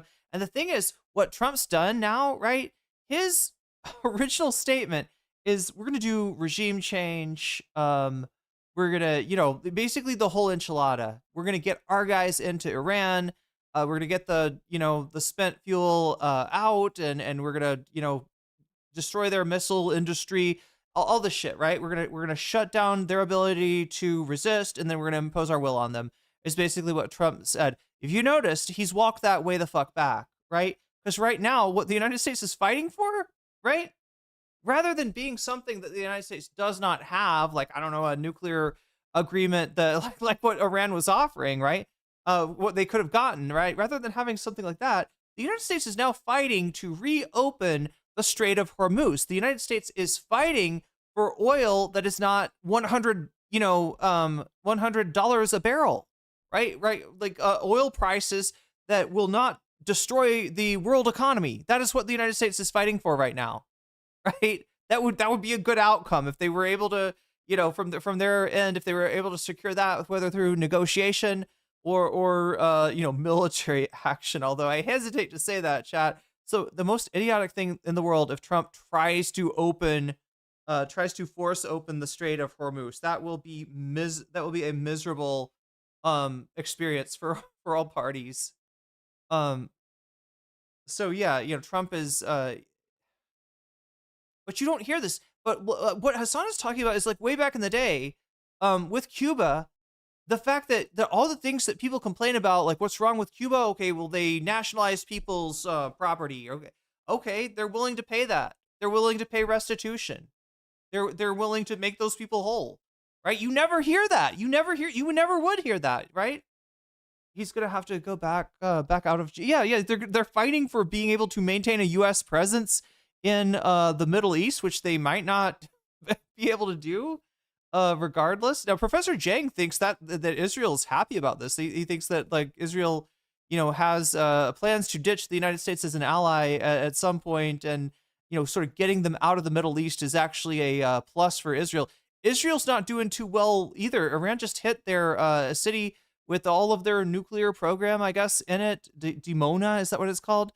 It hit it with a missile, and basically showed that they didn't go for the actual, they didn't hit anything nuclear, but they've kind of shown that they can, right? We also got a missile strike or some kind of strike on Diego Garcia, although that one we don't really have confirmation either way of what that is, and that very well may be, Iran says that missile at Diego Garcia, which is if you don't know, in the Indian Ocean, about 2,000 miles away from Iran. Iran is saying that was not theirs. The United States is trying to say it is, and they and Israel are trying to use this, right? The idea that Iran can shoot a missile 2,000 miles away, in order to get Europeans to support their, quixotic mission in the Strait of Hormuz. The Cuban government doesn't even need. Oh yeah, chat. Okay, so look, let's switch over for just 2 seconds here. I told you I was going to talk about the video game stream. That stream is going to go on this Friday. That's the plan right now. I'll try to put it maybe on the schedule ahead of time. I wanted to go through some of these trailers for the movie. I don't know. The movie, I mean, it is like the cutscene kind of is the movie, right? And trailers are mostly cutscenes, so but this is a game from the around the same era as like Final Fantasy 6 or 7. This is what Atlas Gaming was working at the time. If you've played Persona 3, 4, and 5, this is the prequel to those, and it actually comes in the form of not one but 2 games. So let me, because yeah, this is like, I mean, there's a, we got like, I don't know, 40 more minutes to get through with Hassan. But I just wanted to show people what's going to be going on Friday, what I'm going to be playing. This is a game that I started playing on stream in 2021 on a dare because of an urban myth that this particular game, don't play it on stream or else something weird happens. Well, I played it and a lot of weird things happened in 2021. I don't know if they had to do with the game necessarily. Maybe it was just my destiny to go through that weirdness. But either way, probably good practice to finish what you started. And I haven't finished this game yet. So let me, here's the European trailer or something. What is this? PlayStation Europe?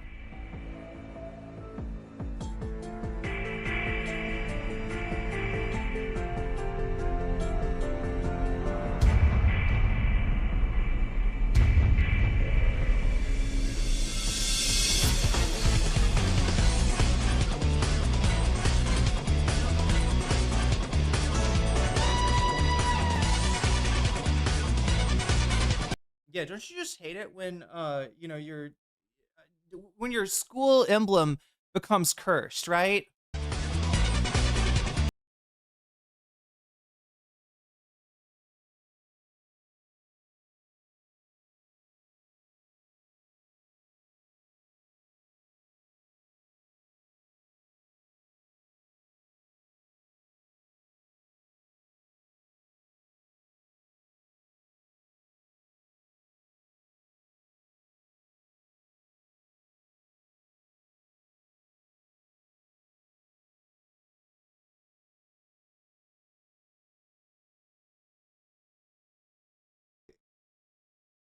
Ghostlight. I'm trying to figure out what is Ghostlight the this was for the PSP maybe? Yeah, I guess this is the version they brought out in the early 2010s for the PSP. The original game is from 1996, so that's right in between Final Fantasy 6 and Final Fantasy 7, and you know, definitely the graphics here are more reminiscent of the bit art that you'd see in the pre Final Fantasy Square games. So yeah, Atlas is still much smaller studio than Square. Wait, am I right about that, or is why am I thinking that Persona 1 was the one that was in between? Maybe this was actually after Final Fantasy 7. But anyway, it's more in the spirit of that the kind of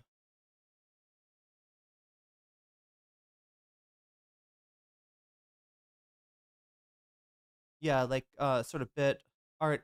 Let's see.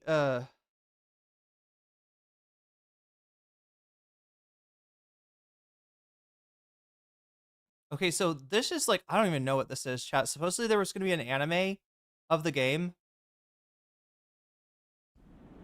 So I don't think any of this is canon. And they didn't end up making, I don't think this anime ever came out. But that is Sumaru City.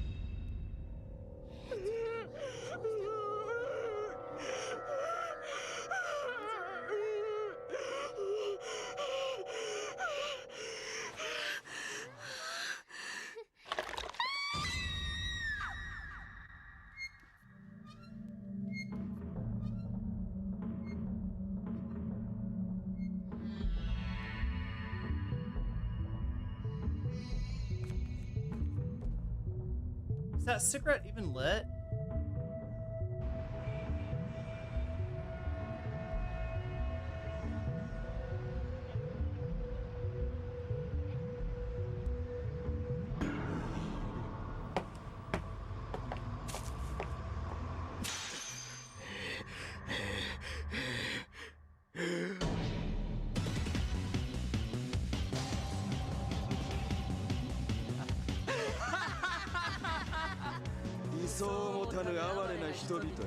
Wait, chat. Didn't Professor Jang predict this? Is this the Illuminati cult?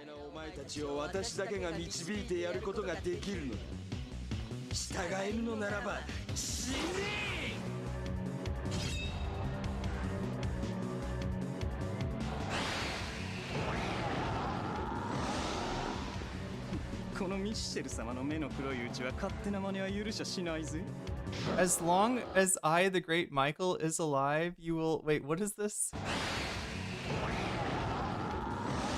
Or Michelle? You won't catch your way.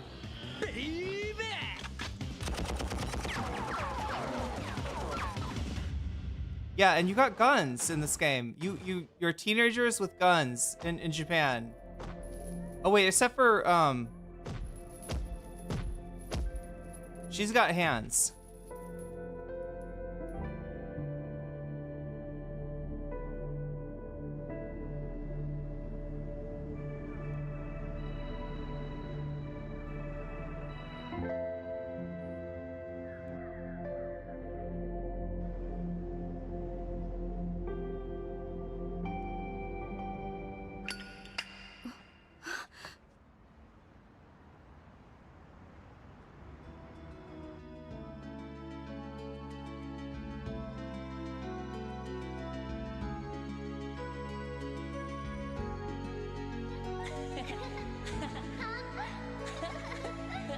Oh yeah, and it's got the whole thing where everybody knew each other as children, right? They're in high school, but then they remember that they all knew each other as kids mysteriously.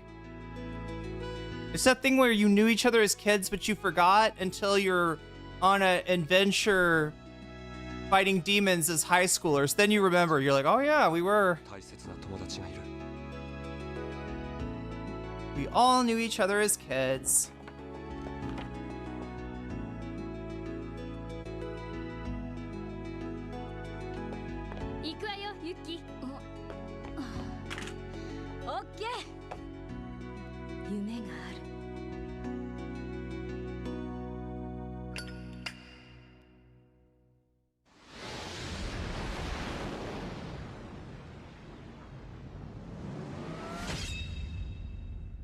And of course, punishment. It wouldn't be an Atlas game without punishment.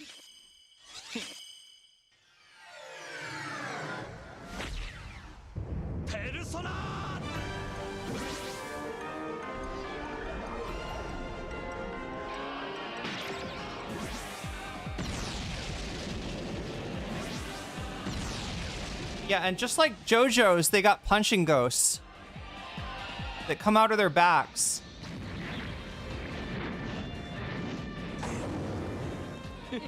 Wait, doesn't Final Fantasy kind of do this too?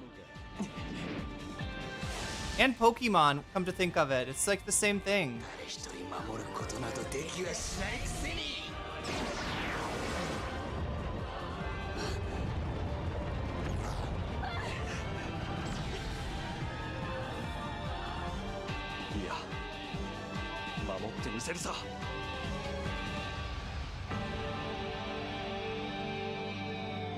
So yeah, whatever this was, Persona 2 Another Self, which looks like an anime incorporating parts of both games, it never got made. I mean, given the resources that they seem to have to allocate that to that, maybe that's a good thing, right? That didn't really look like a quality anime, but also it's hard to tell how much of like a, I don't know. I think this thing was like included in some of the games as like bonus content, so it's hard to tell what exactly this represented.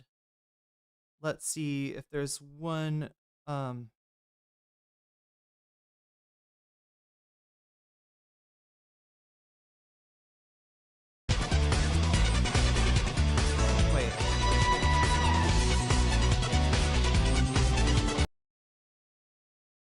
Okay. It's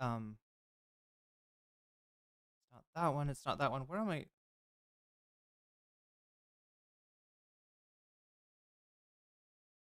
Oh shit, somebody upscaled this? Wait, okay. Is this a different trailer? This is Atlas West. I'm guessing it's the same thing though. Yeah. Oh, with different music. Okay. I see you, Atlas. I see you. I got it. Okay.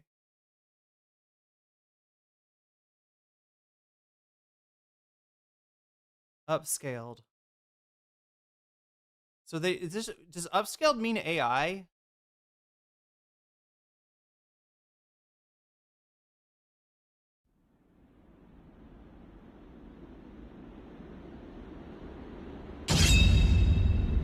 I mean, it does look a lot clearer.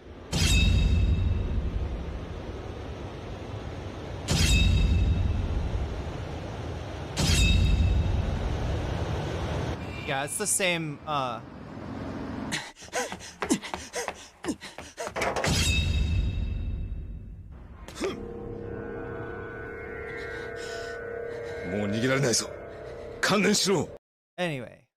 Anyway, I'm gonna be playing this on Friday.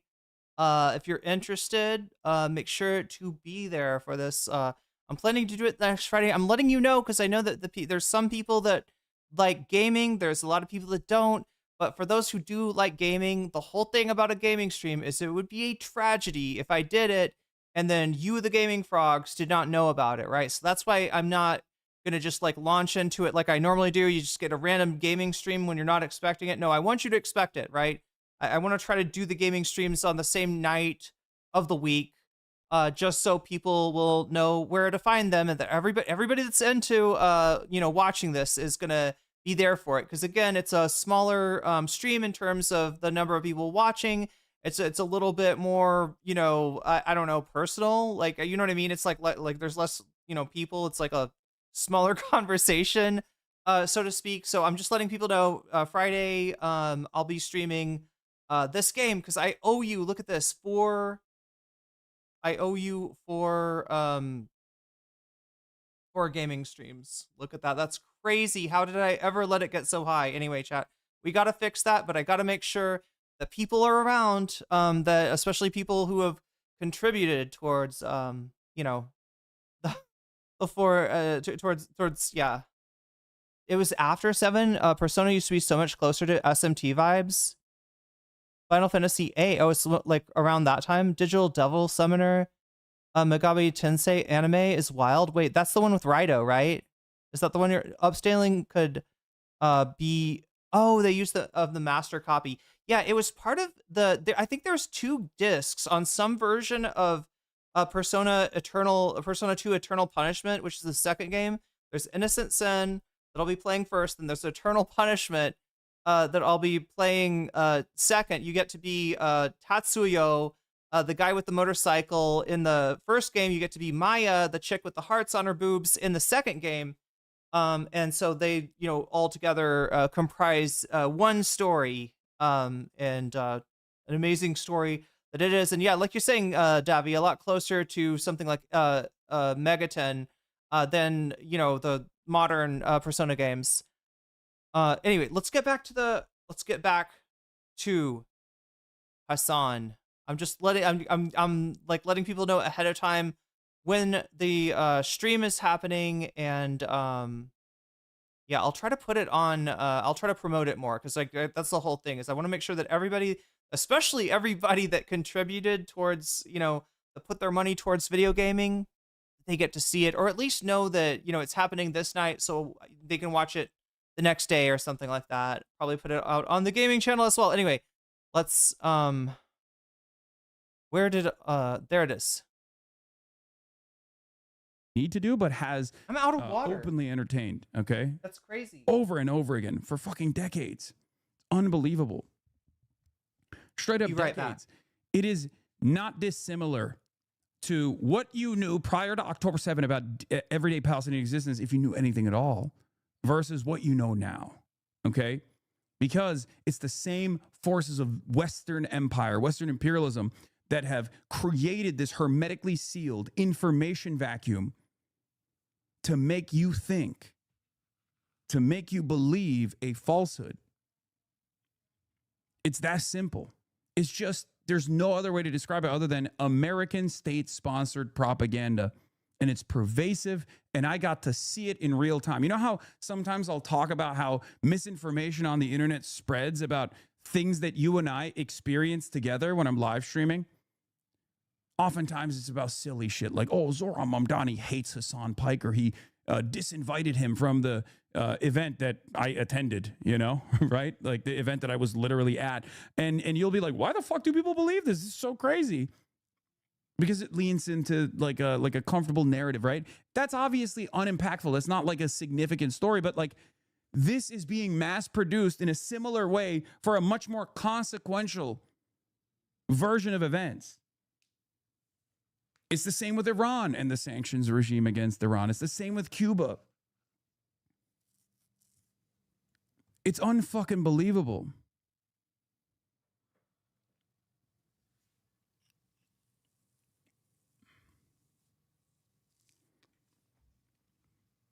It's unbelievable. Why don't you and Charlie McBride get along? Charlie McBride? Wait, is that who I think it is?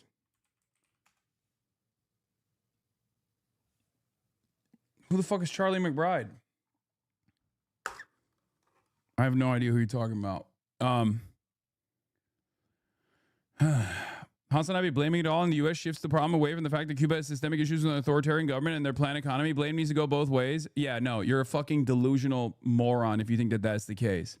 Okay? Sorry, it's just the truth. There is literally, once you see it, it's impossible for you to unsee it, okay?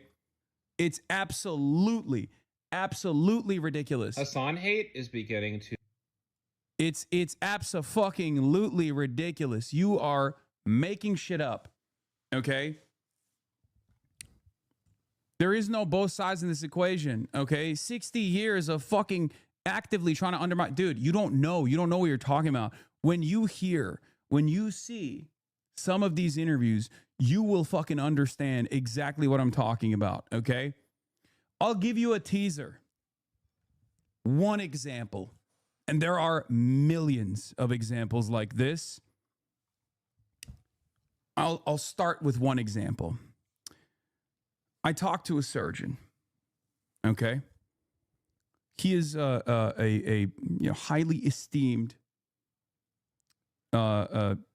facial reconstruction surgeon. There's a lot of people who need jaw reconstruction because they have lung cancer or throat cancer. And this surgeon goes in and does this incredibly complex procedure where they rebuild a jaw for the patients. Okay. And, there are more old school methods in the reconstruction process. And then there are newer methods that are available. There's a 3D printer. So this guy that I interviewed, okay, I'll tell you his name. This guy that I interviewed, his name is, hold on. Guillermo Sanchez. Okay. Guillermo Sanchez. He's a jaw surgeon. We took a photo with some of his students and other doctors as well. You might have seen it. So he's a world-renowned expert in facial reconstruction surgery. Okay. And I was talking to him about how this stuff works.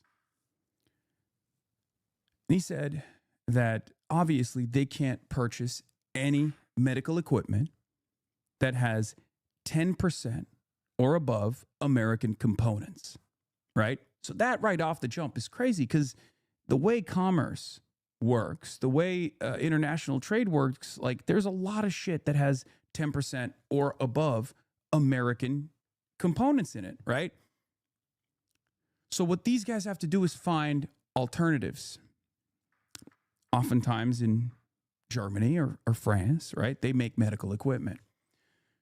So he finds a German company that's willing to sell this 3D printer. It's multiple millions of dollars, right?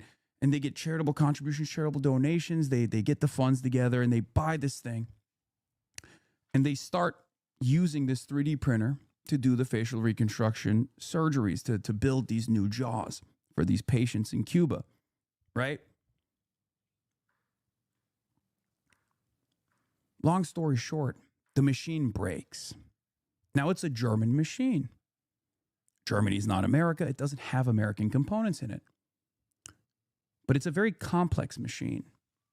And in order to fix it, in order to repair the machine, you need either a German engineer to come to Cuba and fix it personally, or at least like be able to teach a Cuban engineer to be able to fix it. There's proprietary tech in this, obviously, so they're not going to do that. They have to send a German engineer. So he calls up the German company and he says, hey, we bought this piece of equipment. Unfortunately, it's broken. We need a technician. And the German business says, sorry, we can't do it because we're afraid of American punishments. We cannot send a technician, nor can we send the necessary components to fix this multiple $million piece of equipment. So now it's just sitting in a fucking room. Now it's just sitting in a fucking room. And the impact of that is that either many of the Cuban patients that need this reconstructive surgery don't get it, and they have to go back to like older methods. Or if there's any sort of 3D printing that takes place, they have to go to Mexico. They have to go to their Mexican counterparts and lean into their Mexican counterparts or their Canadian counterparts in the field of medicine that are willing to take time out of their day to recreate these jaws so they can send it to Cuba. adding an unnecessary part into the process. Isn't that crazy? They've got the equipment. They spend a ton of money on this, and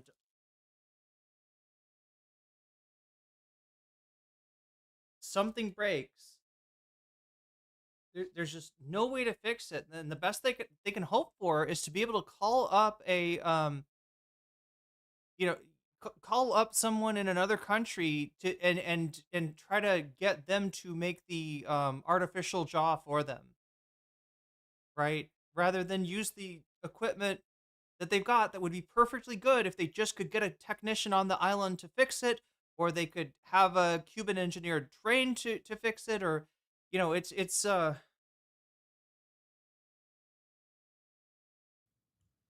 tragedy that doesn't have to exist. It's a tragedy that should not exist. Isn't that fucking unbelievable? That's just one story. I'm going to tell you, I talk to doctors, I talk to surgeons, I talk to nurses, I talk to neuroscientists. There is a story like this with every single person. Okay?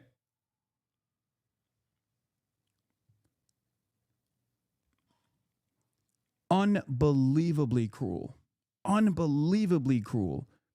Unjustifiable in every way, shape, and form.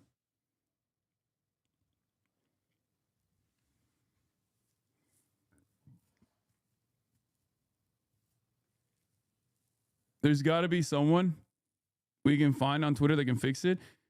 You sound like Parenti talking about Cuba. Well, because Parenti also went to Cuba. And when you go to Cuba, especially at the time that he went to Cuba, things were different. Okay?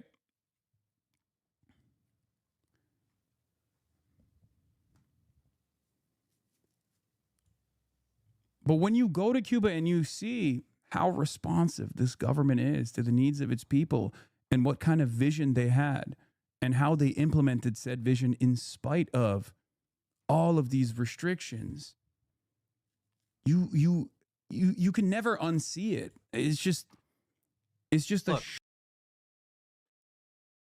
I'm going to take a chance, all right? I think you're picking up what Hassan's putting down, but just in case.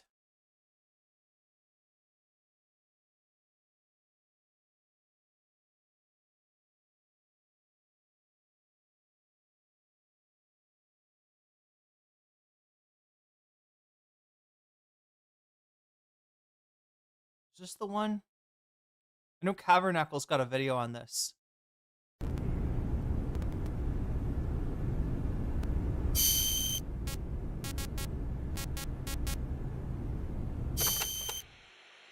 So I hear Amanda mistook you for Che Guevara, Snake.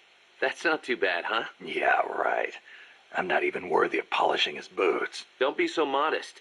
From where I'm standing, your men see you as a great man. As great as the century's most complete human being. That's Sartre, right? Well, there's hardly been a more iconic figure of his times than Che. Oh, he was more than that. He was a true revolutionary and a great warrior. I'm with you there. Can you believe that when he first went to Cuba with Fidel, they had only 12 guys with them? But they rallied. They brought in new recruits, won the support of the peasants, expanded their organization. And in the end, they overthrew the Batista regime. People flocked to them because they were honest. They won because they were strong. Those are the qualities that make men great. You know, we're kind of in the same boat they were back then. Here we are, a handful of mercenaries taking on an army backed by the United States. Yeah, we've got a long way to go. But we've got to keep on going. It's not just about winning in battle. You need to think about recruiting people and growing this operation. Got it.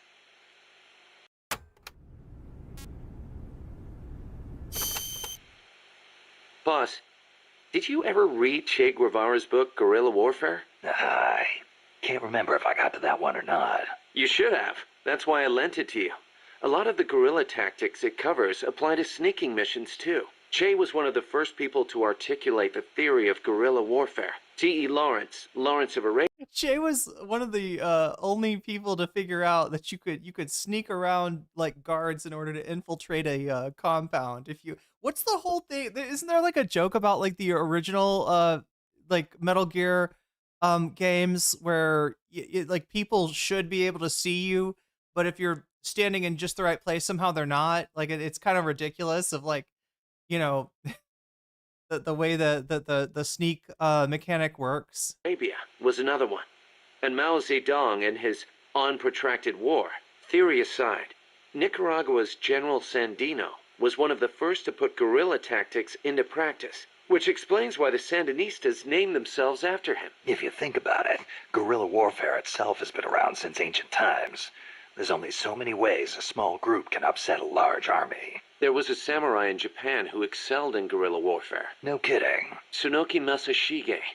He was a warrior who lived in the medieval era.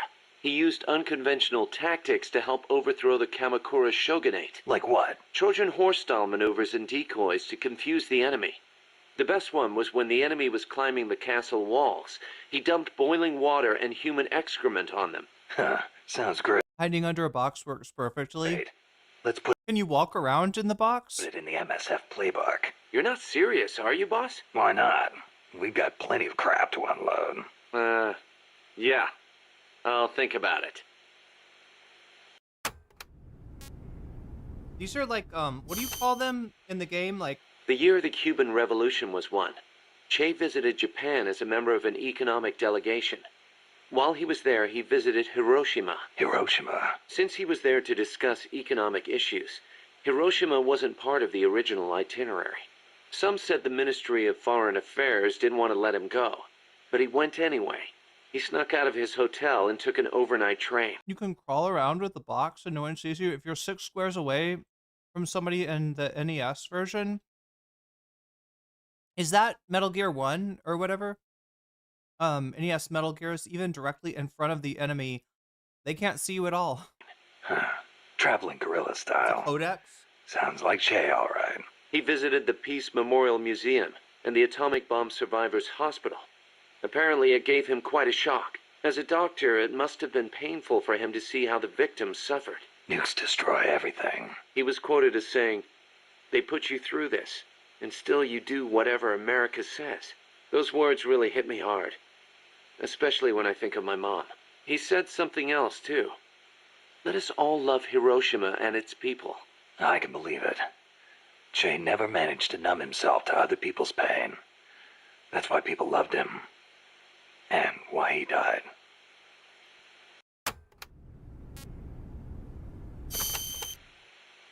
That bandana you're always wearing, that thing's a real antique. Ever think about getting a new one? This one's fine. Come on, we can't have our boss wearing a raggedy old thing like that. It was a gift, okay? It wouldn't be right to get rid of it. It was. Okay then.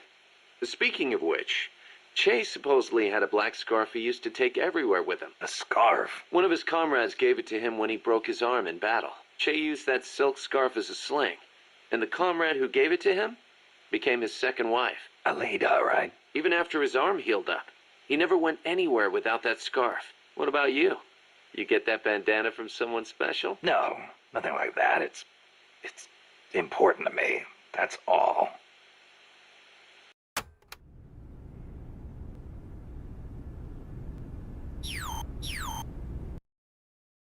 Yeah. Okay then. Peace Walker is just 40 hours of Che glazing. I was gonna say.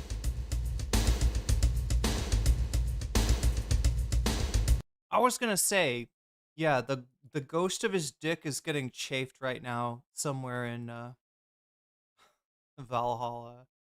To quote the great Cash Patel, "See you in Valhalla, Charlie." Oh my god. I still can't believe he said that. Shocking revelation all of a sudden. It breaks apart every single thing that you might have heard from afar about who is the responsible party.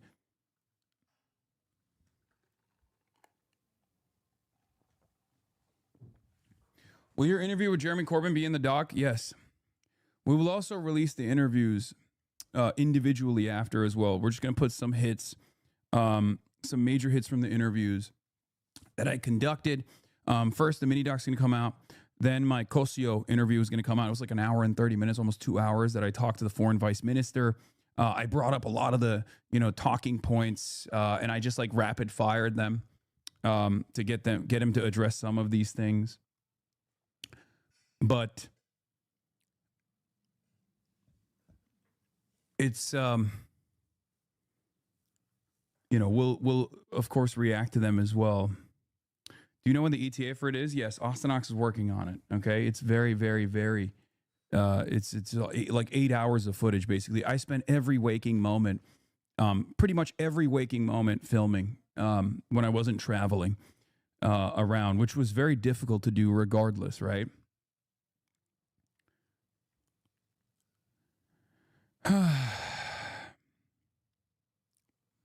But yeah. An old tweet to your point. Yeah. This is Arturo Dominguez responding to Camila Cabello.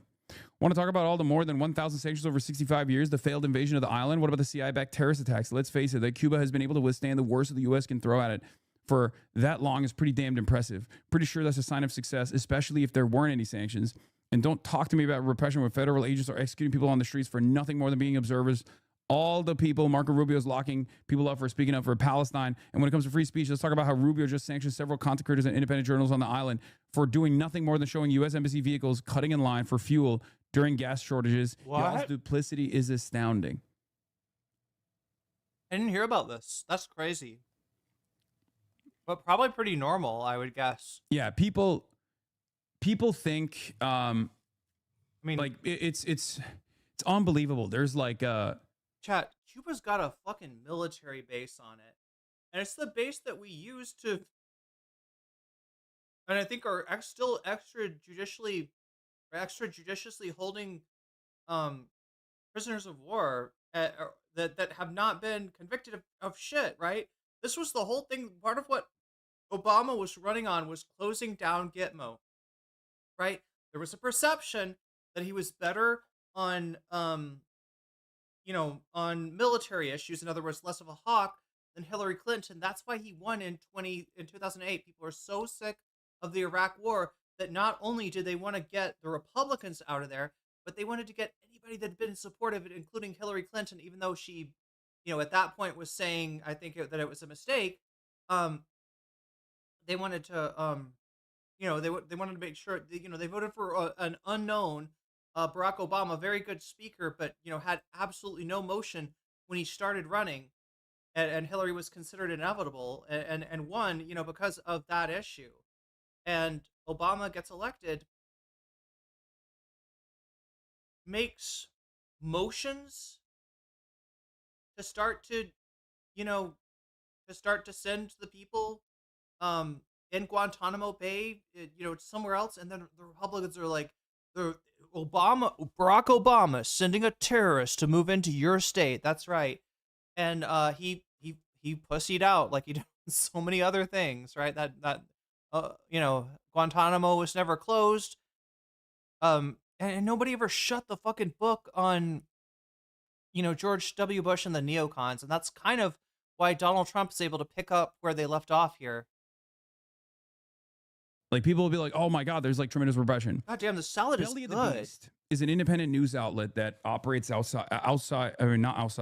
operates inside of Cuba. Okay, they're chat. This is a tea leaf salad. It is it's a Burmese dish here. It's got peanuts and like these like crunchy, like when you take a bean and like fry it till it's crunchy. It's got like crunchy beans in it too. And then, like salad, cabbage, carrots, onions, garlic, stuff like that. But then it's also got tea leaves, right? And I've tried these before where these tea leaves were pickled. In other words, somebody had put them in like vinegar and oil, and let them kind of marinate in that. But I think this one is actually, it tastes fermented, like like kimchi. So like imagine kimchi but with tea leaves. It's fucking unbelievably good. Yeah, the beans like and the peanuts, they kind of act like croutons. So you got your like super, crunchy element, your salad element, your oniony, garlicky element. It's insanely good. It's like a insane combination of tastes. Comprised of like Cuban journalists, international reporters, and the like. Okay, totally independent. They literally got arrested by the government. Okay, and I was talking to them. Right, I was talking to one of the guys.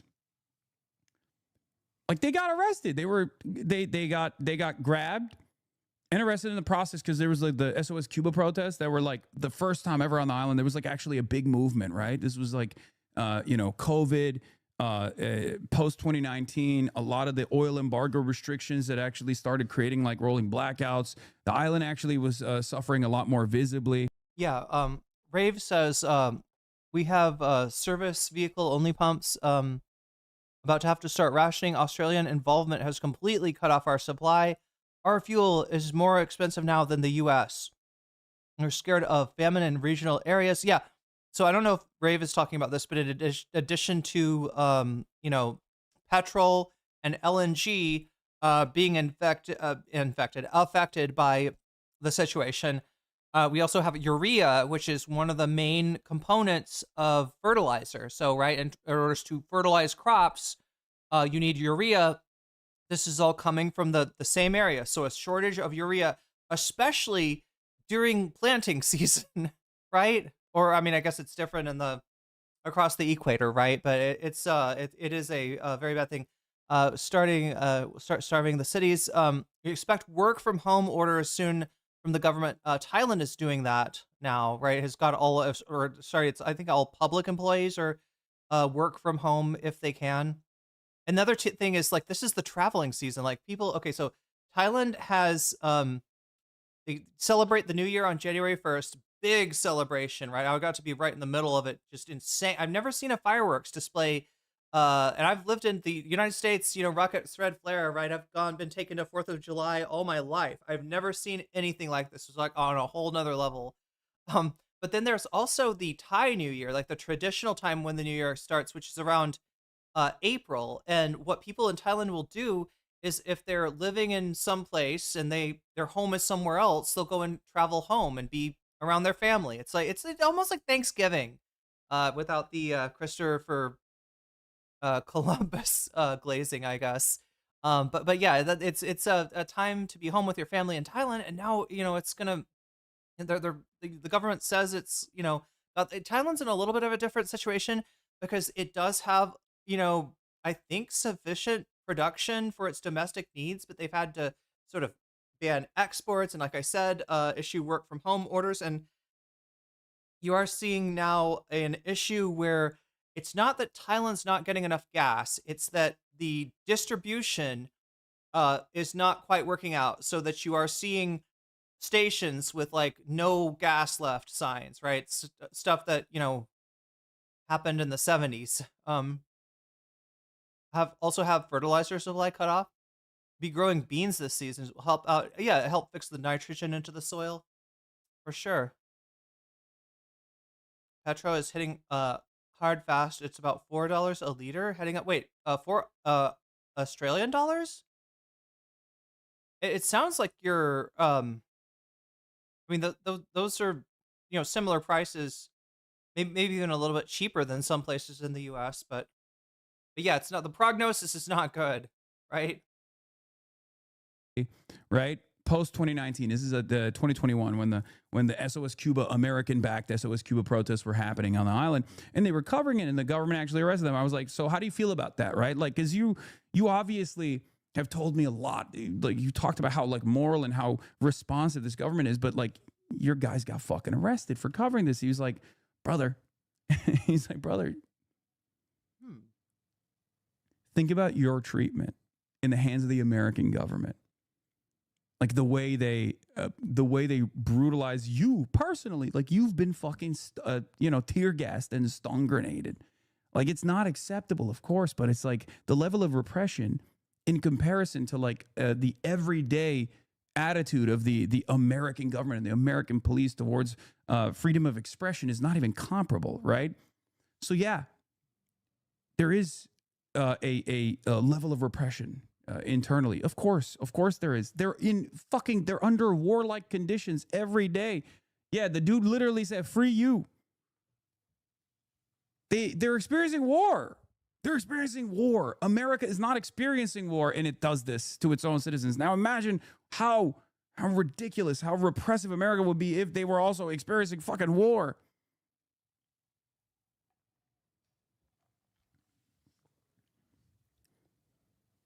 Also, that stuff is utterly irrelevant when we're talking about the sanctions. It's not relevant at all. Right? Alliance and AUKUS has screwed us as Asia has cut off our supplies as a retaliation, and then the U.S. can't give us anything. Actually have a third of our reserves to store offshore. Yeah, AUKUS, you can thank Biden for that, I guess. Did not work out very well for Australia. I always thought it was weird, right? I always thought it was strange. The Australian U.S. I mean, I guess given that the U.S. is a global hegemon, I guess it's not that surprising. And they've always, let's see, Australia sent troops to obviously fight in World War II, in Vietnam. I'm guessing in Korea as well, and even did some of their own actions in Malaysia, right? So, Australia being on this kind of side of things is not that surprising, but just given that you gotta think that their interests are gonna be not served by, I don't know, just given their area, that their interests are yeah, exactly, something like this would come along and screw them based on their geographic region. Two things can be true at the same time. Yeah, a lot of Cubans want reform, but the embargo isn't making things better. If anything, the embargo is giving the people, giving the government more popularity. The government deserves the popularity. I will fucking stand on that, by the way. Yeah. And there are absolutely, here, I'll talk about the other side of this. Okay? I'll talk about the other side of this.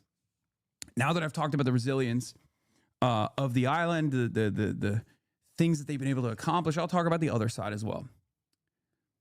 In 2019, while the oil restrictions were starting, which would then create a system of like rolling blackouts and visible poverty for the first time ever, according to like people that have been to Cuba before, according to people that have been living in Cuba for a long time, things started changing in 2019, right? It wasn't anywhere near as bad as it is currently because this is the maximalist version of the oil blockade. It's a full and total blockade, okay?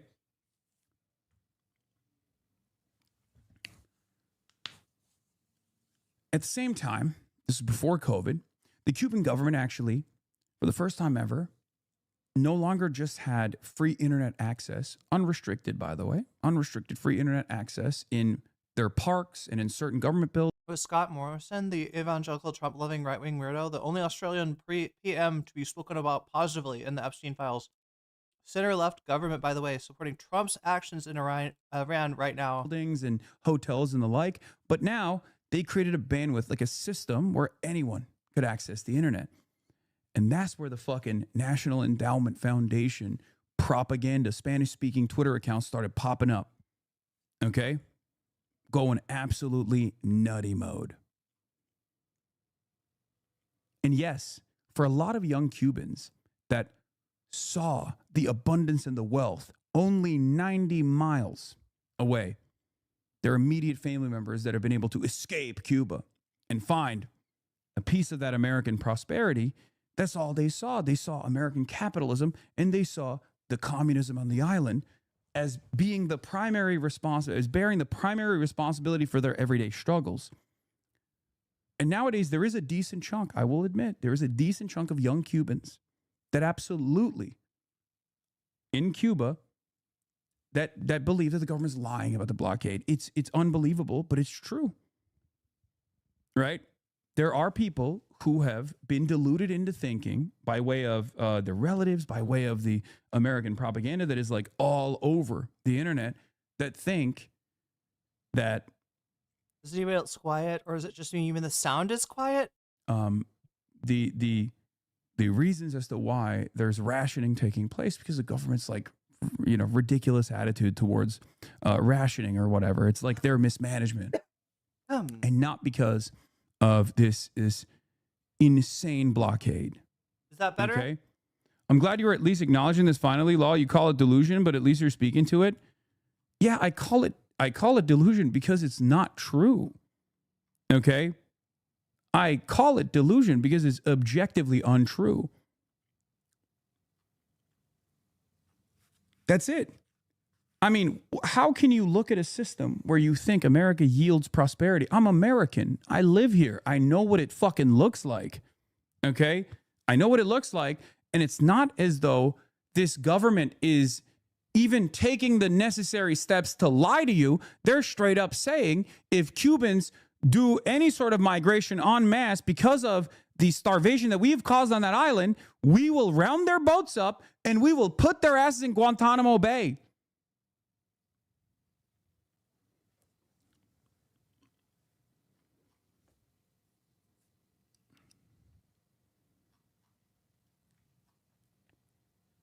How can you sit there and assume this administration that has openly said, if Cuba's try to fucking come to the United States of America, we're going to round them up and we're going to send their asses back to Guantanamo Bay with the military, and you're over there going, oh no, it's actually not this fucking government's blockade. It's actually, you know, it's actually the mismanagement from the government itself. It's ridiculous. All right, I got to check in for a minute. All right. I think I once again forgot to even mention oh wait, no, I didn't even get the goal going. Oh my god, chat. Let's see if I can do it now. We're supposed to have a super chat goal. 2 super chats have been posted so far, meaning that we would need 8 more super chats for me to, you know, confidently put the butterfly in. But for today only, I'm gonna give you 1 hour to try to get 5 super chats. Put a butterfly. Go in my hair. All right. Let's see if we can do this. I don't know how long I gave it before. Let's see. Start. Oh no, it's just not working today. No, it did. It went live. Okay, so 5 teal super chats or above will get us to butterfly status. Also, and I can't emphasize this hard enough, we are 44 points away from some bonus content. Let's see what are people voting for. I haven't been checking on. Yeah, Ty's worried about the Israeli takeover. In first place, second place, Mick Foley / Mankind speaks out about ICE. Third place, new surfs video on Andrew Callahan, which also has got some extra juice on it from none other than Burple. So yeah, no, only one person has let me know which of these topics they want to see and put their money where their mouth is as far as donations. So let me know if you've already donated, or if you do end up donating, if you want to put that money towards one of these topics, or put it towards Vox Populi, or even the most ironic option of all, say video games and embarrass me more for not having done a video game stream yet, despite having, you know, people obviously put money towards that, showing that they want a video game stream. Omega went class trader and put 30 points on Vox. Oh, I didn't see that. Whoa. Okay. Vox it is. I didn't. Thanks for catching that. I somehow did not see that. Apologies, Omega. Actually, it's 36, isn't it? I believe it's 36. I believe we got to give Omega full credit here and say 36 points to Vox. So yeah, that is strongly favoring whatever the vote says. So make sure to get your vote in if you haven't already. And while you do that, make 87 of you have. 87 of you have voted for some kind of bonus content. I hope I have 87 likes, chat. I'd be really disappointed if I had more votes than likes, but There's only one way to fix that, and that is to like the stream and to vote. Yeah, no, I do not doubt you are correct, Burple. I'm just embarrassed that I didn't see that in the first place. I'm supposed to pick up on those things.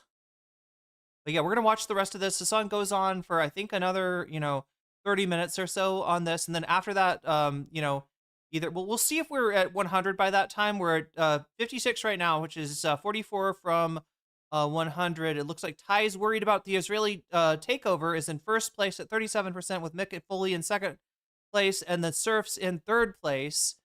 But yeah, it's all theoretical. It is all academic unless we hit at least the first bonus level of 100, which, we got a good hour maybe left to do. I'm just letting people know so that nobody's, surprised when time runs out and I turn into a, wait, would I turn into a pumpkin? I guess, wait, do I turn into the pumpkin? Who turns into the pumpkin, chat? Does Cinderella turn into a pumpkin for some reason? I feel like she just, turns back to a girl with, not very nice clothes. Why do I think she turns into a pumpkin? Yo, Omega Star with the weird champ. With the member chat. Vox baby. Well, look at that. Vox goes up to 39 then, and the number goes up to 59. So we're at 59 right now. 41 points away from some of the sweet bonus content. 59 is what it should say.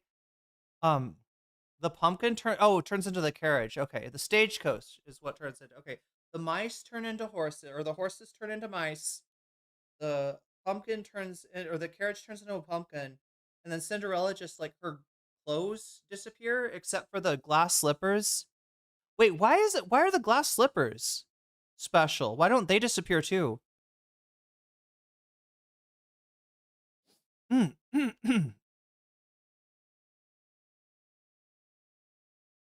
She just becomes poor again, yeah.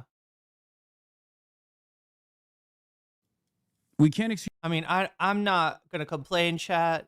I am very grateful for the life that I lead, but goddamn, there's some nights that I really could use a fairy godmother. Can they just really hit you with the swag ray?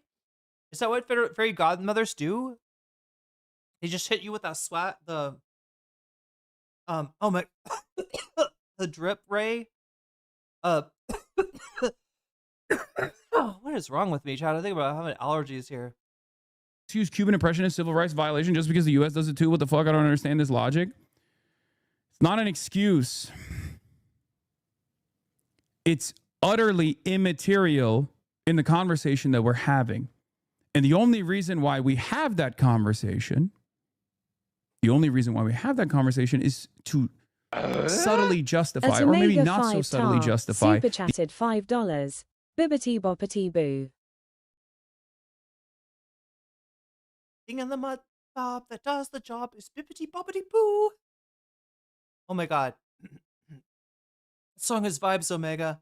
I'm trying to excuse me, I'm trying to be able to breathe here. I might have to go blow my nose in a second, chat. I'll try to hold on as long as I could. Thank you for the super chat. That is 1 out of 5. We're 1 out of 5 of the way towards Butterfly Station. And 64, 36 away from bonus content territory. Oh my god, what? I don't understand this, chat. The way that I get allergies in Thailand is that all of a sudden I can't breathe, and then I go and blow my nose, and somehow it fixes everything completely. I have to blow my nose for a really long time. I don't know, chat. I feel like I could fill up several balloons with what I blow into the tissue. You know what I mean? It's a lot. It's just where does this come from? Where is this coming from in me? I didn't realize I had that much room for mucus in my body, but apparently here it's almost like it all just leaves out the nose, and then I'm fine for another day until I start coughing again. Damn. The actions that the American government is taking to make it seem as though there is a necessary reason for these sanctions. I'm not going to fucking put The up. glass slippers sound like a threat. Oh my God, they are a threat. God damn it. Walking on heels is hard enough, chat, without the prospect of potentially, like, you know, cutting an artery, like gouging yourself, like breaking off the stiletto heel of the glass slipper, only to gouge yourself in the in the gastrocnemius. With that shit. That's it. That's it. I've seen the impact. Nasonex? I've stared these people in the fucking eyes, okay? I cannot turn around. I cannot fucking turn around and act as though there is an alternative reason for why this exists, okay? It's the same principle behind, but what about Hamas? As Israel was carrying out a genocide. I'm sure it'll grow. Okay? And the reason why I bring I'm up sure it'll all go away when it's the rainy season again. The government repression that In May or June. we experience here is because I need you to understand the material conditions are very different in Cuba. And it's born out of this massively consequential sanctions regime that is starving the fucking island and frustrating the people. And the government literally has very limited resources to make sure that they continue surviving, that they continue fucking feeding the people, they continue actually giving people the necessary treatment for free, mind you. Okay? And then on top of that, people are like running around being like, you know, Donald Trump is awesome. He's going to fucking save us. Under brutal, ruthless siege, any government would be infinitely more aggressive. Infinitely more aggressive.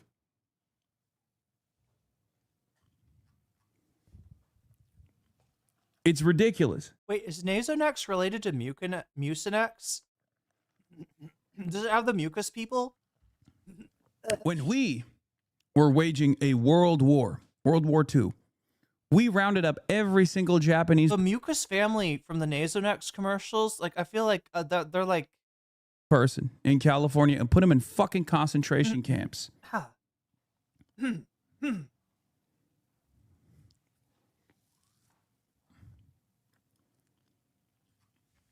Okay? Papa's in.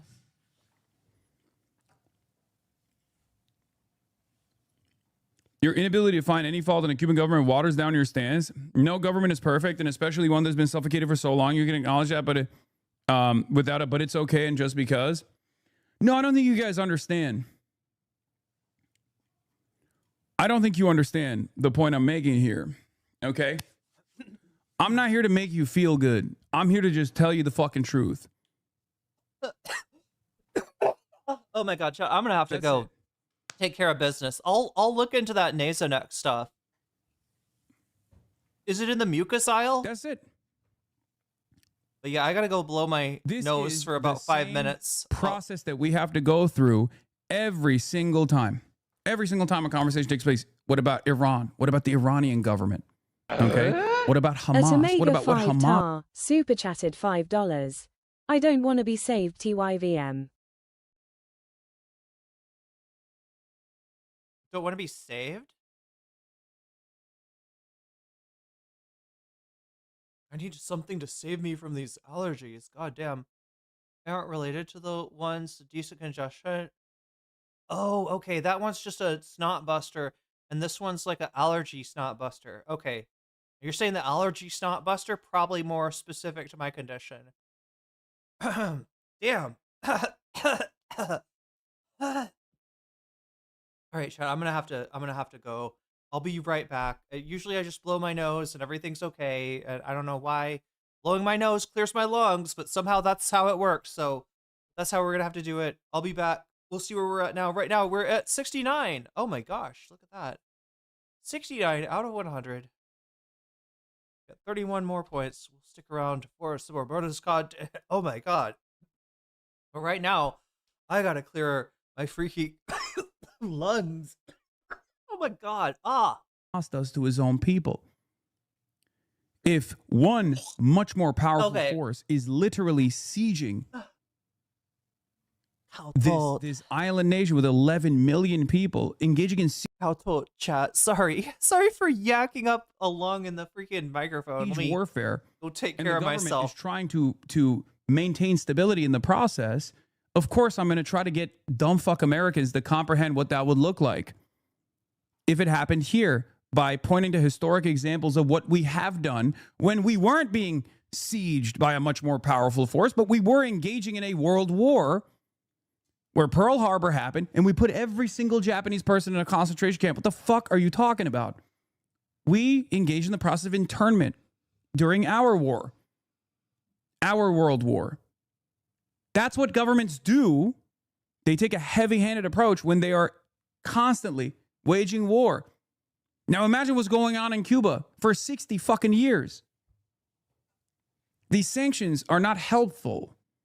They are designed in a way where there is plausible deniability so that people that experience it eventually say, oh, the government is just lying about this blockade. It can't be this is all I've known. All I've known my whole life is just like fucking unnecessary poverty. This sucks. There's wealth right there, 90 miles out the coastline, prosperity. The reason why I'm bringing this part up, by the way, is because I need people to understand, like, of course there are people that live through this process and develop this opinion, just as there were tens of millions of Americans who looked at the current design of American society and thought a right-wing fascist monster was actually going to create a new wave of American prosperity. There are people with different mentalities everywhere. No one's fucking monolithic, and no one is going to be on the ball. Just because you live through it doesn't mean you're going to have ancient wisdom and you're going to be able to figure out exactly why things are happening. Okay? But I'm sorry, it's just pure victim blaming. And I don't want to do that. It's ridiculous. The reason why I criticize the U.S. government when we slip on journalistic freedom and freedom of speech infringements is because there is no country that has the same power gap between us and another country that's like enforcing its will upon the American population. Okay? It's not comparable. There is no country that is the hegemonic superpower. We are the global imperial hegemon. Okay? So there is no comparison where another country that is enforcing a siege upon the American population and the American government trying to hold it together and trying to fight back against it. Okay? And in the process, trying to maintain stability and therefore engaging in repression. The reason why, of course, I criticize the American government's form of repression is because America is the hegemonic superpower. It's not even relevant to the equation that there are naysayers out there. All of the world's protesters can get together and it doesn't change the American calculation, the American government's calculation one bit. Okay? In To Kill a Nation, Michael Parenti addresses this so perfectly. Okay? They also see how shitty their lives are and that money and energy goes to the hotels that aren't allowed to stay in. I know that's not as relevant now. The biggest issue in the oil embargo right now and the energy crisis has been building for years. Yes, absolutely.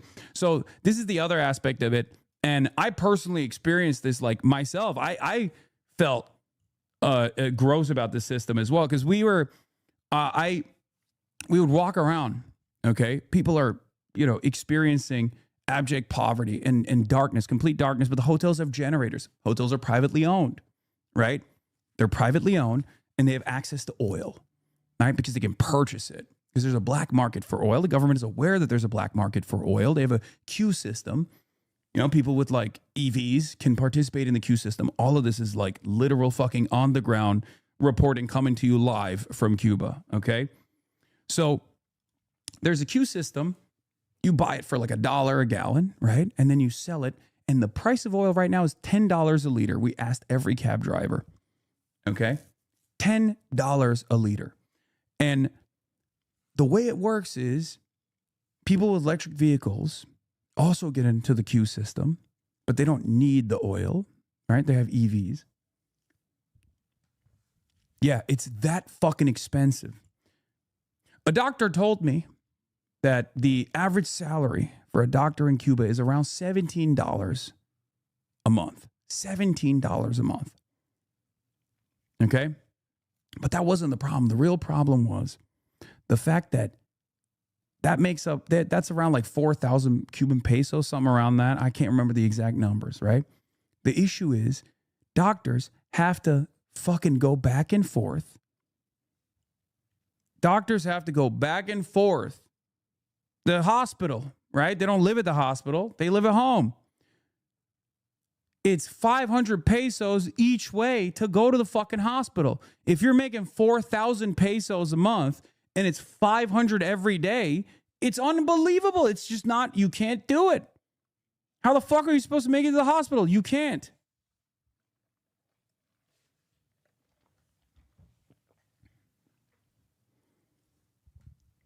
It's insane. It's unsustainable.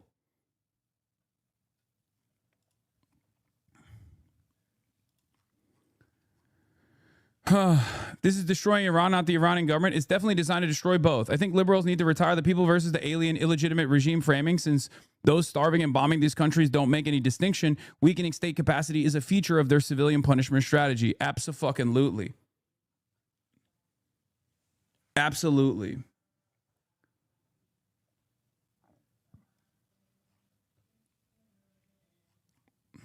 So do you understand?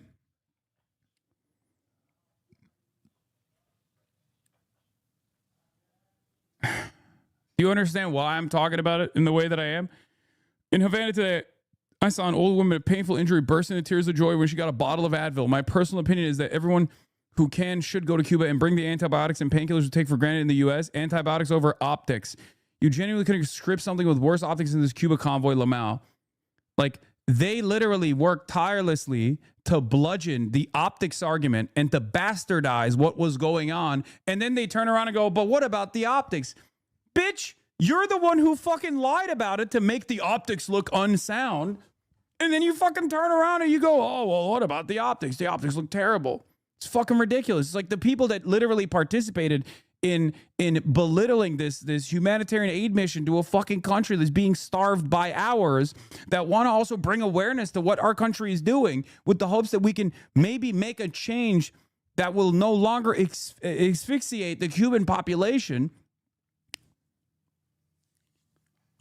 And motherfuckers go, what about the optics? And there's still people that are going, I like 5-star hotels. I like 5-star hotels a lot. They're really nice, you know? You know what I mean? It's fucking insane. I already explained it. It's like a bunch of fucking free 99 drones. I don't think these people are all paid for by the State Department. They're just doing the fucking regime propaganda for free. It blows my fucking mind. It's not bots, guys. There are literally people who have made it their lives' mission to defend American imperialism because they think it makes them feel powerful or something. Obviously, there's like think tank liberals like Jeremiah Johnson, who's a ginormous piece of shit, right?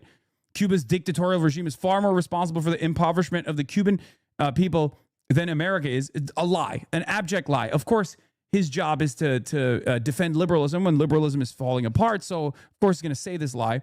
Someone goes, yeah, but man, like the embargoing their oil and causing a power grid failure does seem kind of shitty and cruel. I don't know if it makes the situation better. Like, this guy's a fucking liberal as well. But even he's like, come on, it's really messed up. I don't think the U.S. should embargo their oil, but it's ridiculous for tankies like Hassan to go sing the praise of a violent totalitarian regime and act like they're just small beans who never hurt nobody. Cuba is poor because it's controlled by murderous communist thugs.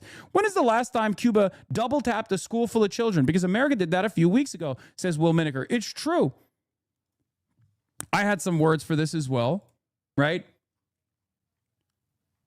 The Epstein pedophile-led administration is double tapping schools, participating in the genocide in Gaza.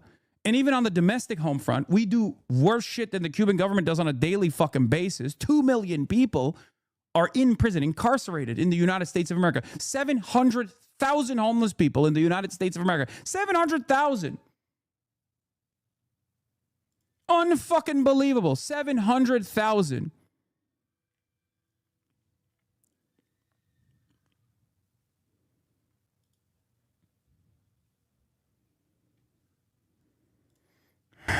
on top of all of our violent domestic or violent foreign policy. And it blows my fucking mind. This is the wealthiest nation on earth, and people still go, oh, but these other countries, they're so violent. We have no leg to stand on, man. We have no leg to stand on. If you're defending America, you are not defending Americans, okay? If you're defending the current American government, if you're defending the current system, you do not care about your fucking neighbors, okay? It's that simple. I said our government is the principal party in Gaza's genocide and Cuba's unjust blockade. We just killed 150 schoolgirls in Iran. In the wealthiest nation on earth, we have 700,000 homeless people, 2 million incarcerated, and you have the gall to say another one of our perceived enemies is violent. And the reason why you say that, the reason why people say that is because they want to defend American foreign policy. They want to defend the American sanctions regime. They want to say, no, it's not.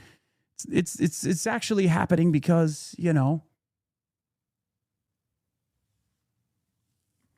it's happening because the government is scary.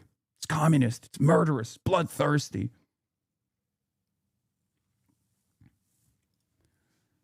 Another response I gave to liberal Jeremiah Johnson, whose operation, by the way, has said nothing about the humanitarian aid or the necessity for humanitarian aid or the conditions for everyday Cubans beyond demanding that the Trump administration bomb some of these fucking flotilla ships, by the way. That's the only output from this administration, this CN liberalism operation, new liberals. That's the only thing they've said about Cuba. Audacity to fucking come out and say the thing that defines us on CodePink and most of the DS. Drew Opal says, I've only seen Empanada vague posting about Hotel Gay. Yeah, I didn't really go deep into what Bad Empanada's saying so far, but it's like he's trying to say that there's like better ways to go to Cuba. I think is his point. Oh my God. Whoa. Okay. Chat. Oh, that was rough. That was rougher than normal. I know, I'm pretty sure it's some kind of grass allergy that I got. That's what's, you know, in the air right now. I'm guessing like ragweed or something like that, right? And yeah, I was just like, I didn't have this. This didn't happen last year, though. I was here around the same time. In fact, about 1 year ago today. Chat, I never. Oh my gosh. Yeah, 1 year ago today, I left the United States in a hurry.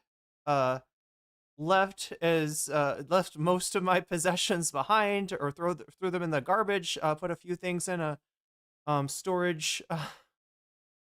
A self-storage unit, and I got on a plane and landed in Taiwan and then landed in Thailand, and have not been back to the United States since. Although I have taken a quick little trip to one to Malaysia and one to Vietnam. We going back to Vietnam next year for the same thing, to go and apply at the Thai embassy in Vietnam instead of because they make you apply from outside anyway. It'll be fun. We'll you know, I enjoyed Vietnam last time I was there. The only thing that really bothered me was the coffee is a little strong. Maybe I could just like drink, like, you know what I need to do is, like, when I get one of those little, they give you coffee in these like little paper cups, like it's about like a Dixie cup size, right? Yes, yeah, it's been a year. It's been a year. And now I finally feel kind of like, you know, like it took me a long time to adjust. It's the craziest thing, chat. Like being in a country where you don't speak the language, and yes, you know, if you go to Bangkok, you'll find a lot of English speakers. Not so much where I'm at, and although yeah, time is truly relative. You went to your first gay path house in Ho Chi Minh? It was fun. I haven't been to Ho Chi Minh yet. Yeah, I went to Hanoi, and just like amazing. I've never seen anything like it, right? I got to stay in a place where it wasn't like, you know, I wasn't like in a hotel. I was like living in a woman owns a building, conducts her business as a seamstress on the first floor, and then rents out the rest of the units in the house to people. So that's, where I got to stay. It was just like in the midst of stuff like right there. Um, in Thailand, we also have like alleyways, right? That like you got your main streets, and they're pretty crowded and busy and noisy, right? But a lot of people, you kind of go into an alleyway to get to your house, and it's a little bit more quieter and that kind of like in between the streets area. But in Vietnam, it was almost like the buildings like towered like over the alleyways to the point where it really felt like they were just little connecting pathways in like a larger, I don't know, you're not missing much in Ho Chi Minh. Say extended universe convoy members. It's not complicated. It's America bad. Look, sometimes America's bad. That's quite literally the only lens they're capable of seeing the world through. It's why the DSA cozied up to Maduro. It's why Hassan thinks the Houthi terrorists are so cool and said America deserved 9/11. It's something is against America. It's good. End of story. They don't have an ideology beyond that. I said America can be. The funny thing is, you got to turn around to these guys and be like, all right, asshole, what's your ideology? What's your ideology? Really, really, really? That you think it's just America bad? You think I would just like, it's reflex, right? I hear America, I say bad. Ugh. Right? Rather than I'm actually looking at it for what it is, rather than what I wish it was, or what my fucking propagandized childhood taught me. The religion of the founding fathers, where we worship George Washington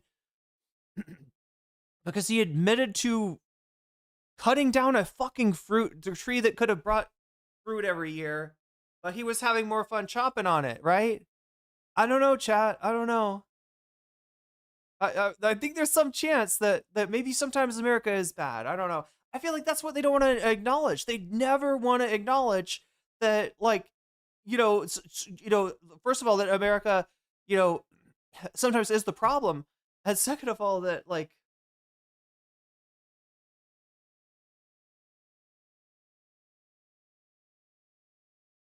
when America is like objectively the villain in a situation, like take this Iran situation, right? Regardless of what you think of the concept of theocracy, I'm not a fan myself, right? Regardless of what you think about the regime itself and some of the, some of the human rights violations that it's done, right? Regardless of any of it, you've got to see that in this situation, Iran is their word is good, right? They if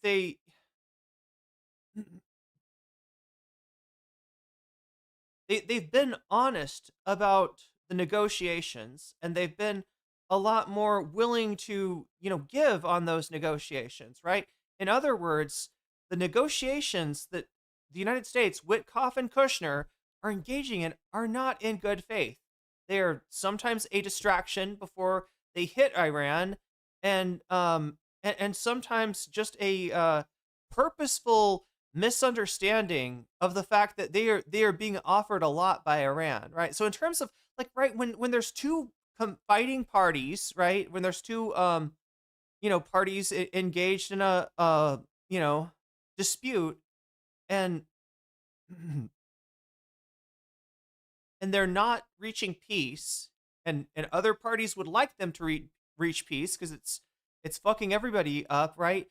Generally you look at the party that is like trying to negotiate in good faith, the party that actually wants to, pursue something like a ceasefire at the very least, rather than the party that is consistently blowing up the negotiations because it doesn't want peace, right?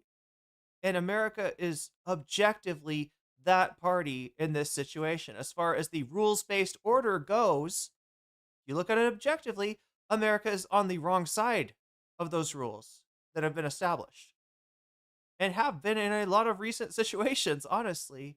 But we don't look at it that way. We define the rules by, are you like doing something in American interests or something against American interests? It's not really the rules based, like everybody's held to the same standard. It's like that America and its allies are held to virtually no standard, and everyone else is just fucking gaslit.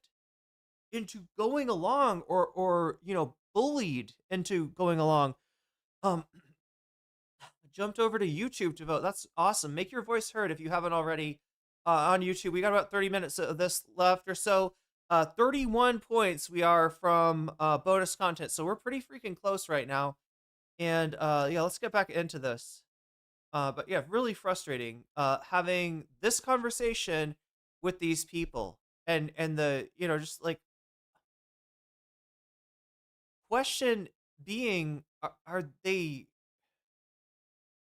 really this ignorant?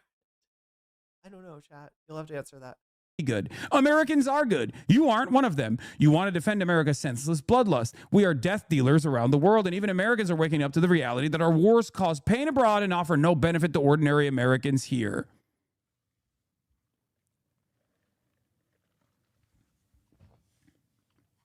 Parasite.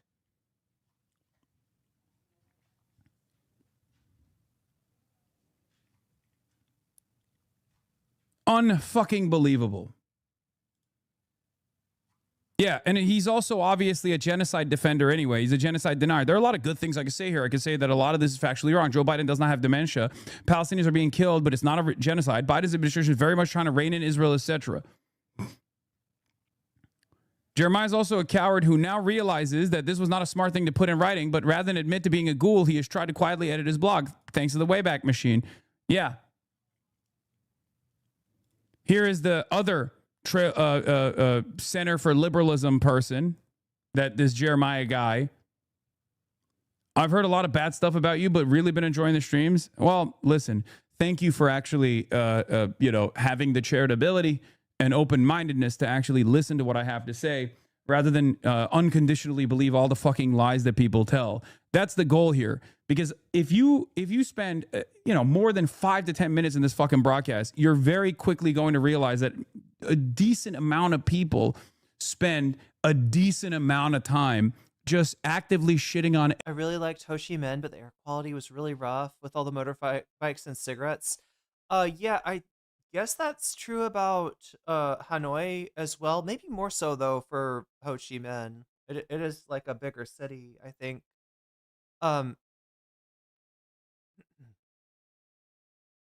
Everything I'm saying and doing and bastardizing it to the best of their fucking ability, because no one wants to address the issues. Okay?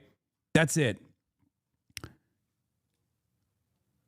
Yeah, here's his friend, the vice chair of CN Liberals, arguing for a Trail of Tears 2.0. The best thing that we could do for indigenous people would be to end all tribal land designations, encourage them to relocate and integrate the modern society funded by the government. The two-tier system is horrible for Native people, dooms them into poverty and subjugation. She also literally said, literally demanded that the Trump administration murder the humanitarian aid flotilla. Like, the Trump administration go and blow up the boats that were going to Cuba. That's how fucking psychotic these people are. That's how bloodthirsty these people are. Okay?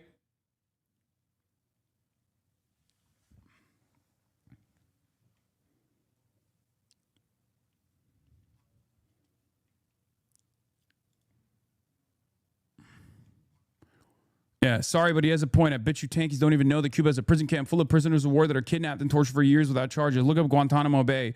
What you will learn will shock you.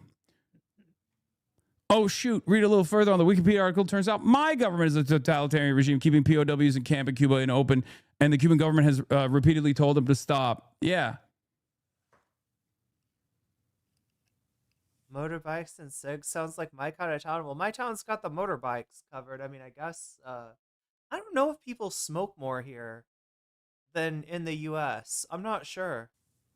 I maybe I just have it like I bet if I went if I did more like, bars and stuff, I bet that's where. I don't even know if maybe it's like legal to smoke in the bar here. I don't even know.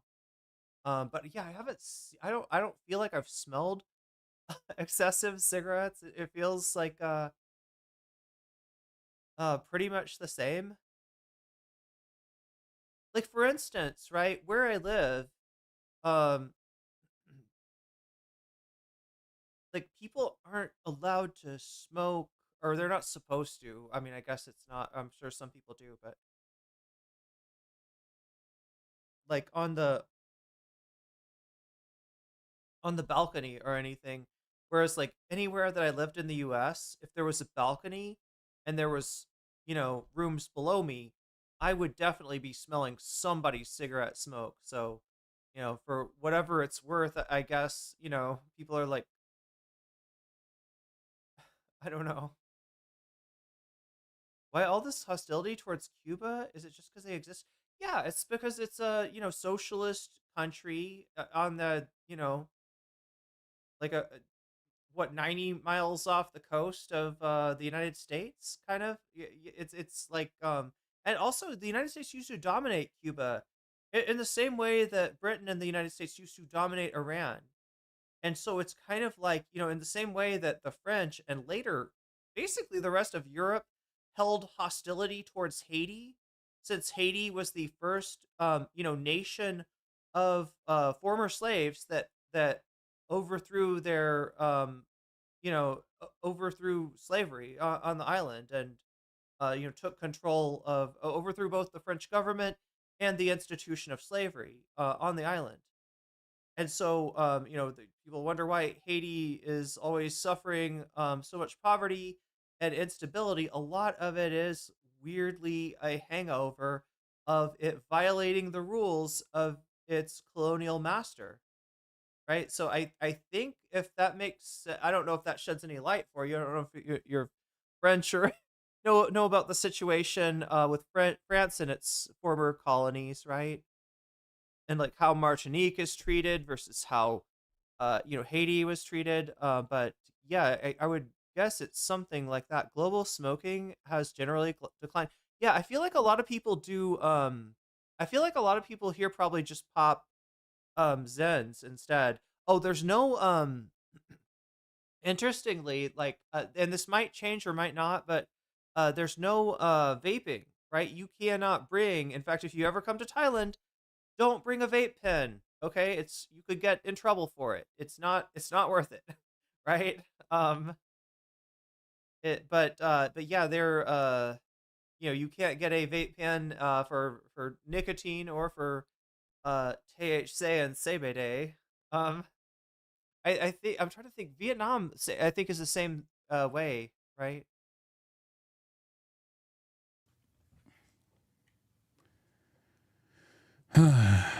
Thanks for your continued coverage on Cuba. Latinos grow up watching Telemundo. Yeah, so understand. Let me just put the pieces together for everybody. All right, the United States took possession of Cuba as a consequence of the Spanish-American War. This was around the turn of the century, 1898, I think. And so like the United States basically took possession of all of the former Spanish colonies at that point. Interestingly, if you want to get an idea of what the anti-war crowd was like at that time, because they did exist, you can read about it from Mark Twain, who was one of the biggest opponents of the United States, burgeoning empire and their contrived war against the Spanish. But yeah, so that's when the United States, I believe, took possession of Cuba. God, I need to learn more about Cuban history. But that's where it became involved, right? Because it might be confusing to some people to hear like United States is upset about losing control of Cuba the same way as France is upset about losing control of Haiti. Like, how does that, make sense? Haiti is a French, or was a French colony, and whereas Cuba was a Spanish colony. But that's where the sort of colonial power exchanges. The dominant colonial power becomes the United States after that point. Mundo and Univision, and are taught that the common Cubans are evil. It's sick what we're doing to our brothers and sisters on the island. Thank you for your support. Hopefully one day we can see their great potential. I don't think everyone is like this, though, because there's so much solidarity amongst Latin American countries, both for Cuba. It's actually unbearable that the American government, led by Marco Rubio, has actively sought to eradicate the medical missions that Cuba engages in Caribbean countries and Latin American countries. It's unfucking believable. that they've done this. I also got to see my friend, for the record. Okay, I got to see my friend that I had interviewed, if you guys recall, a long time ago, who had actually done these medical missions. Okay? Let me see if I can pull it real quick.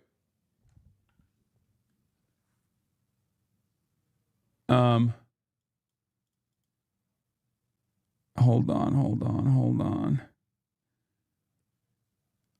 Yeah, Dr. Jose Armando Arronte. He is the he is in the Cuban health ministry. He works in the Cuban health ministry. He was, if you remember, we had a conversation online when he. 17 minutes left on the butterfly goal. We are looking for 3 more teal super chats. If that happens, I'll put a butterfly in my hair. We're also looking for 31 more points on the bonus meter, right? We're 31 points from getting some bonus content. And right now, since we got such a strong Vox Populi running, it's kind of like El Nino. It's like a weather condition. Since we've got such a strong Vox Populi running, it looks like the leader is, yes, Ty is worried about Israeli takeover. So we got, I don't know, the better part of an hour left to try to get to 100 and at least get to watch the Thai segment from, I believe the channel is called Thai Talk, and host is named Palm. That's in first place. We got a tie in second place. Mick Foley / Mankind speaks out against ICE, and the new Surfs video on Andrew Callahan, which, yeah, Lance, I haven't seen a piece of Surfs prepared content in a while now, and I was really impressed by both Lance's take on the situation as well as what he put together artistically. So kind of a cool video. Anyway, it's tied for second. And then in last place comes President Sunday and Alec Gunter, which apparently nobody cares about. Either it's the Battle of Lol Cows, chat, and nobody cares, apparently. So, you're not here for Lol Cow content, I guess. That's fine. But that's where we're at right now with 94 votes. Wow, chat, that's a lot of votes. So make sure to vote if you haven't already. And make sure to like the stream while you do it, because it would be a shame for me to go over and see less likes than votes. I'd be super disappointed, chat. I don't want to. So yeah, the only way to fix that is to make sure to like the stream. When Marco Rubio first wanted to stop these medical missions from happening, and he was so sad. I mean, he was so excited to see me in Cuba because he had invited me to Cuba, if you remember. And he was so happy to see that I was finally visiting Cuba. But he was so sad that these medical missions were being stopped by Marco Rubio. And he wasn't sad because, now, Cuban doctors can't go and Chat, they low-key did make, what is this whole Shield of Americas thing that they reassigned Kristi Noem to? Marco Rubio, it seems to be acting as like I said before, Viceroy, that I thought they'd make him Viceroy of Cuba in the same way that they did in to what's his name in the in Baghdad, the Green Zone, which is now just basically a shooting gallery for Iran. That's so funny. It's so funny. They didn't know what they were doing in Iran. They were really didn't have a lot of mission focus, and it turns out 20 years later, it's like, well, you were just setting up a nice little shooting gallery, weren't you? You were just setting up some fun targets for Iran to take pot shots at. Work these medical missions and generate income for the country in some ways, right? Because that's the argument against it. But he was sad that in places like Jamaica, where these medical missions operate, the population don't have access to any other kind of healthcare. It's the Cuban medical missions that offer these people, these underserved communities, the only version of healthcare that they ever see. And Marco Rubio has ripped that system apart. Unbelievable. Another way that our violent desires, our violent design harms others. And not only does it harm others, it harms us as well. I talked to... Steph says Marco Rubio is Cuban. Steph, I think you're thinking of Mark Cuban. Yeah, the Shark Tank guy. As I said before. Owner of the former owner of the what was it? Dallas team? Sosa. Okay, Dr. Mitchell Valdez Sosa is one of the top neuroscientists, not only in Cuba, but around the world. Him and his twin brother are both neuroscientists. He's 75 years old. Incredible man. He explained to me how Fidel Castro was able to greatly increase the literacy rate piece by piece, first up until the 6th grade, then up until college. He's a massively accomplished scientist, okay?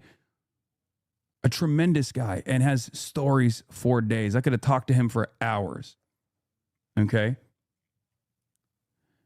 And, I mean, you can look at his work here. No, Marco Rubio is the Secretary of State, right? You're thinking of the Shark Tank host, Mark Cuban, who is Cuban. As well on Google Scholar. He is an incredibly accomplished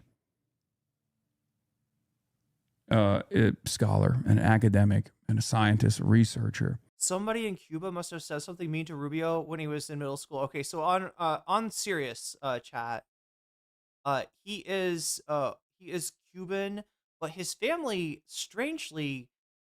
I need to. This is the reason I want to learn more about Cuban history. Because his family left before Batista. Yeah.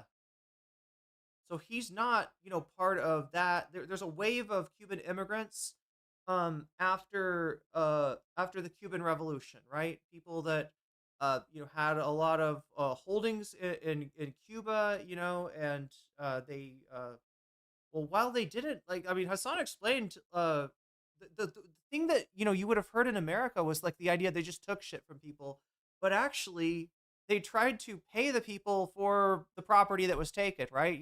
They were overthrowing a oppressive government, and so there was the need for that, but they were going to pay these people for it, and I think because of the embargo, because of the sanctions, right?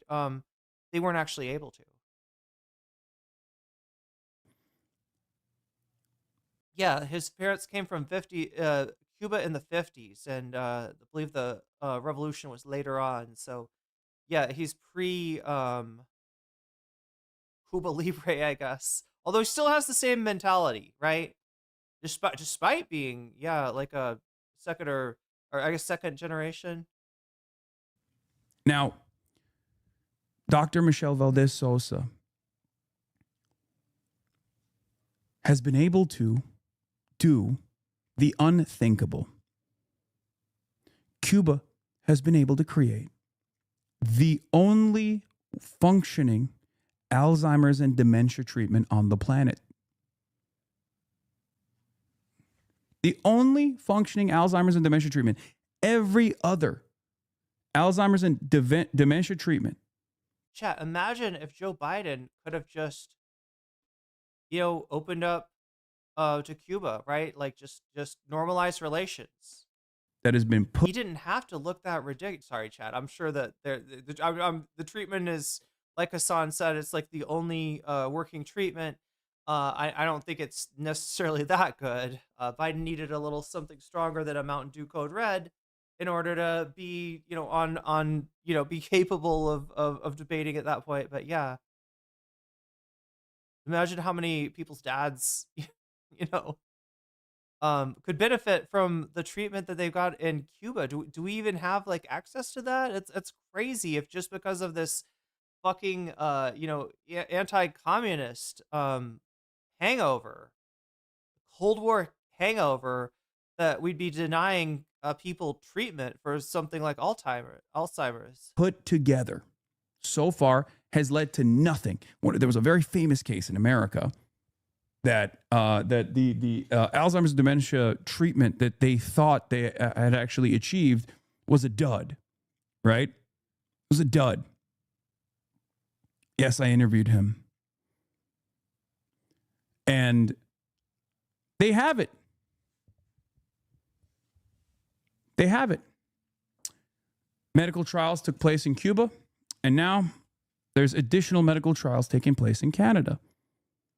But just like the lung cancer vaccine that Cuba was able to create in the 90s, mind you, okay? Yeah, NeuralSim is the one we're talking about.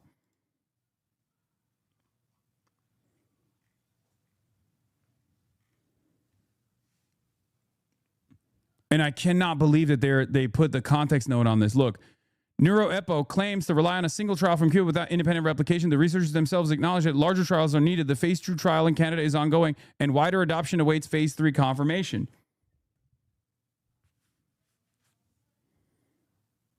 They're literally like the propaganda machine goes brrr, the entire time. It's unbelievable. Cuba had a lung cancer vaccine in the fucking 90s. How many people have died of lung cancer in the process? Anybody have family die of lung cancer? Damn. How is this attitude anything but better dead than red? It's through the communist system that they were able to put the interests of the people over the interests of profit. And you can't have that because innovation must only come from capitalism. Okay? Innovation must only come from capitalism. If it comes from a communist country, that undermines the argument. That undermines the argument in spectacular fashion, doesn't it? The very fact that they are able to accomplish these incredibly impressive leaps in the field of medicine to save people's lives, no matter where they come from, your grandparents, people like myself as well. All of my grandparents died from Alzheimer's. I'm gonna get Alzheimer's. Okay?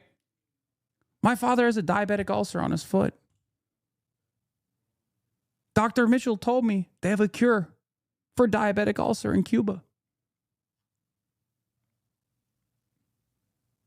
The fact that America stops pharmaceutical companies from actually mass distributing this stuff, even for fucking profit, is insane.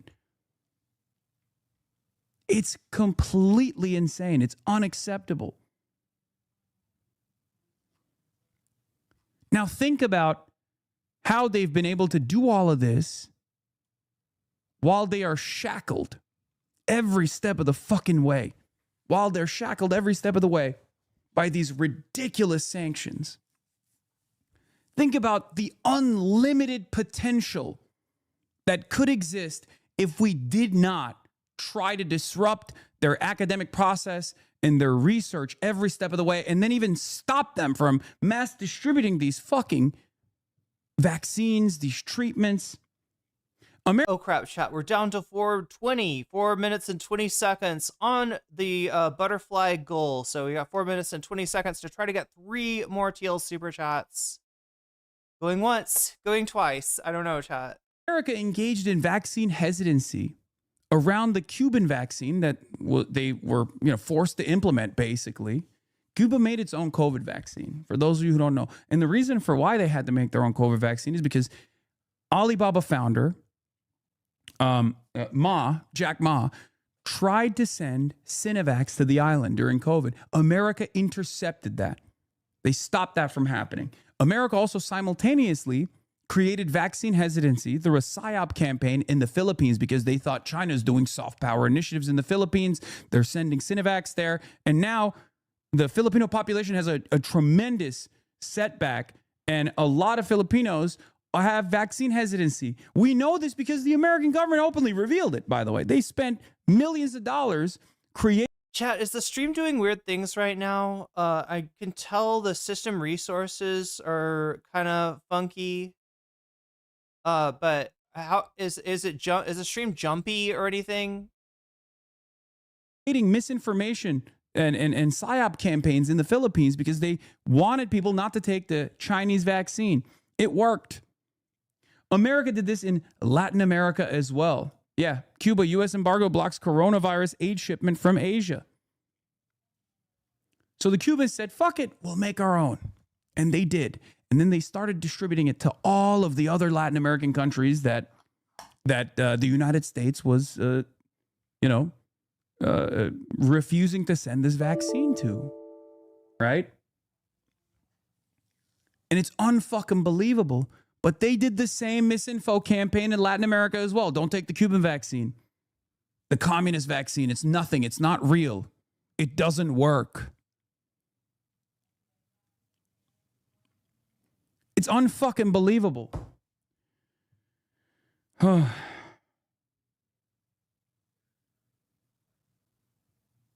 Big Al Cake Mix. My dad has lung cancer right now. Yeah. My granddad died of lung cancer, but the whole family had to make it metastasized, I believe, to his stomach. And so whenever the doctors or anyone talked to my grandmother, it was stomach cancer.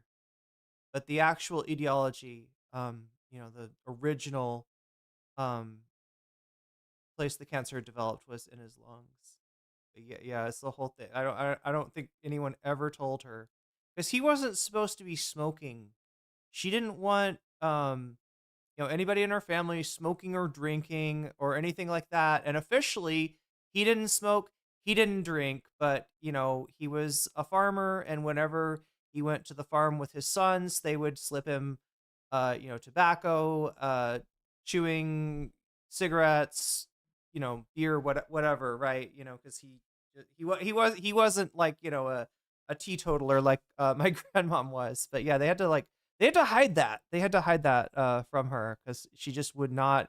She would not have dealt with it very well. It's unbelievable, dude.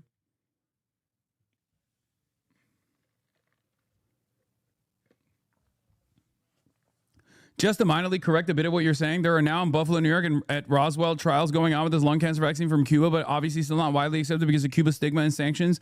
Med student and epidemiologist, thank you for informing. I didn't know that. I thought it was only in Canada where they are doing test trials right now.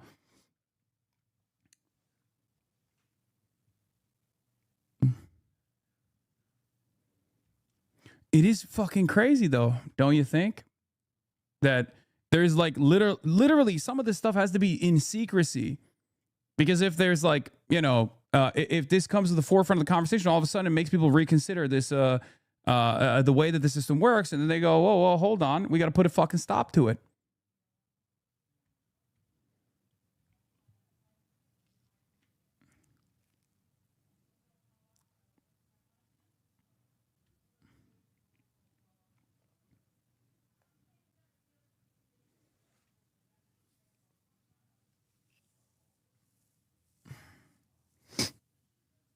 Anyway.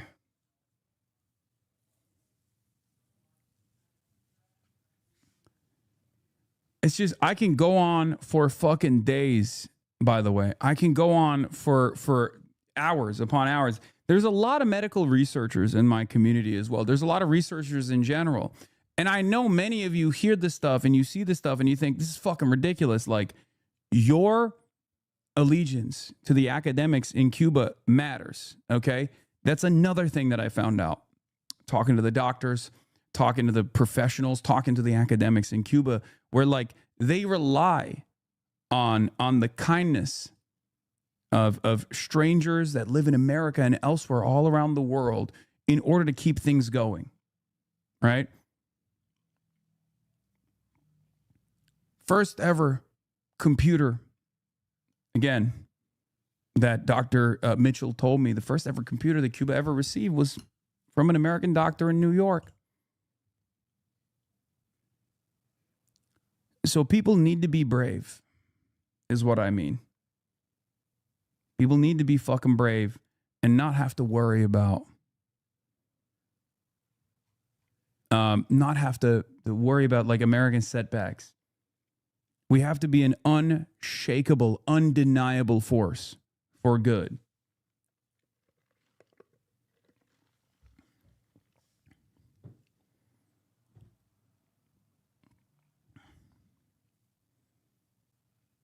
Yeah, I mean, this was funny. Hassan's $690 button-down shirt alone can feed a family of 4 in Cuba for about a year. Damn, he should go to Cuba and give them money. Yeah. It's so strange. It's strange that, I mean, it makes sense that this propaganda works on the fucking hogs, too. Like, I get it when people are like, but what about the optics? It's like, the fuck do you mean? Like, what are you talking about? Like, I'm literally in Cuba, you know? I'm in Cuba.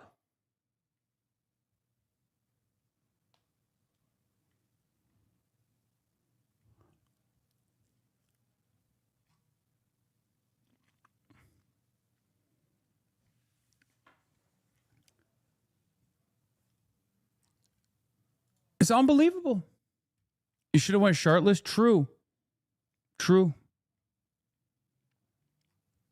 Anyway.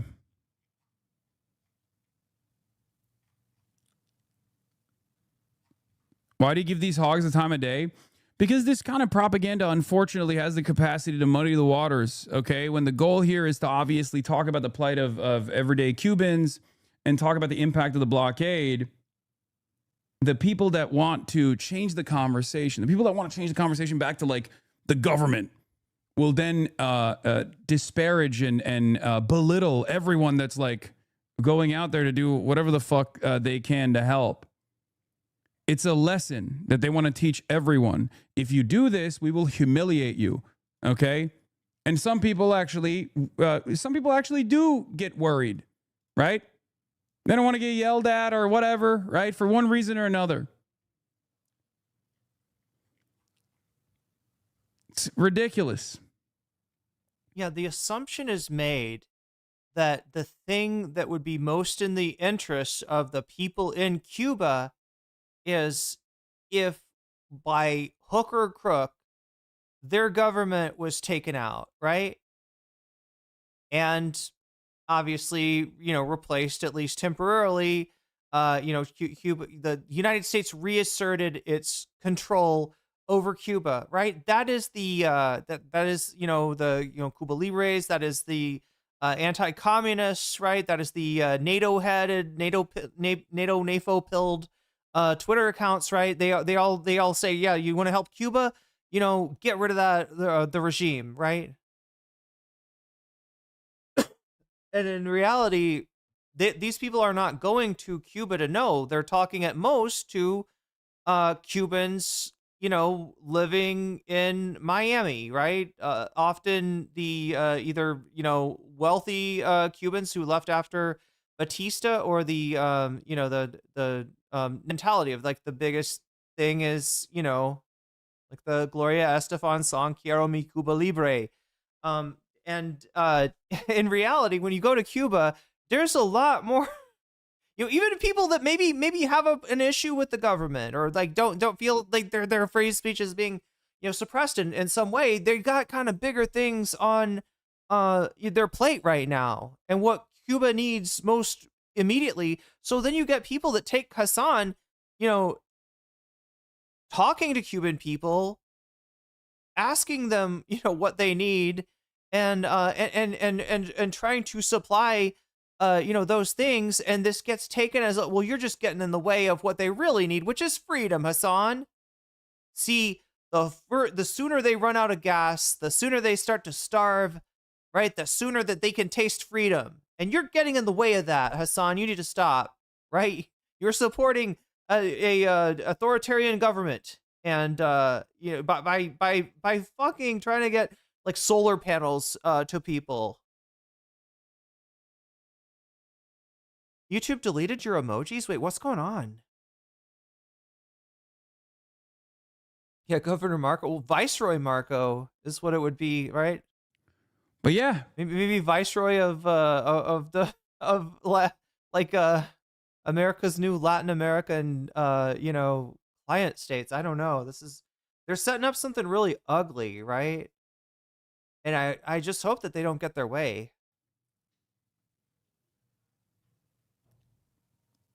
Yeah, there's a lot of "I love Cuba" but going on right now. It's good. That means they're losing it. That means they're losing the argument. Okay, when they have to back away from this, when they have to concede on the grounds that they are like what? It's removing raptor emojis. That the blockade is having a tremendous impact. Is there like is there a way you can type the raptor emoji? Like, is there like does the raptor emoji like I'm seeing them. I'm seeing them in my chat. Is everybody seeing the raptors? Yeah, free the raptors. What's going on? Can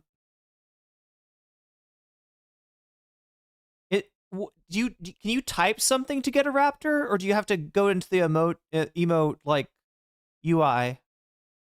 Like, I'm just wondering, could the raptor be like some sort of text that's like getting moderated? I'm trying to figure out why.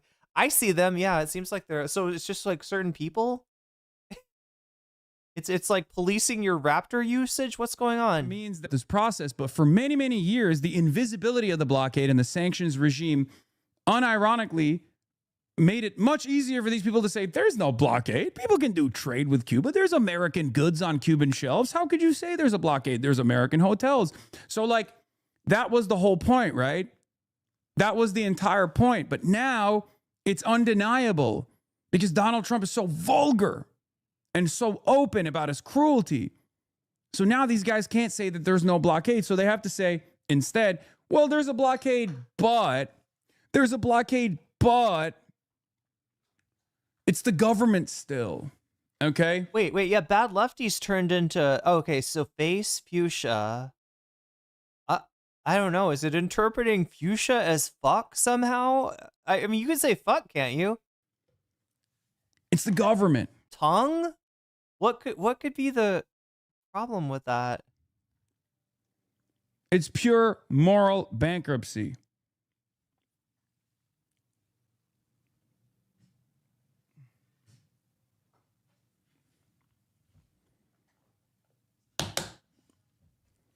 That is in. Wow. But yeah, it also drowns out this. You at least have video showing the aid you all gave away, right? What people are saying seems like the negative stuff is just plastered. Yes. It also has it also completely dominates the fucking conversation. I mean, here, this is another example, right? Cubans are regular people. Cubans are regular ass people. They enjoy music. They want to fucking go to a concert. They want to live their lives in spite of the fucking ridiculous blockade, right? In spite of the crippling blockade. This is the Kneecap Boys participating in a public free concert that was put together for Cuban artists, okay? And they were like, oh, we're here. Let's do it. We'll also participate in this concert. So they also gave a free performance for every Cuban that was in attendance, okay?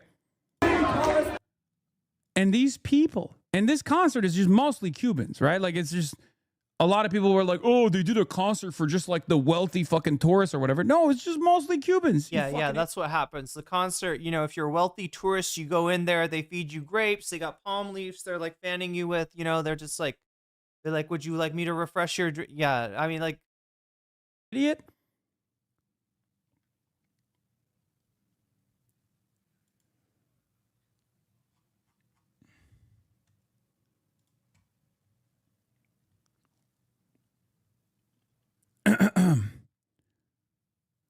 Even this guy, Diego de la Vega, Team AOC Comms alumni, public spring festival that was already planned. There were tons of Cuban families there, and it was cut short because of the blackout. Any more questions, says Ida Chavez, who was there.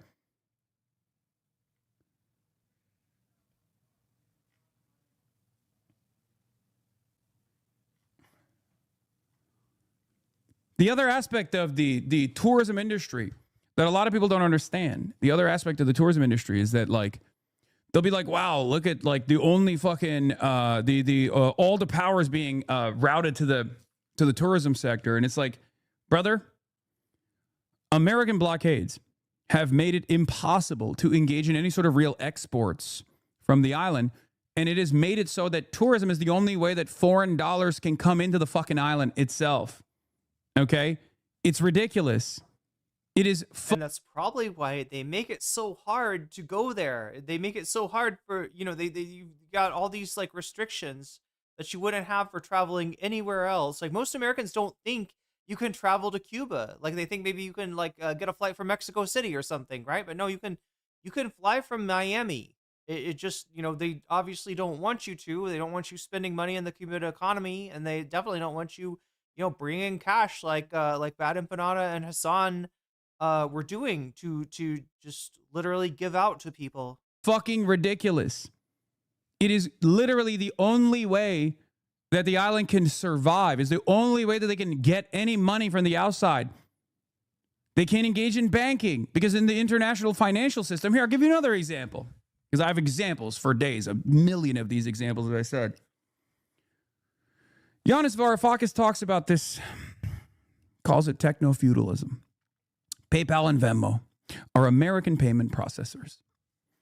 And because of the American government's sanctions on Cuba, if you are a Greek citizen, okay, talking to an Italian citizen, and you go out to dinner, you order Cuba Libres, okay? A Cuba Libre is basically a rum and Coke. What is it, like white rum or something? And Coke, and with a mint and a little spritz of lime, right? Which to me kind of sounds like almost like a mojito. I mean, wait, am I like tripping on this, chat? Do I remember? A mojito is what, like gin or something? It's like gin. I'm trying to remember. Is it gin, like soda water, and a mint and lime? Is that it's like a rum and Coke with I mean, I'm sure it's refreshing. I'm sure it's refreshing. And you pay for it on PayPal, and you write Cuba Libre on the PayPal or on the Venmo transaction. Both of your accounts will get banned. Both of your accounts will get banned. How is that normal? I have stories of people having Swiss fucking... Anyway, the other meaning for Cuba Libre, when you talk about a person, Cuba Libre is usually like you know, the first generation post Batista, and you know, the kind of people that would have been involved in the Bay of Pigs plot, etc. Right? That's the other meaning for the word. But yeah, it's also a drink. It's also a song by Gloria Estefan. Bank accounts. Like Switzerland is supposed to be the most neutral country on the planet. Swiss bank accounts get shut down because they are, you know, trying to deliver aid or payments to Cubans. Mojito is gin, lime, sugar, mint, muddle. Okay, so I just missed the sugar. Yeah, Cuba Libre, 2 ounces of white rum. Oh wait, 1 ounce of 3-year-old Havana rum. Damn. 1 ounce of lime juice. Wait, no, sorry. Oh no. Sorry, yeah, the 2 ounce of yeah, you're saying the 3-year Havana rum. 1 ounce of lime juice, 2 tablespoons of cane. Oh, there's cane. So it is a lot like a mojito, right? Mojito mint leaves, yeah. Plus additional garnish, chilled club soda. Wait, is there lime? Oh yeah, there you go. Yeah, 2 tablespoons of lime juice. Wait, or no, 2 ounces of white rum, 1 ounce of lime juice, 2 tablespoons of cane sugar. So yeah, that one is a lot, very, very similar. Yeah. If you put Cuba on a wire transaction, they close. Wait, that's a mojito? Oh, mojitos are with rum? Huh. Okay, because I didn't even, yeah, you said,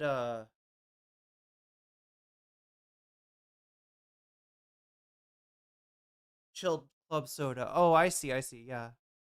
Yeah. If you replace the chilled club soda, your whole account at Chase. Used to deal with it all the time as a translator over the phone. Yeah.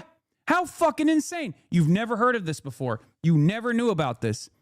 One must ask the question, why you've never heard about this? I don't drink, so I have no idea how to make anything. I don't really drink anymore. I don't think I've drank since New Year's Eve of 2022. Right? That's the last drink I've had. Holy shit. How unbelievable.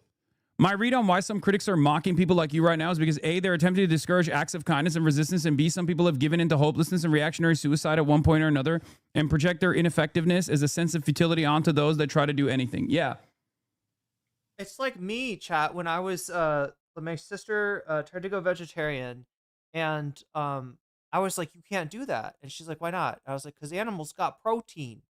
If you don't eat the meat, you don't get the protein, and you're gonna die. And she's like, no, I'm pretty sure people are vegetarian, and you just don't eat meat. I was like, yeah, but anyway, so yeah, she ends up I think what she did is she just took the meat out of her diet, right? So like, like imagine you eat a diet of 1900 calories, 600 of those calories are from meat, and you become vegetarian and you just take out the meat. You change nothing else, right? You're now eating a diet of 1300 calories. And I think that's what happened with her. But anyway, she didn't feel good, and I like fucking laughed at her like a jerk. I was a little jerk, chat. You know why I was a jerk? Because deep inside, I didn't want to be eating animals too. Like I had the same thing, with like with a pig is you see the pig and it looks very friendly, and like right, and then your parents are like, this is bacon. This is where you bacon. You like the bacon? That's the pig. You're eating the pig. We kill the pig. We make the bacon, and you're like, I'm not sure if I like that, but you don't really have much of a choice, right? The delicious food they've got you hooked on, it comes from pigs and cows and chickens or whatever dying. And so I was kind of like, yeah, right, you can't stop eating animals. And yeah, no, she just needed a better yeah, exactly, she needed to add some beans, some rice, some plant-based protein, something like that, and she probably would have been okay. But I was mean to her. I like laughed at her. I was like, haha, I told you. But it was the same thing. I was mad at her because she was doing something that I like low-key wanted to do, but didn't think I could. And it frustrated me that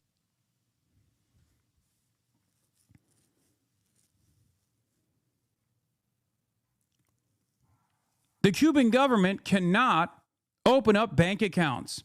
They cannot get loans to start businesses. They cannot export their products. How can anyone live in this process? It's an island nation. It's virtually impossible for them to be self-sustaining in general.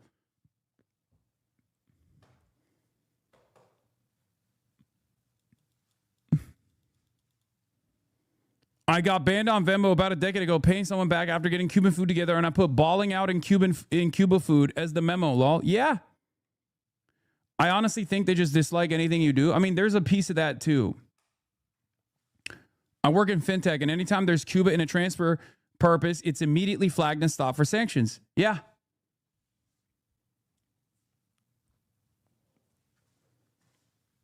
Yeah. Unfucking believable.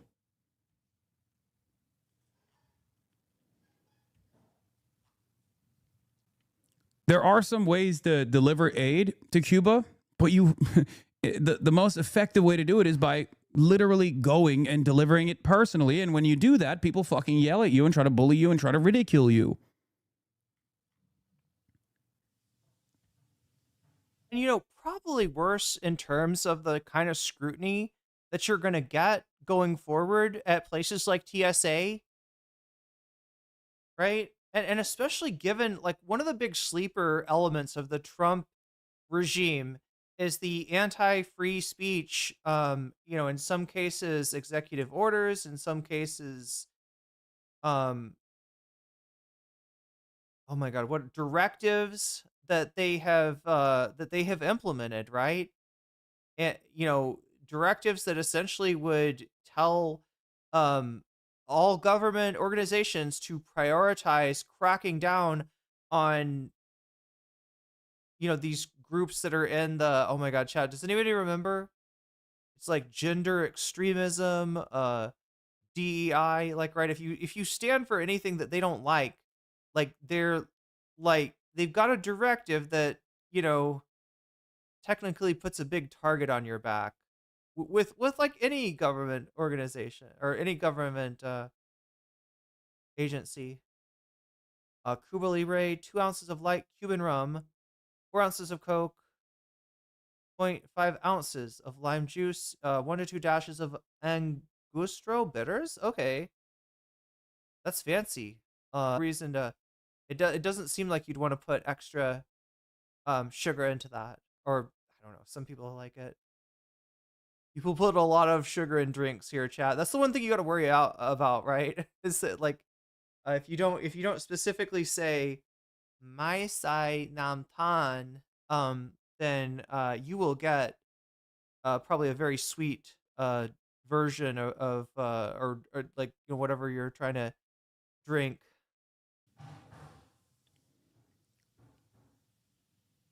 This is the problem. Anyway, the last part of the story that I wanted to get to was Nas Daily. This guy, Nusayr Yassin, okay? He is an Israeli agent, a propagandist, and he was there while we were there. Separately, of course. He did not come on the fucking flotilla. You guys are so stupid. Some people were like, oh, did they do no vetting? Did they allow Nas Daily to come on the flotilla? You're a fucking idiot. Now, the real question to ask here is why an agent of Israel is so invested in the aid mission to Cuba. Why is an agent of Israel doing this at all? Is it perhaps because they love the thought of starving children and they're an equal opportunity child starver? And that's why they were like, what a wonderful moment. I'm going to justify the starvation of children and the death of children here as well. You know, I love blockades. I love participating in them. Oh, wait. Right? Okay, let me see if I can help out with something, okay? Bad Lefty saying test, all right? You're not sure if people are seeing your chats. I see your chat, but also I think you're behind. Somebody tell Bad Lefty, I think Bad Lefty's behind like for a few minutes, right? Nas Daily is a scummy piece of shit. I don't know if I've seen their tweets for whatever. I don't go on Twitter that much anymore. My neighbors are cows and I love them, but steak is so tasty. I was like that with cheese. I didn't realize how much cheese was like ingrained to my daily life. Omega Star with the 5 gifted subs. Looks like Crash Rider. You just got jellyfished. T minus 2011. You just got jellyfished. I almost said T minus. Ronville, you lovely for real. You just got as well. And Mask Off Cash Out Art. You just got jellyfished. Now I'm buffering. Oh, cool. You got it. Yeah, I was pretty sure because I saw Bad Lefty referring to something I said a few minutes ago, and I was like, oh, I think I know what's happening. Yeah, that happens to me in MR chat like all the time. Like I'm talking about whatever is on screen for me, and but people in chat are talking about something else, and I'm like, what is up with this, right? And it turns out I am accidentally behind on watching it, but. Yeah, so that gets us up to, look at that, 99. We're at 99. We're at 99 out of 100. Kind of closing out. I think the Nas Daily, Hassan said, is the last thing he's going to take a look at here. So yeah, like I said, good 2 hours or, an hour and 30 minutes at least. I don't know. A good portion of his stream was reacting to this, but it's kind of important because this shit always happens with Iran, with Cuba, with any country that is perceived as an enemy of the United States, when any country that the United States has gone to work hammering away at the PR of, you kind of get this reaction, right? Or you got the reaction with the even Vosh like calling out the Houthis for disrupting maritime order. How could you? How could you, chat? We don't want Vosh's Amazon package to get to him late. I mean, there's probably some important stuff in there. Maybe some lolicon manga. I don't know, chat. Maybe some weird AI horse porn. You never know with Vosh, right? But he's got to get his Amazon. So he doesn't like the Houthis. Right. It's my favorite fucking thing. Nas Daily is a Zionist stooge. It makes me think of the rapper from like the early 2000s. Or maybe it's because the American government has basically outsourced their propaganda to the Israeli spy agencies. Perhaps that's one of the reasons. And I think that is one of the reasons, because a lot of Hasbara accounts stopped talking about Israel this past weekend and went on maximum overdrive talking about Cuba and how the Cuban government deserves worse. Isn't that strange? Isn't that weird? Don't you find that odd at all? Does that not make you a little bit curious as to what's going on? There's a parable. I think it's from the Bible, and it's something to the effect of do not curse. What is it, like a rod in your eye, or a stick, or a splinter, or something like that? And the United States, right, just does not have a lot of room to talk when it comes to the rule-based order, when it comes to human rights, when it comes to a lot of this shit. Splinter and log. Okay, don't talk about this. The plank in your eye. If you've got if you still got, anyway.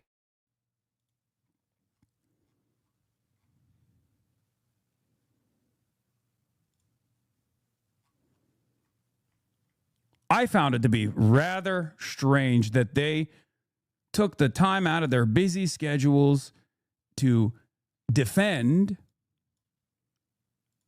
Israel, to then turn around and talk about. Okay, that's another level 1 hype train. Just so you know, chat, every time a hype train starts, it's an opportunity for you. You can renew your sub whenever you want to, or use a Twitch Prime or whatever. You can do it whenever you want to, but if you do it when somebody's got a hype train going, you'll get a emote. Yeah, there's a hype chest right now. It looks like maybe only me and Omega are gonna get to open that hype chest. But if you want to, I mean, it's always you get something a little extra if you resubscribe or do whatever while there's a hype train going on. So I just don't want people in Twitch chat to miss out on that. To then turn around and literally spend money and resources to fly to fucking Cuba directly to counter signal against the work that this humanitarian aid mission was doing. Very strange. Very odd. Right?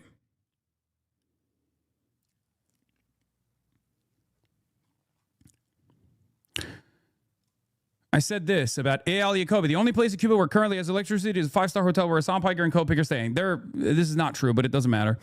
I said every single Zionist propagandists have laser focused their sights with lies on an aid mission to Cuba as it withstands an American blockade. Does the entity not derive enough satisfaction from killing Palestinian children that they now want to offer help in starving Cuban kids? Nas Daily was one of these people. He's an agent of Israel. I think we all know this, right? He's a genocide denier. He says he's Palestinian. He's not actually Palestinian, or at least the Palestinians don't consider him to be Palestinian. He is straight up an agent of the Israeli state, the Zionist entity. He's a Zionist himself. He approached me. Are we still under bad empanada blockade? I saw I made a video interviewing Cubans. Are you fucking on crack cocaine, dude? As I'm withstanding a barrage of propaganda, you want me to go and like watch the fucking dude who was memeing about assassinating me on Cuban soil. Get the fuck out of here, dude. Seriously. Jesus fucking Christ. If there's anyone that's like deeply fucking unserious, it's a guy who literally turns around. Obviously, he wasn't even in fucking Cuba, mind you. But it's crazy that like... Wait. What? I thought he was. Bad Empanada?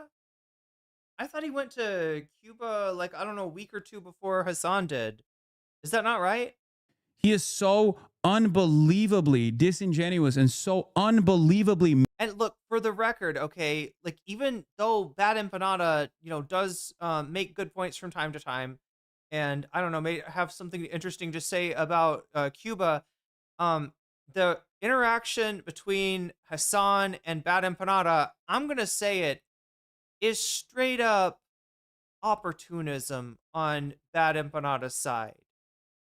Right? If you have a problem with Hassan, if you think he's a fucking, you know, terminal liberal or whatever, you know, you didn't have to, you know, do those collabs, right? You could have said fuck this guy on principle, right?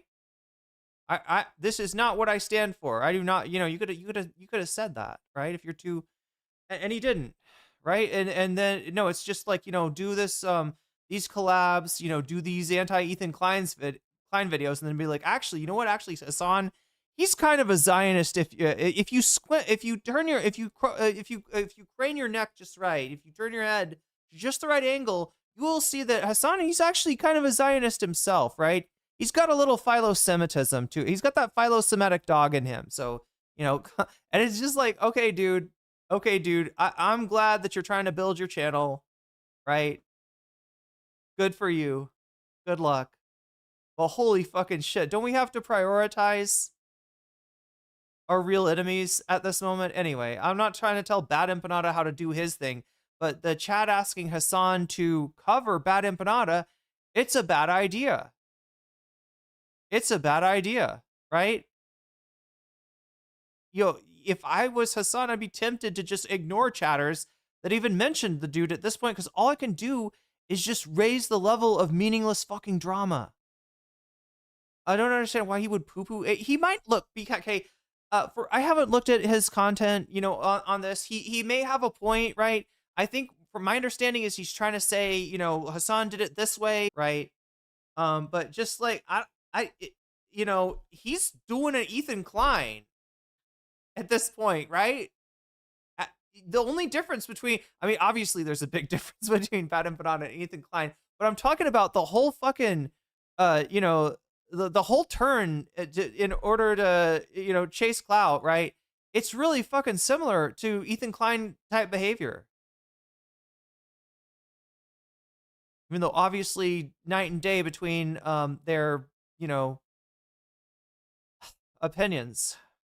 Mentally ill that he was like... So yeah, the more Hassan talks about Bad Empanada or anything like that, the more opportunity to, looks like Hassan's watching my videos anymore. I thought he was ignoring me. Well, let's take a look at this and let me pick apart Hassan's response to my video and tell you why it wasn't good enough, right? Let me spend fucking, you know, 45 minutes on stream doing that shit.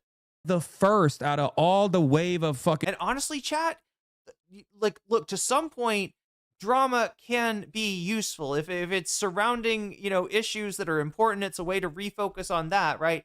You know, it can actually, you can actually harness it in a certain way. But if you get into the whole thing where you are just obligating yourself to react to everything that somebody says, you're going to be covering nothing but drama, right? That can happen even trying to cover the fucking Ethan Klein shit, right? We'd have like, you know, 3 days in a row of like, of like Ethan Hassan drama. And that's just to be like, you know, comprehensive. Imagine if you are Hassan, you know, how much this can eat up your time. Fucking harassment on this fucking trip. It came from our left flank. God damn. It like, talk about someone so mentally unwell, so deeply disturbed that like he goes, oh, these fucking people, these fucking people are going for propaganda and a selfie trip. Me, on the other hand, I'm going for propaganda and a selfie trip, but good. You know? He's just a fucking mentally ill ultra. That's it. If he wasn't so mentally ill, he'd be fine. Whatever.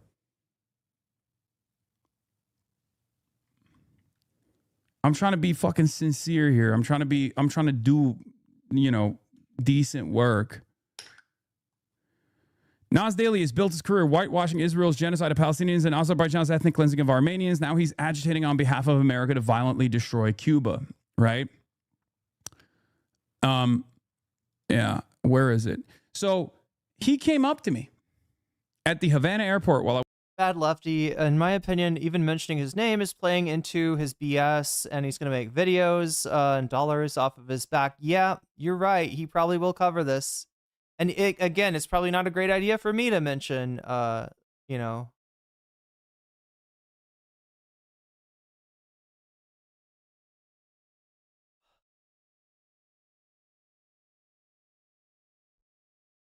I was flying to Mexico and then flying to Los Angeles to enter the country through Los Angeles. Yeah, that's the whole thing. You turn yourself into a turd, and you're surprised that nobody wants to, nobody wants to pick you up. You know what I mean? That's bad empanada. He's like Pickle Rick, but instead of a pickle, he turned himself into a turd. And he's like, look at me. I'm a slippery turd. Don't you want to try to pick me up? And look at me. It's just being a turd over here. Yeah. Okay, dude. Okay, we got it. You turned yourself into a turd. Congratulations, asshole. Turd Rick. Yeah. Turd George. Yesterday, I was shocked. I didn't fully know who he was when he approached me, yelling with a phone camera in tow. See, chat, this is too much. Right? For the record, this is too much. This is unnecessary risk with very little reward. I shouldn't even be saying these words. And he was like, oh, do you know me? I'm Nas Daily. Do you know me? I'm Nas Daily. I'm like, what the fuck? I turn around. This fucking guy. He's like, do you know me? I'm Nas Daily. I have a massive YouTube channel. And when he realized I had no fucking idea who he was. Nobody photoshopped that turd bad empanada thing. Please, nobody Photoshop that, okay? He started immediately yelling about Hamas. We're in fucking Havana, Cuba, okay? We're at the Havana airport.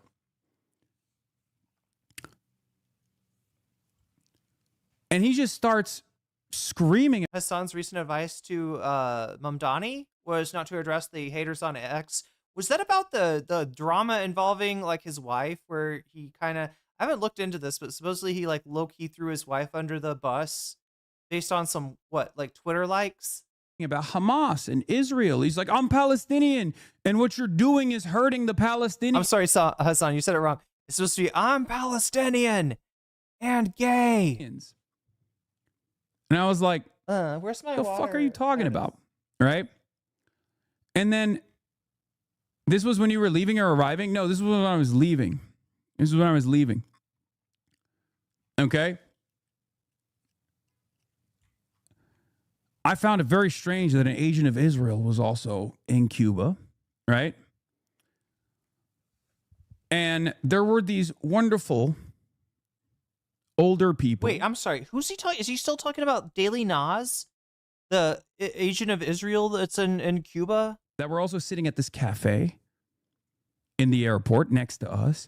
And they were so grossed out by this fucking freak that one of the ladies was like, hey, can I ask you, like, what do you do that, like, this... Wait, so why was Nas Daily there? ...person is yelling at you? What's going on? And I was like, yeah, I'm a pro-Palestinian political commentator. And so he's in like a bar or a cafe or something where Nas is, and this guy just can't like shut up and stop talking shit. He just like was screaming. He just got like more and more agitated. Should have filmed that. Right? Got more and more agitated because I wasn't giving him the attention that he desperately wanted. At the airport? So I turned around. And I said, do you feel like this is making you look good? The way that Hassan describes it, Nas Daily went there to confront him. I mean, like I said, it is a short trip from Miami. And you know, it's, you know, a more there's more things that you have to do to set the trip up than you would going somewhere else, but it can be done. People do it all the time. And so I guess if this guy really wants to, I don't know, was he trying to make content off of it? Are there clips of this? Was he recording? You'd think that if he's like, he didn't just like go there to talk shit, right? He must have been trying to, you know, or did he think somehow he'd end up on Hassan's stream this way? I don't get it. Do you feel like you're getting a good clip out of this? It's right when Hassan was leaving. Okay, so he hears that Hassan is in Cuba. He gets there. He's at the airport when Hassan's leaving. He was recording, but he didn't put it out. Interesting. So I guess it didn't go well for him then. He said he was okay, so but we don't have we don't have access to the recording, right? I'm so curious what the fuck this I mean, I get maybe Hassan not showing this just to not, well, I mean, he's kind of giving him, this guy is definitely getting some attention out of the situation. Scroll through shorts, lives, if you want to give in to Nihil. Hey, I stream on shorts live sometimes. We gotta get back on there and make that place more wholesome. Hassan did not record, but yeah. Nas was filming. Yeah, that's what. So wait, is it on? Did Nas put his version, like his recording up on Twitter or anything? You're freaking out all of these people around us.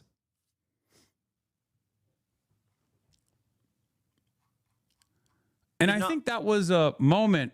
Did not upload it. Wow. So he travels all the way to Cuba only to not get his viral moment. How pathetic.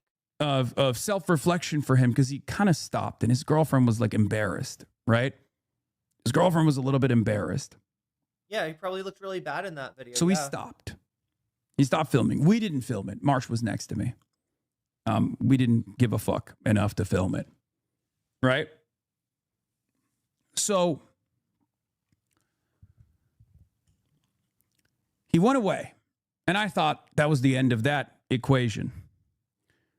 But we were leaving the cafe to go. Oh, so he went to Cuba to harass Hassan, but could not find him till he literally had to wait until Hassan is like, I'm leaving at this time. And so he shows up at the airport.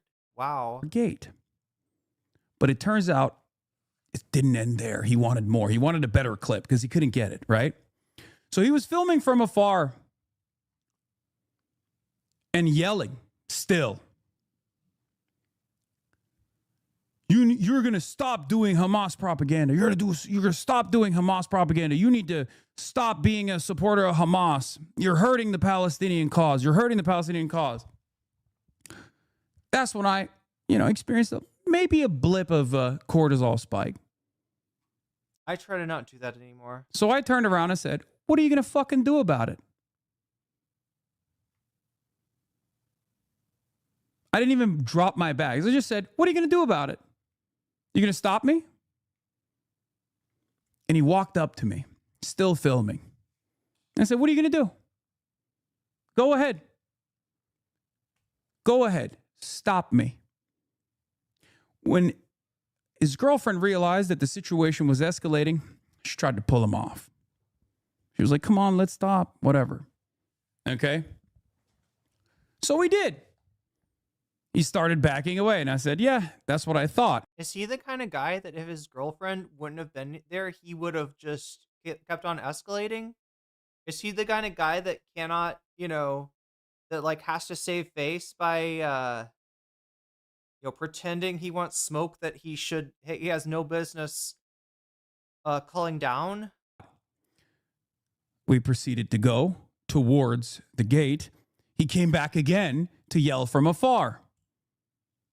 He came back again to yell from afar, to say, oh, yeah, keep running away. And so I turned around and said, suck my dick. And that's it. That's the end of that story.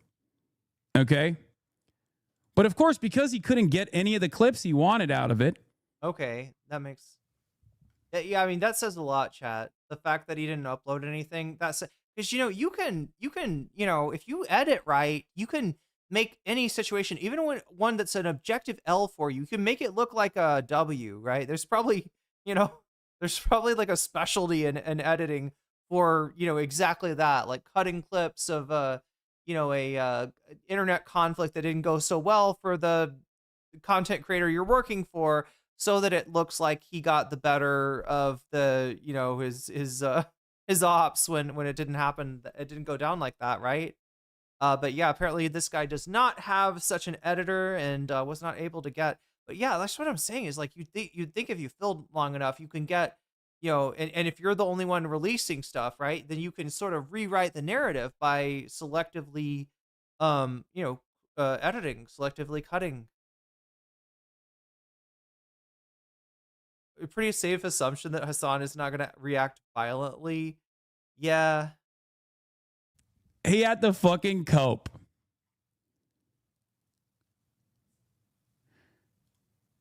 But when I saw him make an argument about some people see this and think central planning is a good idea, as he talked about, the lack of trash collection born out of the oil blockade, right?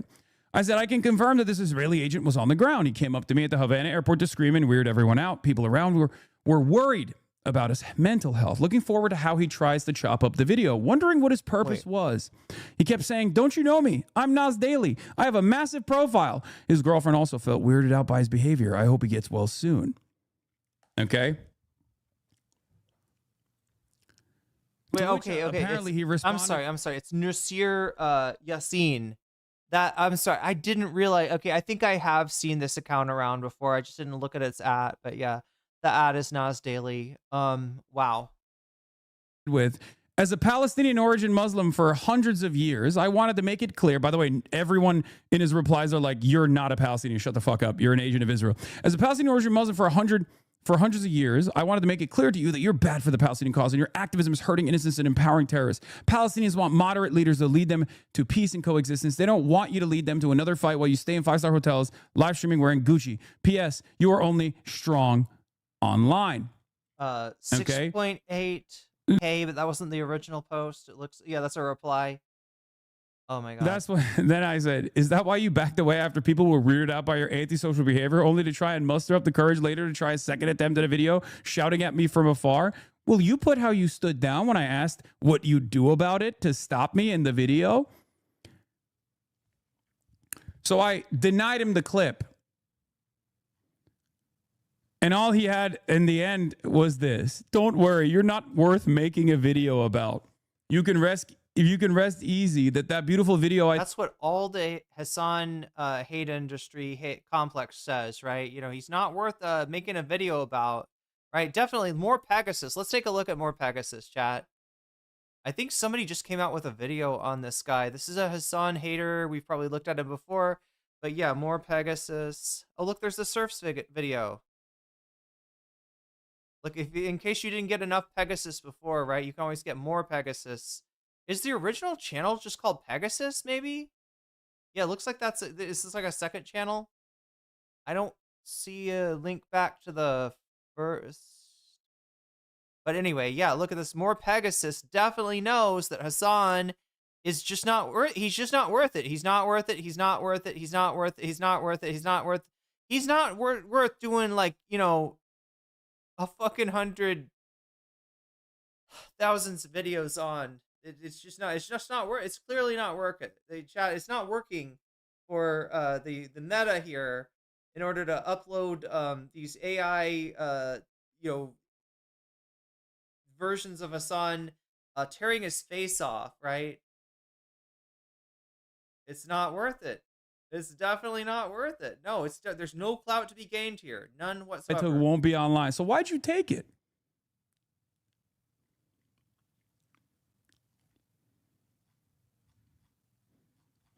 Maximum cope.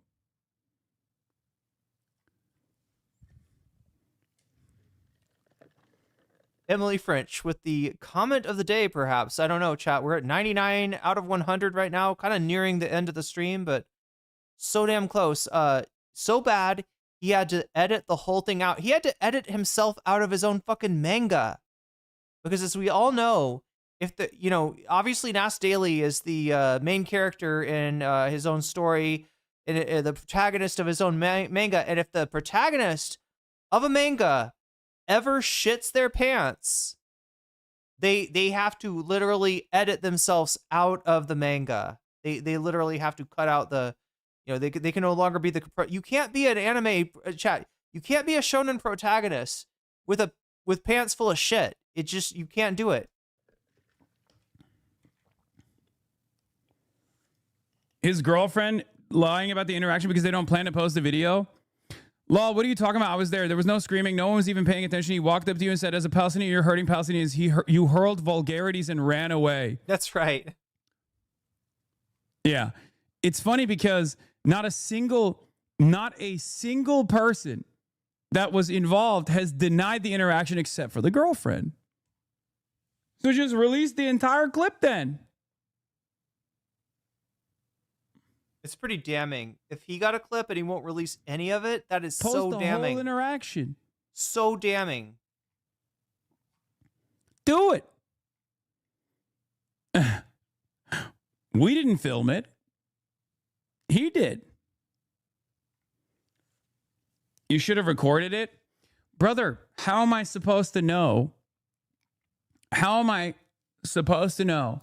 Be right back, that chat. An Israeli Mossad agent followed my ass. I've got to make sure I don't get deleted from my own manga here. To Havana, fucking Cuba, and intercepted me at my point of travel and started yelling from afar with his phone camera out.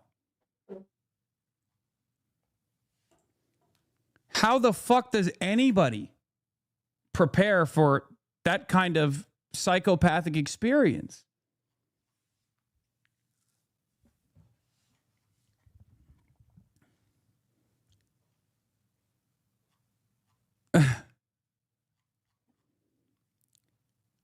I will, however, say it made me maybe a little bit worried that Israel, I think, has that level of involvement in the affairs of any sort of anti-American imperialist endeavor, that they would literally send their agents out.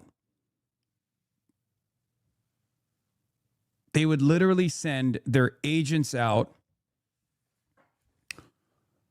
to places like Havana, Cuba. Okay?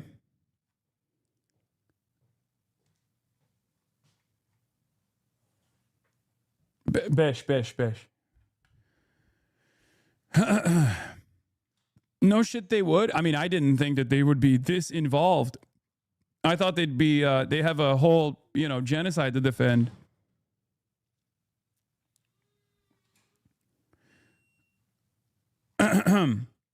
I know why they are actually mad. I was wondering what the excuses are they're using to be mad. I said, it's because I went. These people have no vision or goals out of politics. They're purely reactionary. Their politics revolves around opposing me. It sounds fucking insane, but that's a big reason. I wish them well.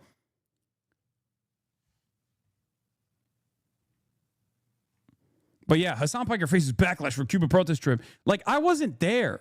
These people are just adding my name onto this. The members of Pablo Iglesias and Hassan Piker's VIP flotilla throw food at Cuban children. Insane. This is an insane clip.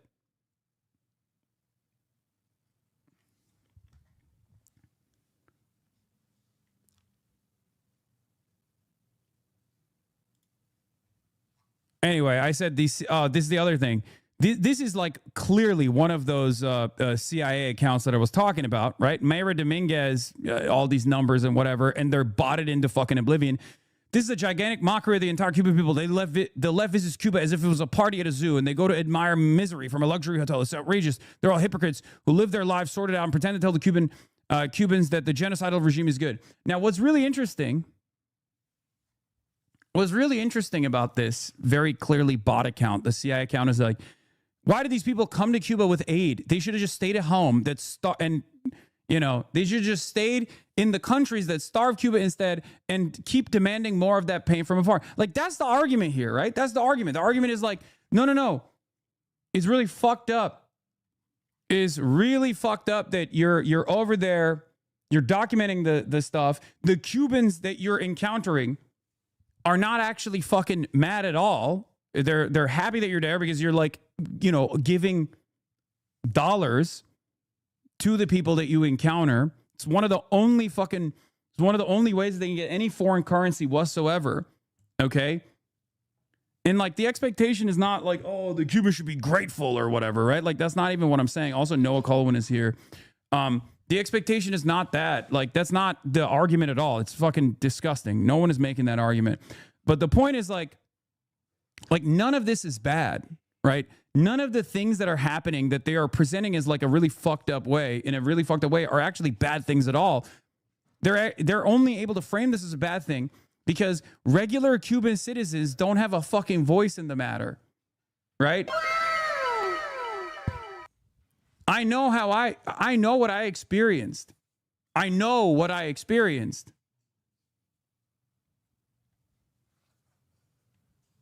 Did he run into you at the airport or were you tracked as in he wanted to send a clip? I don't know.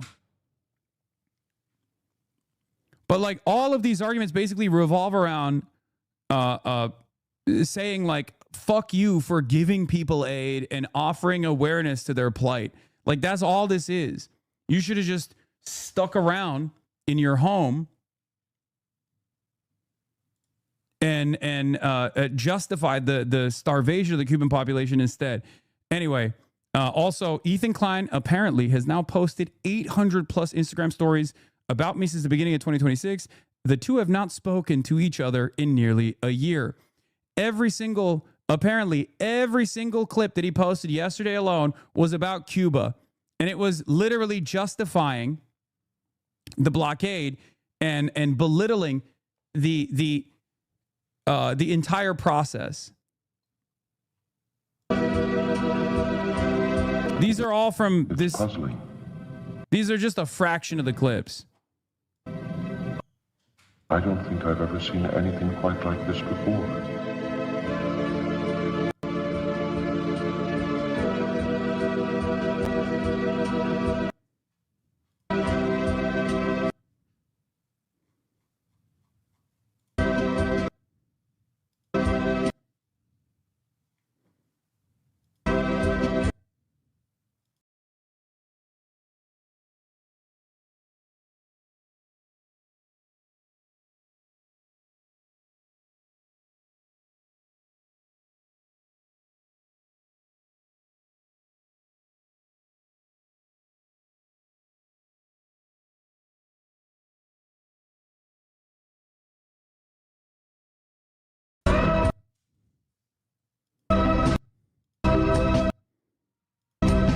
Taylor Lorenz, Ian and Anissa. Me watching the girl with the microphone closing in on 10K subs. Taylor Lorenz again. Does anyone actually miss the USR than the most privileged Nepo babies?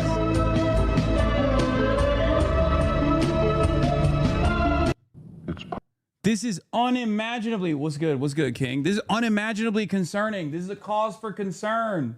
It's alarming. This is deep-seated mental illness. Another Cuba. Whoa. Pull it up. Just hit it up a little bit. That's good. All right, perfect. I already broke something. Yeah, this guy comes into my house and fucking breaks it, dude. What the? Hold on, that's not the... There we go. There it is. This is the guest cam. Hold on. Why isn't this fucking working, though? Boom. Noah Colwin in the building, ladies and gentlemen. Oh, you're looking at my favorite. Yeah, I mean, this has been a very Cuba heavy 2 hours of this broadcast because, like... Why? Did you go there or something? Good one. Well, one of us did. I'm sorry. Two of us did. Yeah, I know. At different times. I'm just saying. Oh, you're just saying. You were missed. You were missed. Thank you. You were missed. But yeah. The geography textbook that people are rubbing their hands together. Right? Oh, wow. Oh, did you see this? This is just a compilation of some of his insanity. But yeah, ladies and gentlemen, no Colwood in the building. Here, hold on. Let me do the fucking. There it is. Oh, there it is. It's the wider shot, but like I feel like it's not good enough. It's not good enough. It's not like framed right. You know what I mean? I mean, we're kind of in the middle. Yeah, but I want to make sure that it's like perfect. We're testing out some things. You were out here. You were experiencing it from afar. Did you think that there would be this level of propaganda and mass disinformation from the humanitarian aid mission? Like it's. I mean, when I fucking first got access to the internet, it was I couldn't believe. I was like, this is the most insane thing I've ever experienced in my life. I will say there are like two things. One is to your specific question of did I expect like this particular level of response? Like no, it is a little nuts.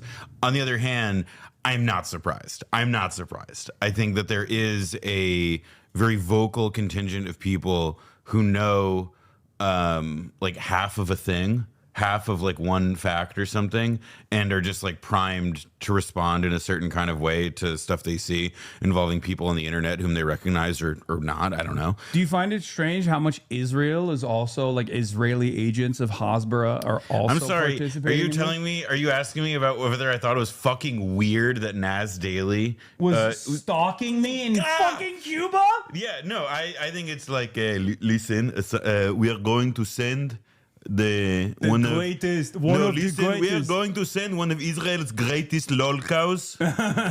We are going to be sending. No, that's what I was like, what the fuck is that guy doing there? And then like it was really funny because I only saw a couple of his posts after he had arrived or whatever, and so it's like, did he go there just to like I think annoy you? And now he's like, what is he even doing? But there? he couldn't even like I guess he couldn't find me at all when I was there because I was too busy fucking doing shit, right?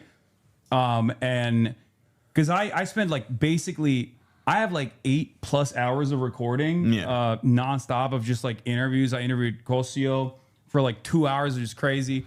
Interviewed doctors and Belly of the Beast, by the way. What a fucking what people gem of an operation. Fuck me. Reed is such a stud. I mean, Reed's the man. He is the fucking man. No, Idaho Belly of the boy. Beast is wonderful. Those are people who do incredible things with such few resources. Yeah, it's astonishing. Yeah, they're brilliant. They're fantastic. Anyway, but what I was saying is, so they set up a lot of their, What just happened, chat? Did I miss a? Is he talking to Noah on this? My question for Ethan is, wait, did he go over Ethan? Holy shit! Did Hassan cover? I know that Ethan has been talking about Hassan. I was not aware that Hassan, had. I'm seeing from chat maybe that. Did Ethan Klein come up? Girl with a microphone? Maybe the dumbest person alive. Wait, what's going on? Where's Irene? Indeed, yeah, Irene is back from the almost like the nether world. Midi, I'm trying to stay alive today. I don't know why. I am.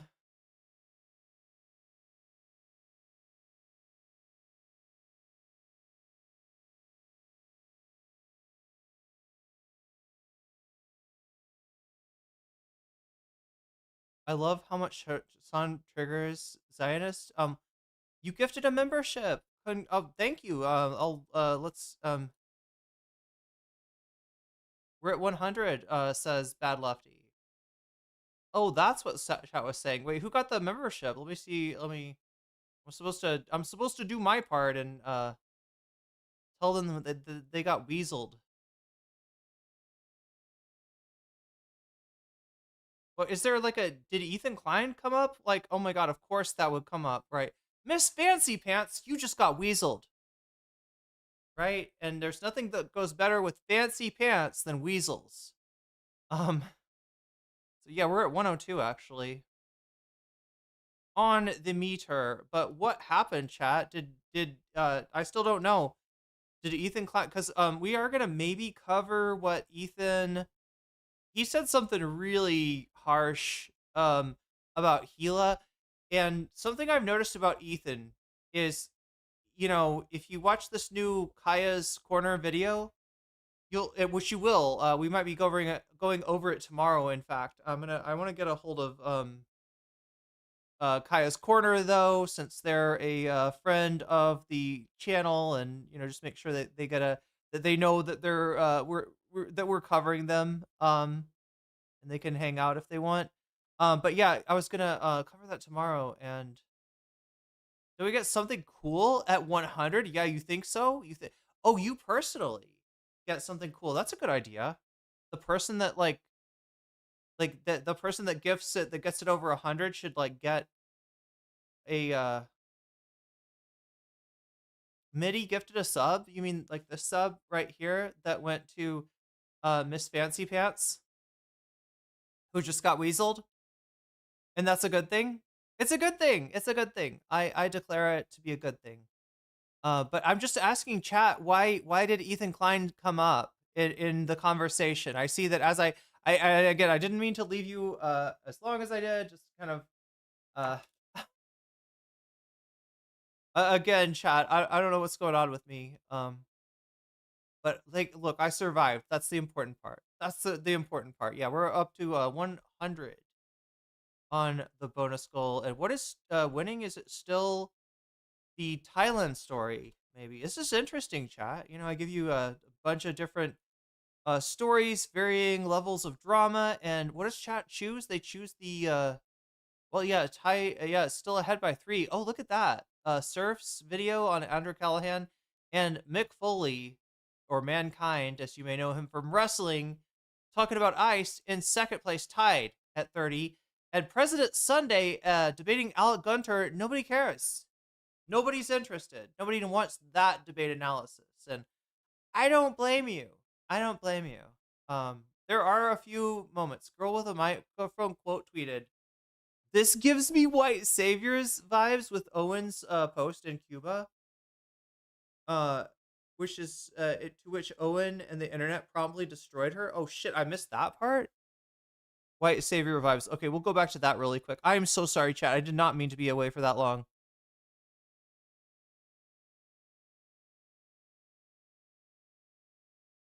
And we don't have a transcript. Oh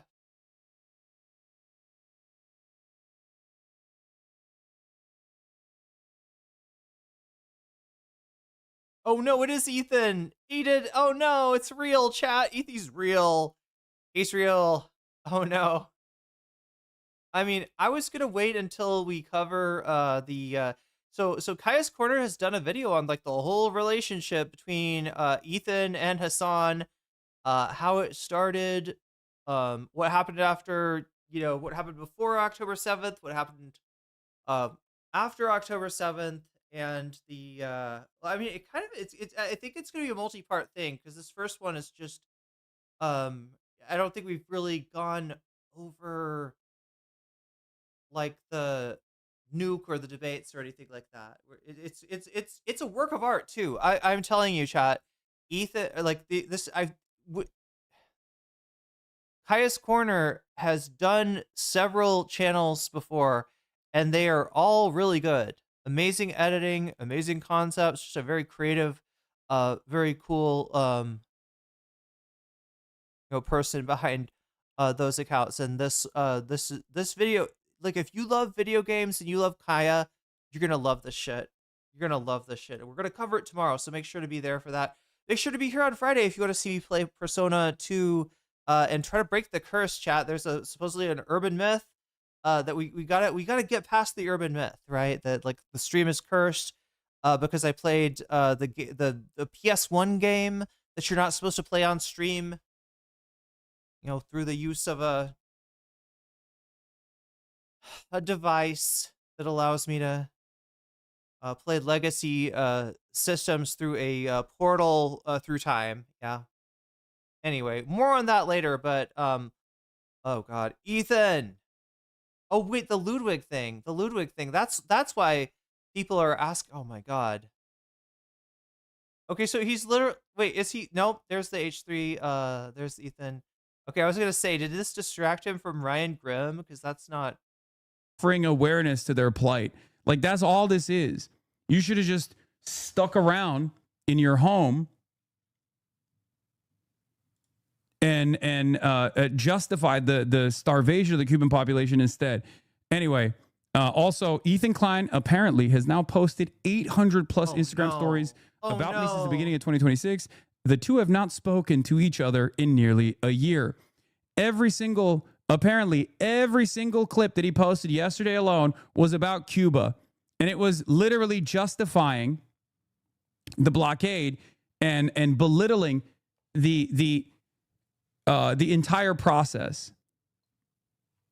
And Chad, we haven't covered Ethan very much lately. I've been keeping up on him, you know, a little bit, and from what I've seen, he's in an even worse place than he was before. The update that some of you might not have heard is that you know, he lost, you know, half of his audience after October 7th with the whole crash out on Hassan and stuff. And then he's gone down, he's like lost a third of that remaining audience after endorsing the war on Iran, right? After being pro-war, right? A third of the FUPA troopers were not cool with that, so they left. So yeah, I mean, you're talking about Ethan being now a streamer about the size of Vosh or Destiny. If we're just looking at the live stream, it's, I mean, that's not small. That's not, you know, those are big, you know, fairly large political streamers, but it's just not in the same league as Hassan. And remember, chat, he started out with, I would say, about twice the audience of Hassan on an average day. So yeah, if you're wondering why his ego seems to be so inflamed, this is probably your answer, right? And we'll get into that more of that tomorrow. Let's just see what let's see these posts that, yeah, so 800 posts since, what was it? Wait, was it 800 posts since October 7th or oh, since the beginning of 2026? Holy shit. 800 Instagram stories since the beginning of 2026, and they have not spoken in nearly a year. Apparently every single clip that he posted yesterday alone was about Cuba, and it was literally justifying the blockade and belittling. Oh, President Sunday has a voice that acts like a tsetse fly on me. Damn. Wait, what does does a tsetse fly make you fall asleep? Is that the one with the sleeping sickness? The entire process. These are all from this. Puzzling. These are just a fraction of the clips. God damn it. I wish people would not put fucking copyrighted music on this shit. Let's at least butts with the speed. I don't think I've ever seen anything quite like this before. Okay, we get the point, though. We get the point. Oh, good. They muted it. Thank you. Damn. See, I was good instincts there. I hope I was quick enough to save the monetization. Chat, I lost the monetization to Afro Man. The other Afro Man copyright claims. I'm so disappointed. I was telling the story of Afro Man. Obviously, me and Afro Man, we don't agree on everything, all right? But no, those are pretty cool W against those cops, right? I'm glad you got justice, but I am not glad that you took my ad money, my little bit of ad money. Do you really need that more than I do, Afro Man? May I remind you that you won your court case, probably because of this stream. No doubt, members of the, no, just kidding. Anyway, but yeah, I'm a little sore that Afro Man took my money. If he could please give it back, that would be great. Afro Man. Babies. Mental illness. Another Cuba. Oh, holy shit! That was like a 3-minute long video of. Is that just like all of his Hassan Instagram posts, or is that just the 2026 ones? pull it up. Just hit it up a little bit. Google Maps to rename Gulf of Mexico to Gulf of America. Wait, what? The geography textbook people are rubbing their hands together right now, ready to print that new edition and sell to starving students for $200. Okay, wait, no, this is not related to Hassan, right? Is this? I mean, he's stuck. A little bit. That's good. That's good. That's good. All right, perfect. Oh, this is where Noah arrives. Okay. I already broke something. Yeah, this guy comes into my house and fucking breaks it, dude. What the? Hold on, that's not the. There we go. There it is. This is the guest cam. Hold on. I mean, you're lucky it's not Sam Cedar. Otherwise, he'd break your toilet. Why isn't this fucking working though? Boom. Noah Colwyn in the building, ladies and gentlemen. Oh, you're looking at my favorite. Yeah, I mean, this has been a very Cuba heavy 2 hours of this broadcast because, like, Why did you go there? Or something? good one. Well, one of us did. I'm sorry, 2 of us did. Yeah, I know, at different times. I'm just saying. Oh, you're just you saying. Were missed. You were missed. You well, were missed. thank you. You were missed. But yeah.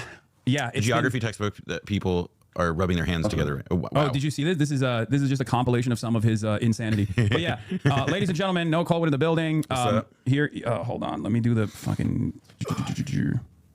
There it is. Oh, there it is. It's the wider shot, but like I feel like it's not good enough. It's not good enough. It's not like framed right. You know what I mean? I mean, we're kind of in the middle. Yeah, but I want to make sure that it's like perfect. You should cuddle. I mean, you should just, you can move closer together. You could sit and somebody could sit in somebody's lap. We're testing out some things.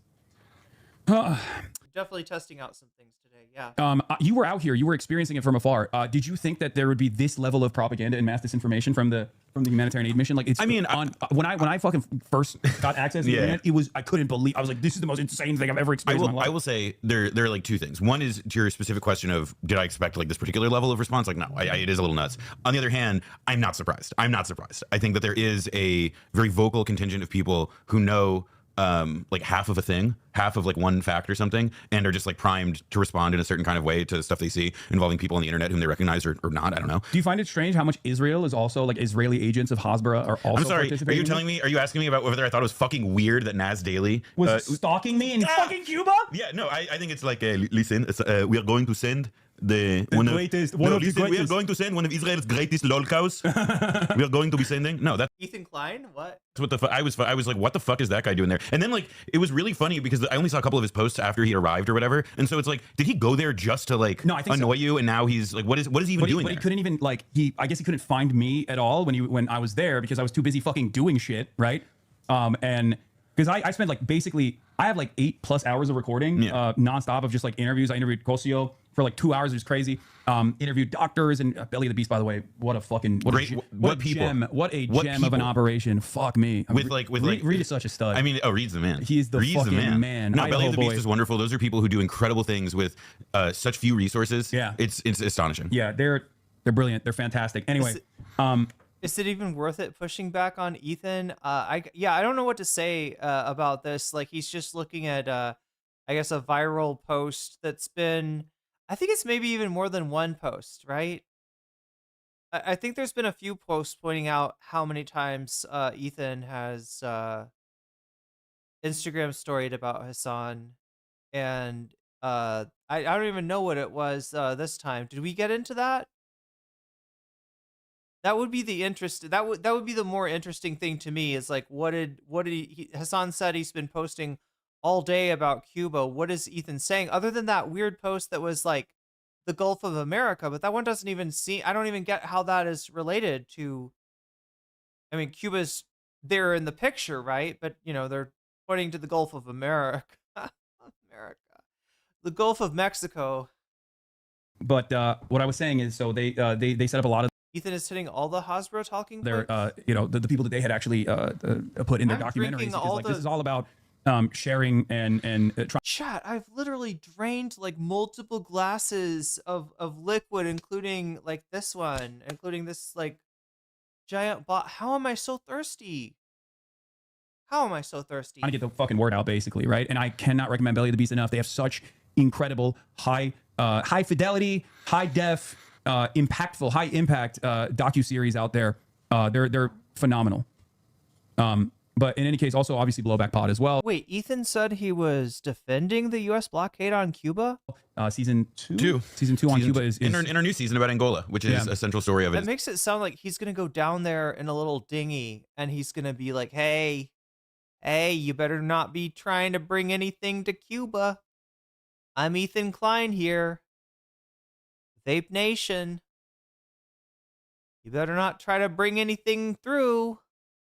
Because we love America. Oh my God. Ethan Klein. Is about the Cuban intervention. About how the Cubans have occupied other countries. Oh yeah, no, the Cubans invaded Angola at the well. This is the thing. It's actually a world historic first. It is the first time that one country invaded another country at the invitation. Well, that's not the first time. Because if you recall, how could you forget famously when America invaded the UK?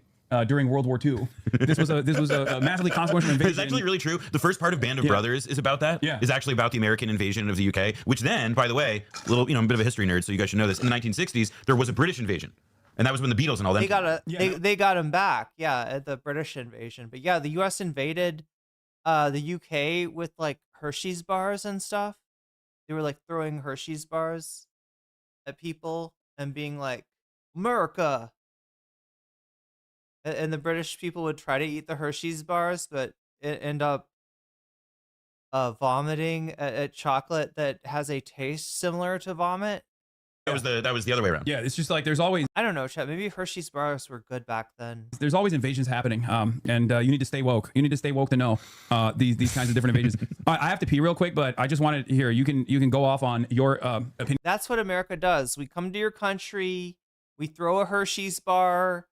We drop an Ace of Spades card and we leave. That's America. There you go. That's the mark of the beast. Opinions about the mass disinfo campaign and shit while I go do that real quick. I'll be back in a second. All right. How's it going, chat? Cuban embassy. Oh yeah. Is it a fear and night? Cuban proposal. I don't know what Hassan has already said about it. Although it's worth saying that, Cuba has made offers to compensate expropriated owners since like the 60s. Yeah, this is what I was talking about. Yeah. Hi, Dad. How does he look at this shit all day? It's fucking nuts. Yeah, I hope you guys, were patient for him coming back, because I know the stuff he's been working on is really exciting, and I'm excited to learn more about the footage he shot. It was very, very sad that I couldn't go. But I also did get to go earlier. Anyway, that's the Ethan Klein segment, right? We don't need to go into this any further. Chat, I believe we have an appointment with some bonus content. The content that we call bonus, right? I cover topic and the free half every day, and you get the chance to to have a fund half, but first we gotta fund the fund half. And if the fund half gets funded, then the fun begins. Let the fun begin. It looks like the fun's going to begin this time with, let me check and see. Yeah, oh, wow, it's really close. 2 points away between, okay, I got to say it, chat. 107 votes have been counted thus far. Ty's worried about Israel takeover is ahead by 2 points. Now, there's like, 66. The Vox Populi is at 66 right now. So that means that unless, somebody's gonna drop a giant super chat, the donos are probably not gonna change the outcome this time. You know what can change the outcome though? You, by voting, if you haven't already done so.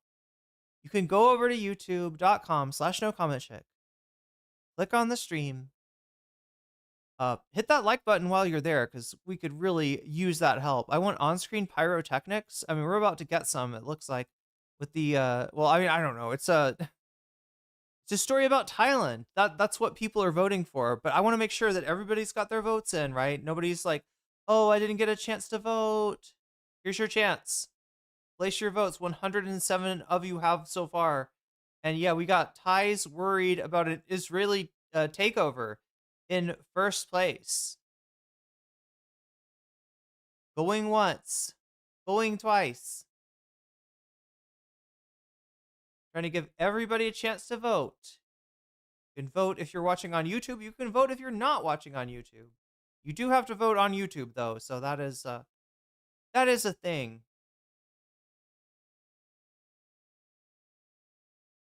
But yeah, it looks like just by a hair. Look at that. Look how close the surfs video came to winning. That I'll keep that in mind, chat. I don't watch a lot of Lance's, content because it just tends to be like I'm watching Lance react to something else. It's a little too meta. But they do put out videos from time to time, sort of like video essays. It's definitely like a prepared scripted video and a little bit more, sort of put together than a streamer is able to offer. So that's where we're going now. Or so we're going to do the ties. Worried about Israeli takeover. 107 votes, 108 votes. Does that change anything? Oh my God, chat! It's still 2 points ahead. I think that two people voting could possibly tie it.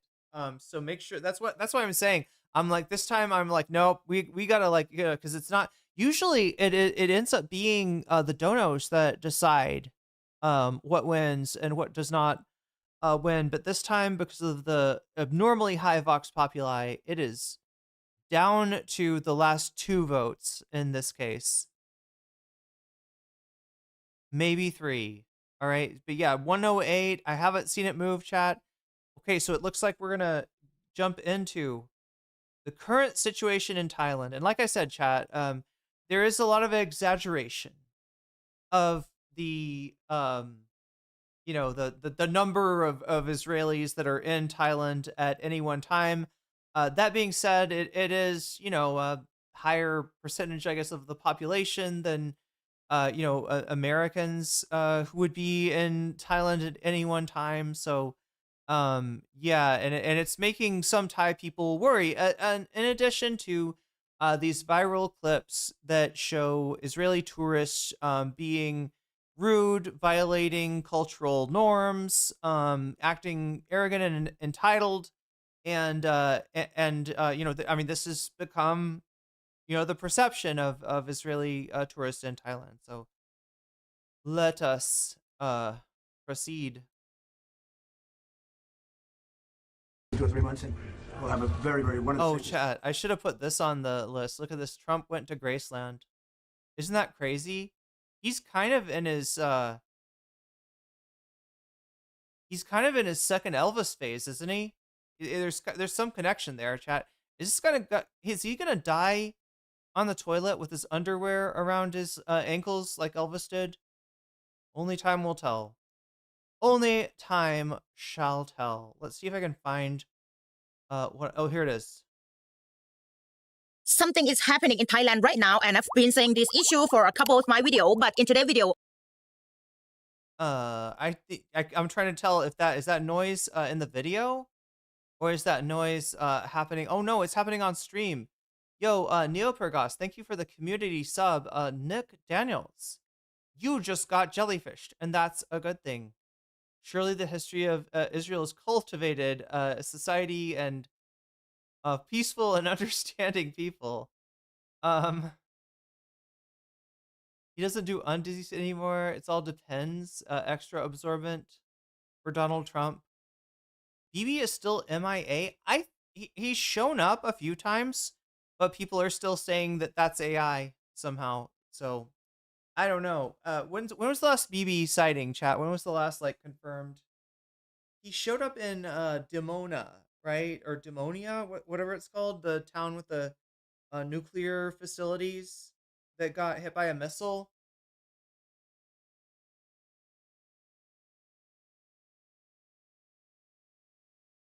So that's the last I saw BB. That was like a couple of days ago, I think.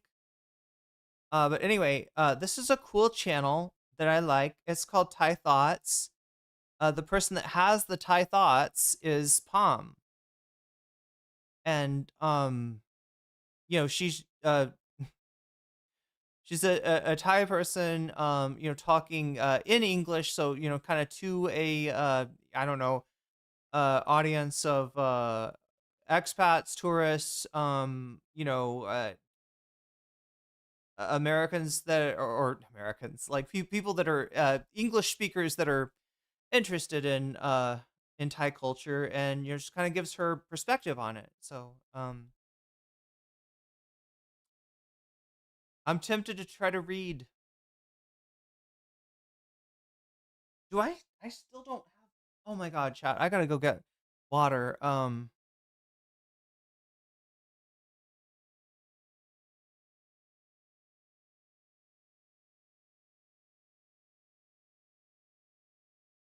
I'm gonna talk about this again, and the government make a move about this issue because this problem lately people have been saying about that a lot, and they want the government to fix something right now because some of Thai people who live in the South Thailand have been saying, please do something before we do not have our own land. And I would like to explain the whole picture about what do Thai people think about this and what we're gonna do next. And this move could affect you all. So stick around today and I'm gonna tell you all what is happening. สวัสดีค่ะ Welcome to Thai Thoughts and my name is Palm. How you guys doing about your weekend? My weekend is being great. I went to the south and swimming, diving, just like this. Oh, it's so lovely. I've been to Kosurin and I've met. Okay, I gotta say, my vacations are not that cool. Irene's are like chia pets. They must remain hydrated. I really do. I need to go grab some more water. I don't know how. Oh god, it's like just out of reach. I see a bottle of water right over there. Yeah, Thailand was promised to them. This is a joke that a lot of Thai people are making now, right? And the joke, kind of underlies a concern. Not so much, I don't think, with a military takeover of Thailand by Israel or anything like that. But again, there are ways that that expats can kind of subvert the laws that are meant to meant to protect Thai people, in terms of certain jobs. You have to be Thai to do those jobs. Those jobs are protected. Some people try to go around those laws. In fact, I think this has happened with Israeli tourists, right, where they're it's like when somebody tries to act as a tour guide, right? The That is a job reserved for Thai people, right? And then there's also this issue of property. You really are not allowed to buy property in Thailand as a non-Thai person. You can definitely like rent property, and there's a lot that you can do, but people try to get around this, and there's been I mean, she's going to get into it, right? But then it's been allegations this is happening with Israeli. So there is a real concern in terms of I don't know, I guess, the Thai people's autonomy on their over their country. Yeah. Sawadika Kaname. Greater Israel is now Europe, Africa, and Asia. So anyway, this is and that plus the what's going on, what Israel's been doing as a country, and also how Israeli tourists have shown up recently in the in viral videos and news stories, right? A few foreigners that I have a time to talking to. Surprisingly, some of the foreigners raising about this issue that I'm gonna talk about today as well.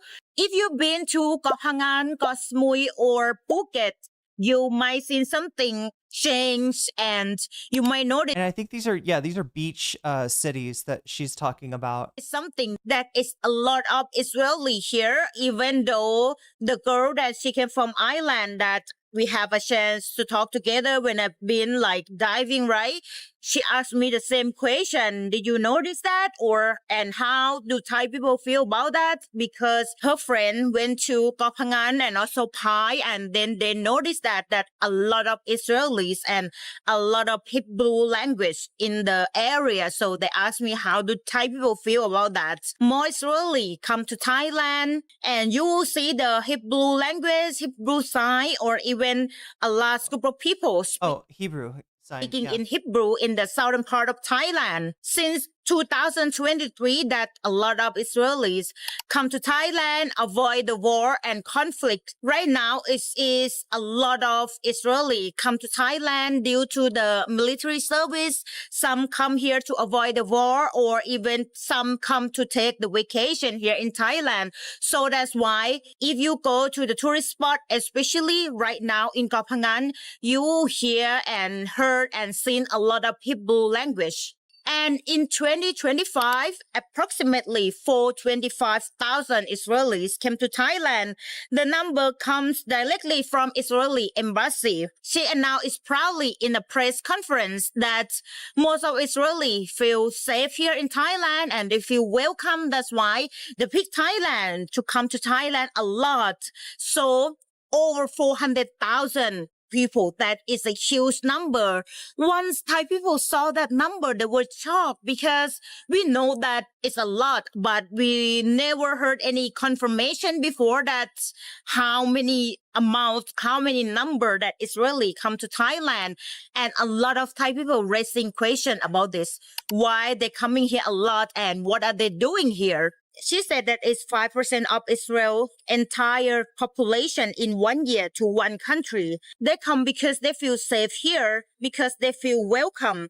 Thailand is beautiful. Thai people are warm and welcoming. We have good food, warm weather, affordable living. So over 400,000 people come to Thailand. That is a large number, but it's the visitor that come and go. They're not living here long term. But if we look deeper into the information, in Koh Phangan alone, they have 8,000 foreigners who living there, and around 2,500 are Israeli. So that is 30% of the entire foreigner who living in the island. If you look about that, that is a huge number. 30% of the foreigner population in Koh Phangan are Israeli. And many of them are not on. Are these Israelis avoiding IDF service? I'm not sure how it works, Emily French, but she seems to think so. She seems to think that it's one of the reasons that Israelis come to Thailand is to avoid, military service. I don't know, what their policy is. Like if they pull people's visas over. I know that they really do try to compel people to serve, and if they even if they try to conscientiously object, a lot of times they're forced, to be imprisoned or to do other unpleasant things. So yeah, I'm not sure how it works in terms of like dodging the draft, as people are saying. That could, I guess that could be going on. But the bigger phenomenon, and one that's also understandably worrying to Thai people, is the number of IDF soldiers that come to Thailand for rest and relaxation. These are people involved in a conflict that is seemingly one war crime after another, and uh you know are seeing and participating in horrors every day.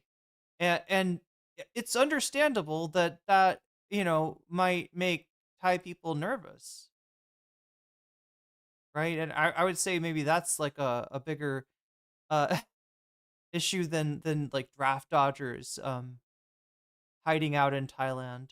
tourist visa. They are not here for 2 weeks. They have been here for years with businesses, with children in schools, with their own community, their own economy, their own close social network. And a lot of Thai people start noticing that and raising the question, why are they coming here? It's a lot. And living here, what are they doing? What kind of visa they have? Now let's explain what's happening in Koh Phangan.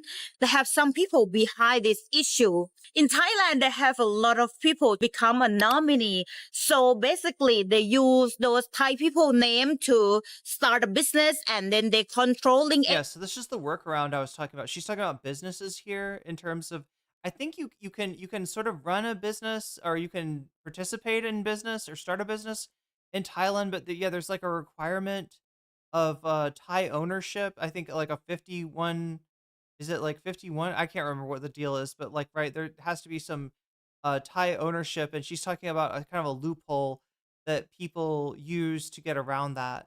Everything, and they collect money, they organize thing, management, and collect profit behind the business. And those Thai nominee, they just use their name to put in the business, and they get a small amount of the money for doing that. As Thai law that we not allowed a foreigner to buy their own land, and foreigner cannot own more than 49% of most Thai businesses. This law exists to protect. Okay, yeah, you can't own more than 49%. So, you can profit from a Thai business. You just cannot like control one with like a 1% stake. Protect Thai people and Thailand economy. So this is illegal in Thailand, but everyone knows it. But they decide to do it anyways. This problem is start growing more and more, and obviously they come here stealing Thai people job. They open their own business for serve their own people. Not any money left to Thai people. They just come here to take advantage of our Thailand and selling stuff, illegal stuff to foreigners, or do a bunch of illegal thing here. When Thai authorities investigate, they found over 7,000 companies across Koh Phangan and Koh Samui. There were possibly nominee structures. More than 1,700 of those companies did not even respond. When the government tried to contact them, one Thai lawyer's officer on the island had 81 different companies registered at the same address. 81 companies for one address. That's crazy. Villa, rental, residences, hotel, restaurant, a lot of business in Koh Phangan have been controlled by Israeli. And out of 546 hotels on Koh Phangan, only 200. They should send Nick Shirley there to investigate. Wait, is he on that? I'm trying to remember. Does Nick Shirley like not do? I know that Tyler Oliveira did like a investigation into like a town where like a bunch of Orthodox an Orthodox community had kind of moved into that area, right? I don't remember. Did Nick Shirley is he following in the, because like a lot of what Nick Shirley does is just imitate Tyler Oliveira. He's very much, his content is very derivative of the kind of stuff that Tyler would do. But yeah, when they said multiple businesses at one address, that would be exactly in in Nick Shirley's wheelhouse. And 8 were registered legally. As you see, who else gonna be happy that they come work in your country, take advantage of your country, they do not pay for tax, they're running illegal business, stealing jobs from local. Who else gonna be happy about that? That's why a lot of Thai people who living there, they start to raising question and ask for help. So one Thai resident from the island wrote this post online. They said, today foreigners have almost taken over Koh Phangan. They buy land near the sea through Thai nominees. They cut trees, build without permit. They sell to each other only. Thai people have nowhere left to live on our own land. And this is not only one post. What was that AI business at the bottom of the post, though? What was that picture? bunch of posts from Thai community, people angry, posing, and want the government to fixing right now. And once again, I'm not making this up or make this video to attack one nation. I'm just telling you what's happening in Thailand, and this is from Thai people perspective. It's from our concern. We have the right to concern, right, about the land, about the country that we own, that we live. That's why, because my last video, yes, somebody like emailed me and they said like, basically he told that I attacked one nation just based on my experience, and it's my thought that I don't like one nation. That's why I made the video. I want to make it clear. Do you see what's going on there? Do you see what they're hitting her with, right? Whoever come to Thailand, we always welcome. If you do the right thing, if you not break any law or you follow the law, why I have to have hate toward you? If you doesn't do anything bad to us, right? And if you don't believe me, you can go check in the description down below. I will leave you some link that's a lot of. Yeah, Bad Lefty. So that charge, you know, has really been allowed to apply to a lot of different things in the United States that are probably not actually motivated by anti-Semitism, but we're so used to hearing it when, you know what I mean, that it's kind of like people will let it go. In Thailand, it's a weird thing to bring up, right? To somebody that doesn't know about like that, you know,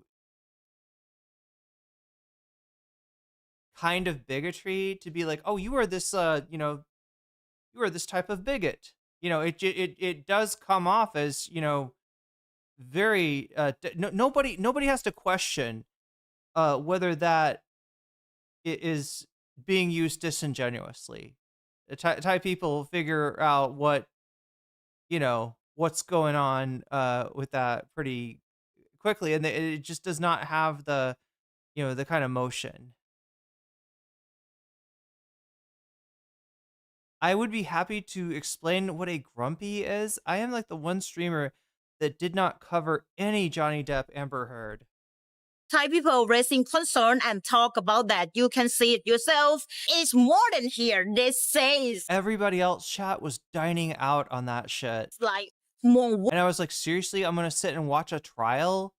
And I didn't even know what it was about, but goddamn. Worse than here, so I filter some bad word out, and probably you can go check yourself. And all this, why Thai people are starting talking about this again, it's happened from one post that he living in Phuket, and he posts a video online that he get assault attack from this Israeli man for 5 times already, and right now he cannot hold it anymore. He said that this Israeli man come to his restaurant, which is he put the Palestine flag in his own restaurant. So this Israeli man come to his restaurant and asked to take it down with like demanding and angry and with the attitude. So that's why he said, this is my restaurant. I can do whatever. I can put any flag.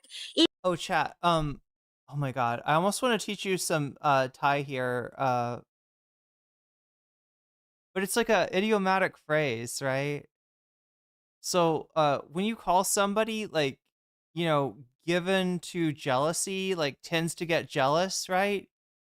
The idiomatic phrase in Thai, it literally translates to poop jealous, right? And so, you know, and it works for like a lot of things. If you're given to laziness, you poop lazy, right? But there's one that I recently saw and I couldn't figure it out at first, and it's poop sticky, right? If you poop sticky. Anybody want to guess what poop sticky means?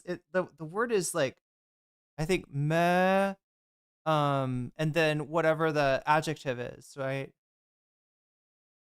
But the word meh refers to like poop. But can anybody guess poop sticky?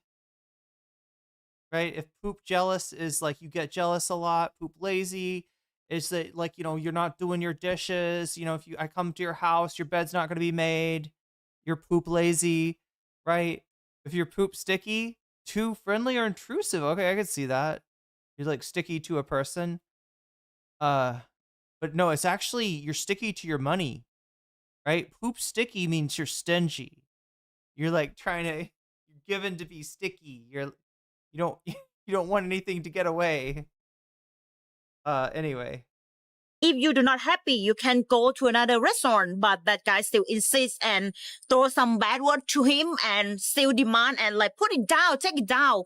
So they have arguments and this guy filming the video and asks that guy to leave, like get out, do not come here. Thailand are not welcome. That what he said. When this video go viral, Thai people start talking about that. And because of that, it start drama from this source. Yeah, oh wait, am I saying it right?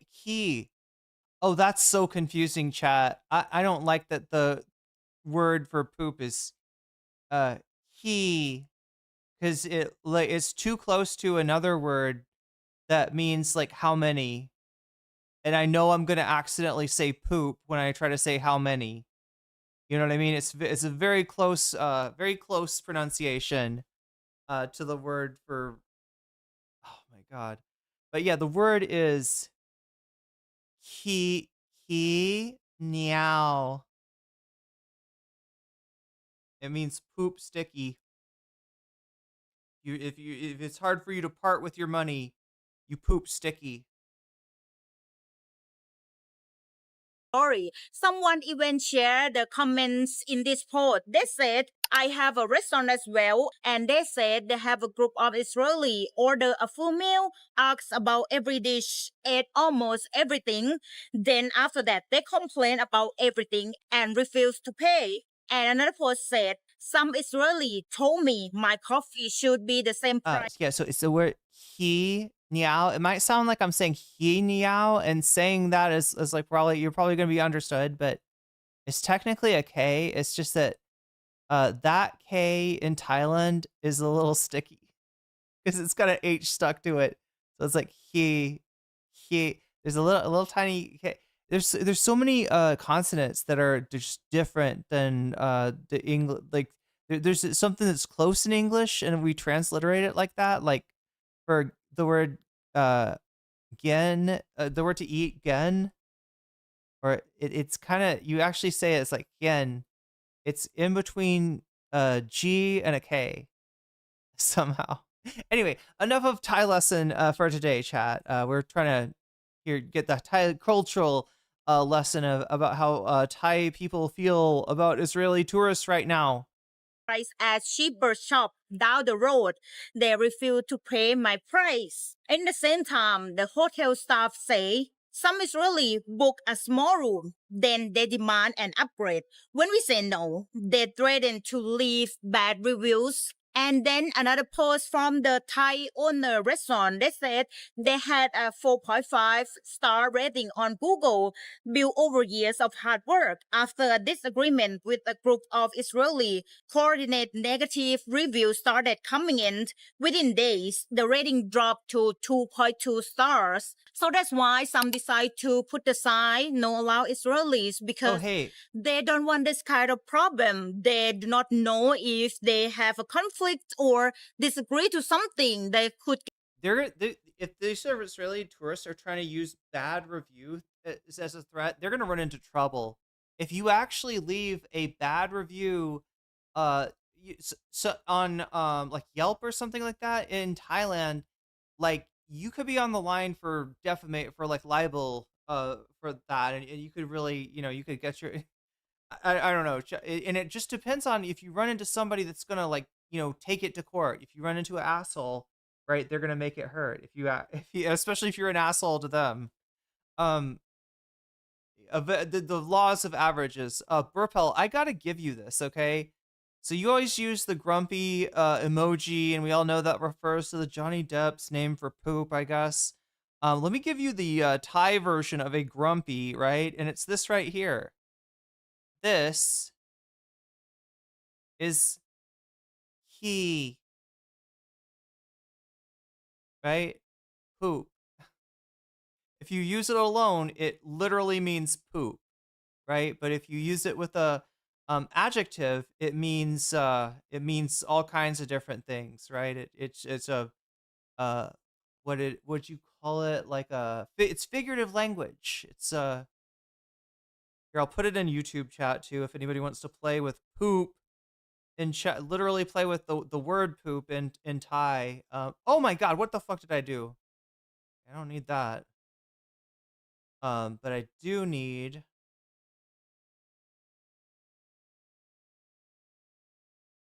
There we go. It's the word for poop. He. The tone is going down, so it's like he. It's a long e sound. Get a bad review, or they could get attacked online, and that affect their business because whoever else see I think it kind of looks like a grumpy, right? It almost, you can almost imagine a poop there. those review, right?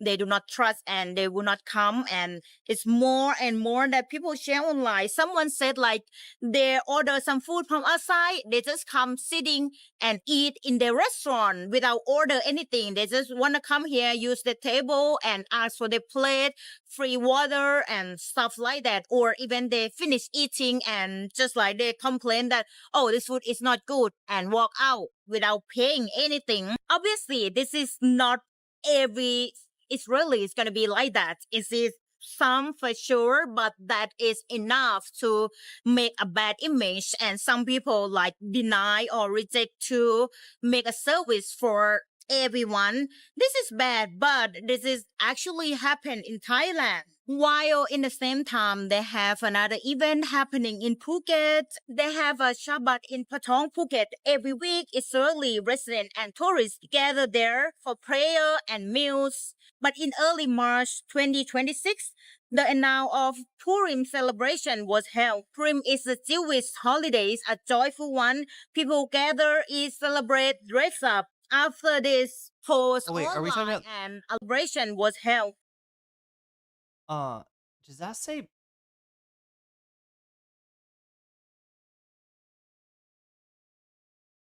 Okay, I thought maybe it was like a transliteration of the word Purim into Thai.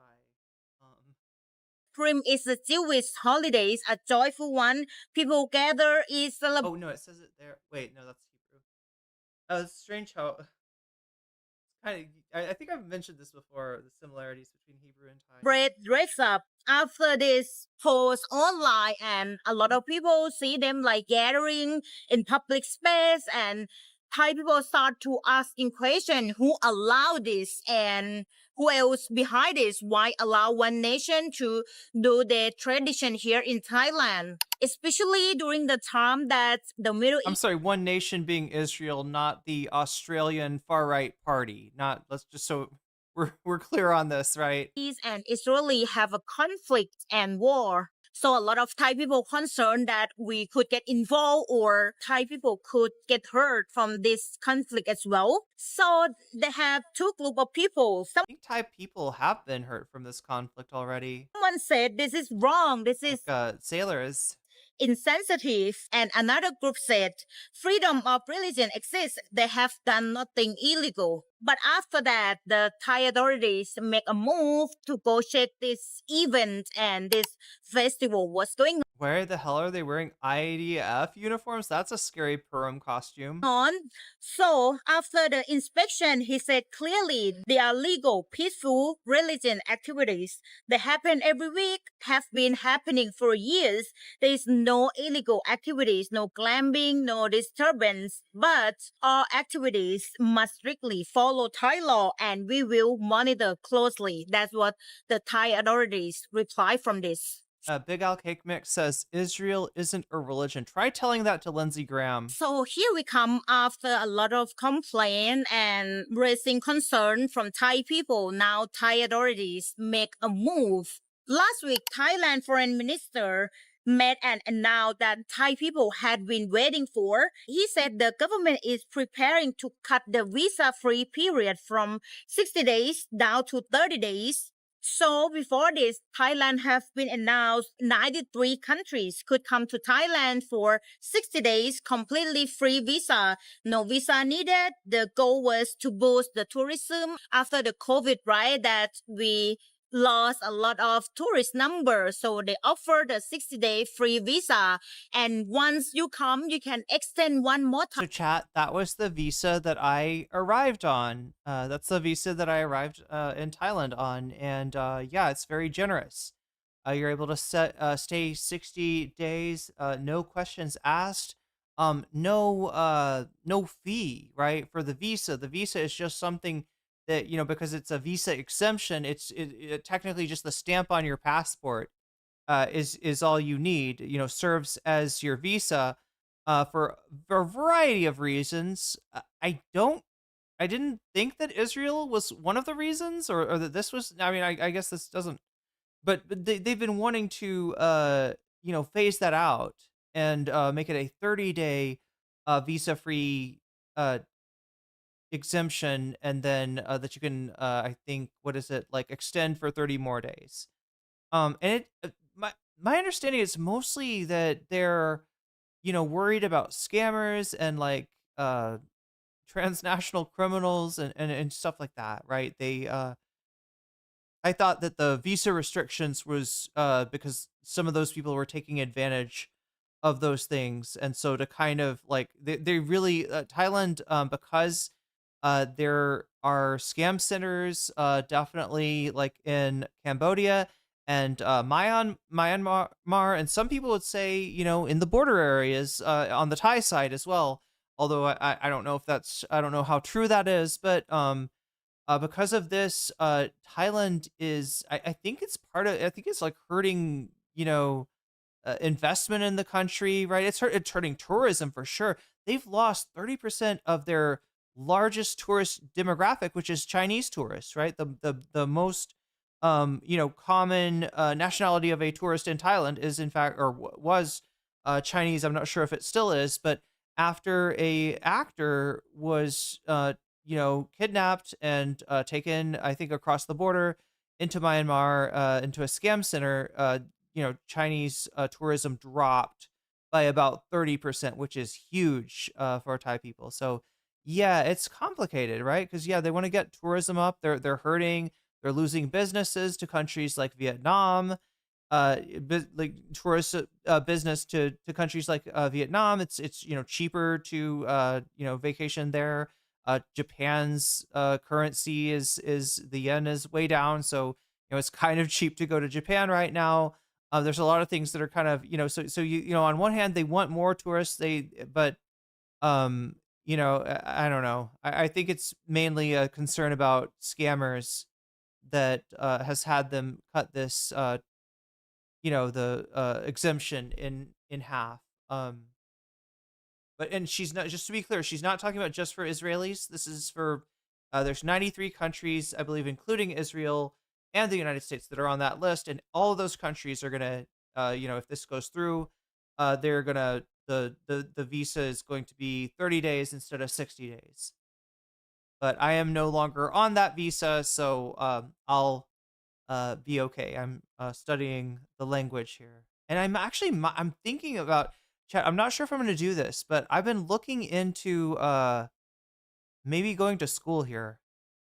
I have my bachelor's, and I was finishing my graduate degree during COVID, and I just could not, given the situation, I could not really go on at that time. So I'm thinking about maybe trying to see about that.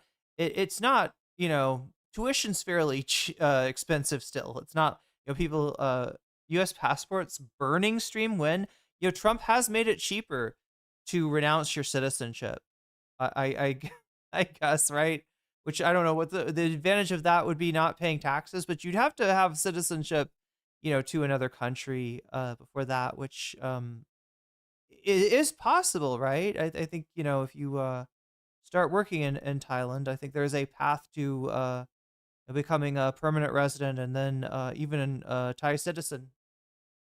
It's not a lot of people do it. It is probably pretty hard to to achieve, but it does it does happen.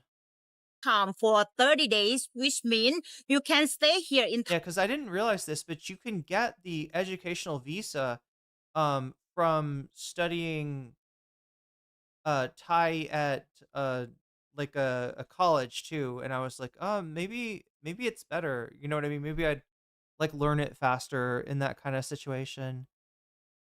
And then yeah, obviously if you're like enrolled in a program, I think that's maybe even a different visa altogether. Thailand for 3 months without leaving the country. But right now, the foreign minister now said openly, 60 days is probably too long. If someone truly want to come as a tourist, 30 days is enough. People who are staying longer than that are often not here for tourism anymore. So he said, we wanna doing this not just because attack one nation, but because of the scamming online network as well that we want to get rid of it. And he also said 30 days is more than enough. But if tourists want to stay here longer and want to traveling more, they can extend one more time, which is going to be 60 days maximum. After the announce, he was say carefully that this is not target at any specific nationality. This is about closing a loophole that is being used against Thailand's security. So when this is announced, a lot of Thai people happy about that and agree with the government that finally they're gonna make a move. So that tells you that there's at least like some like ambient irritation that is the Thai people are attributing to tourists, not just Israeli tourists, but that they do seem to be overrepresented in the viral clips. But once again, this is not officially announced yet, but they're gonna bring this into the discussion and later make an official. So in this news, some of Thai people still saying that we should specifically say that which nationality that we wanna reduce the day more. We can just put the country into the announce, like just allow them for 15 days. That is enough. So what do you think about this new policy though? If they announce, do you think this is gonna affect you, or do Thailand make a good move from this or not? Or do you think this is gonna reduce the problem or not? Can you please share your thoughts down below? And once this is officially announced, I will tell you guys again. So after all of that, I will tell you now what do Thai people feel about this. Actually, if you ever come to Thailand, you'll see that Thai people are so nice. We are welcome everyone and we never ever resist anyone or discrimination. So before people are like, damn, nice house, right? I'm guessing this is the roof of her apartment. It's probably a nice apartment building, but no, this is not like just want the friendly environment for everyone and make sure that you come here for have like a fully happiness time. Obviously, we're not happy that someone gonna come here take advantage of Thai people of our own country. If you come here with like genuine and good attention, nothing to worry about, and yes, a lot of Thai people still welcome everyone. If you come here with all respect, we will have all respect to you back as well. So at the end of the day, Thailand still welcome everyone if you come here with all respect. And I hope you guys have a wonderful time here in Thailand as well. What do you think about what's happening about Thailand lately? Can you please share your thoughts down below? And about the visa cut down from 60 days to 30 days is huge, right?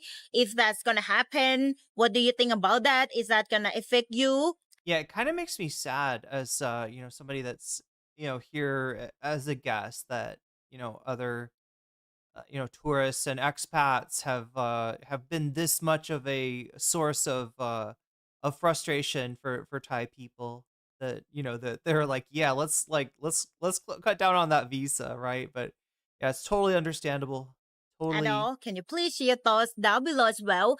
And before we end this video, I would like to say thank you to Mr. Cos once again for support me in every video. That's mean a lot to me, and it is like a huge support from me. And if you would like, He said that he says, or she. I think she's writing back. Kapkun ka. Wait.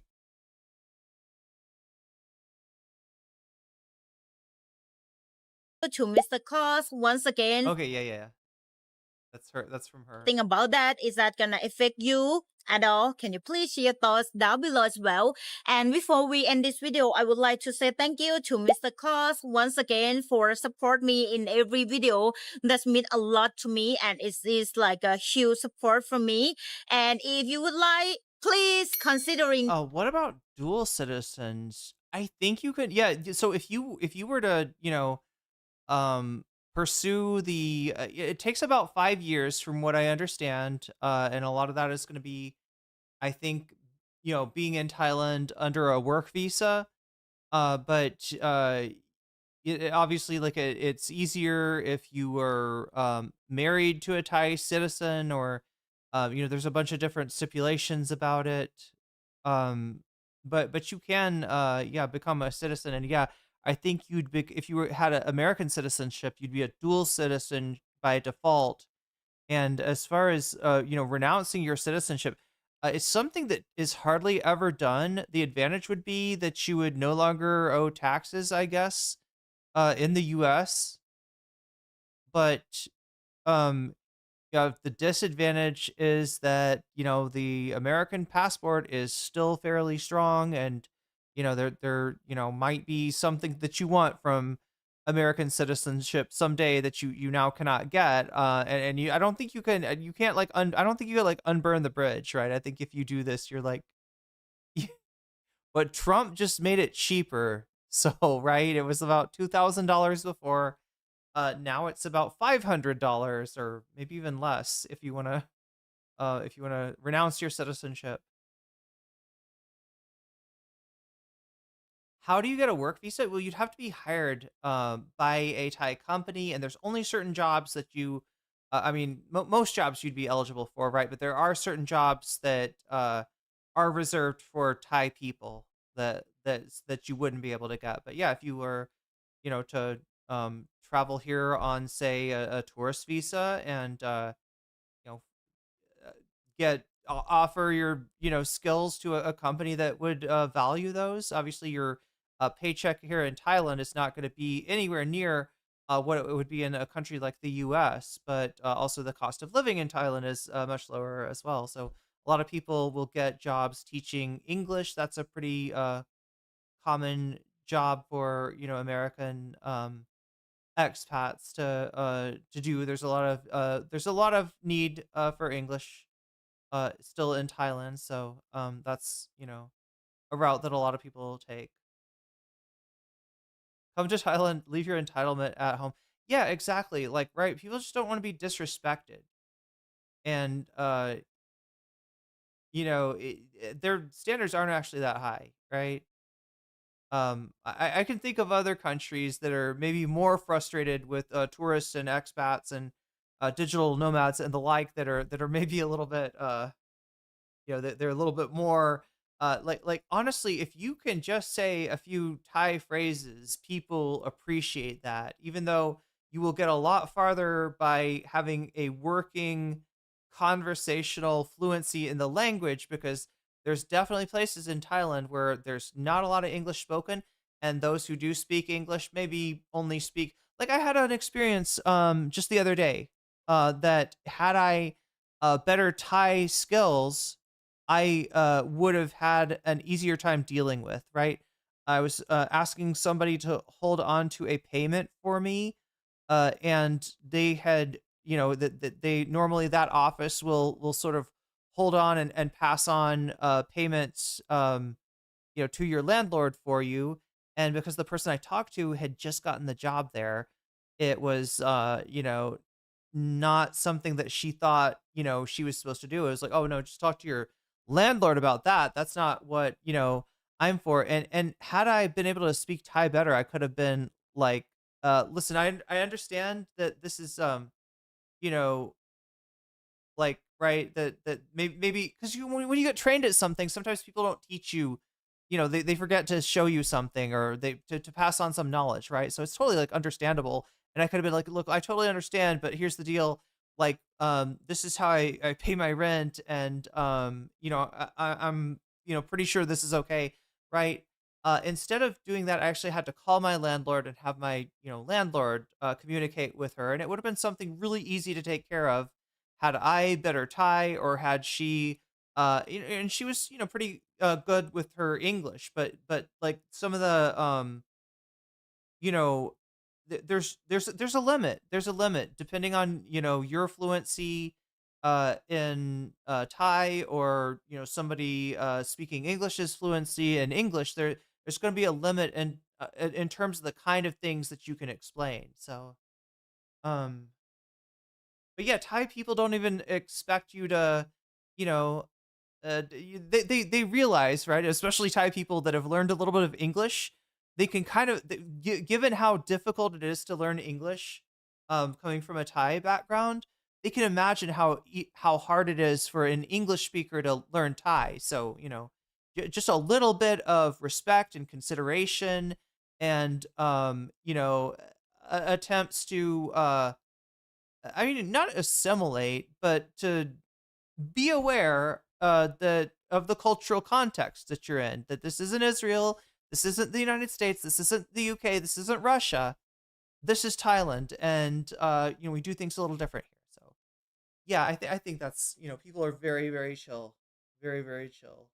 But they do get pissed off, and that's because people are not showing them the respect that they deserve. Uh, Anyway, chat. That has been, oh my gosh, I didn't realize how long I've been streaming for. We gotta hit up somebody on Twitch here.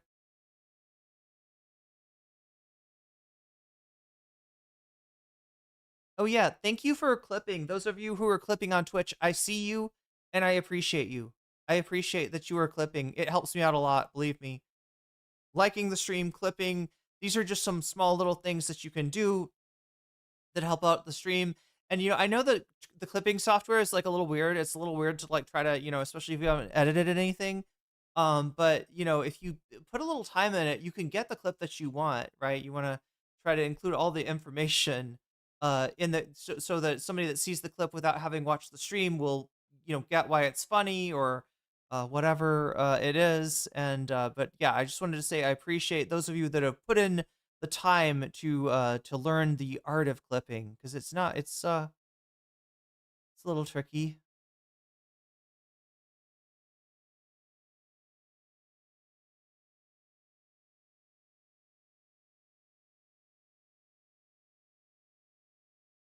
What am I missing here?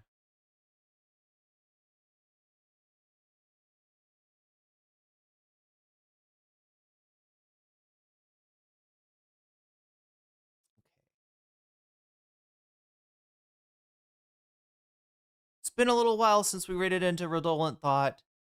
Let us see what Redolent is. Speaking of brain in a jar, I mean, Redolent Thought's kind of like a head in a jar a little bit. But yeah, we're going to be raiding into them. Thank you, mods, for keeping us safe. Thank you, everybody that liked the stream, for keeping us relevant. I don't think I shouted out my Patreons. I forgot that, chat. Apologies to everybody that supports me on Patreons. I usually give you a shout out at the beginning and end of each stream. This time I'm going to have to only give you a shout out at the end. And so let me do that now. Shouts out go to JMB, Brian, shouts out to Emily French, shouts out to Big Al, shouts out to Direful, shouts out to Joel Syverud, shouts out to Sarah Anderson, shouts out to Izzy Mandius, shouts out to Steven Sayers, shouts out to Animus, shouts out to Infallible Fowl, shouts out to Oral Ellipsis, shouts out to Nadia Yvette, shouts out to Choki, shouts out to Moe Noe, shouts out to Funky Monkey, shouts out to Temporal Insanity, shouts out to Good for Gabby, shouts out to Jules K, shouts out to Crystal Saphira, shouts out to Buffy Geek, and a fancy shout out to Rachel K, to Omega Star, and to Zara Xerix. And with that, chat, we're raiding into Redolent Thought. Much love, everybody. Take care of yourselves and each other. And I will, I think, be back tomorrow. Yeah, we're gonna do the. My thought is we're gonna do the Kaya's Corner video, just going over the whole arc of the Ethan Hassan relationship. I was thinking, about kind of making a video to summarize all of it now that it seems to be at least the relevant part over. But maybe it'd be good to do a reaction to this work of art that's been put together by Kaya's Corner. So much love, everyone. I will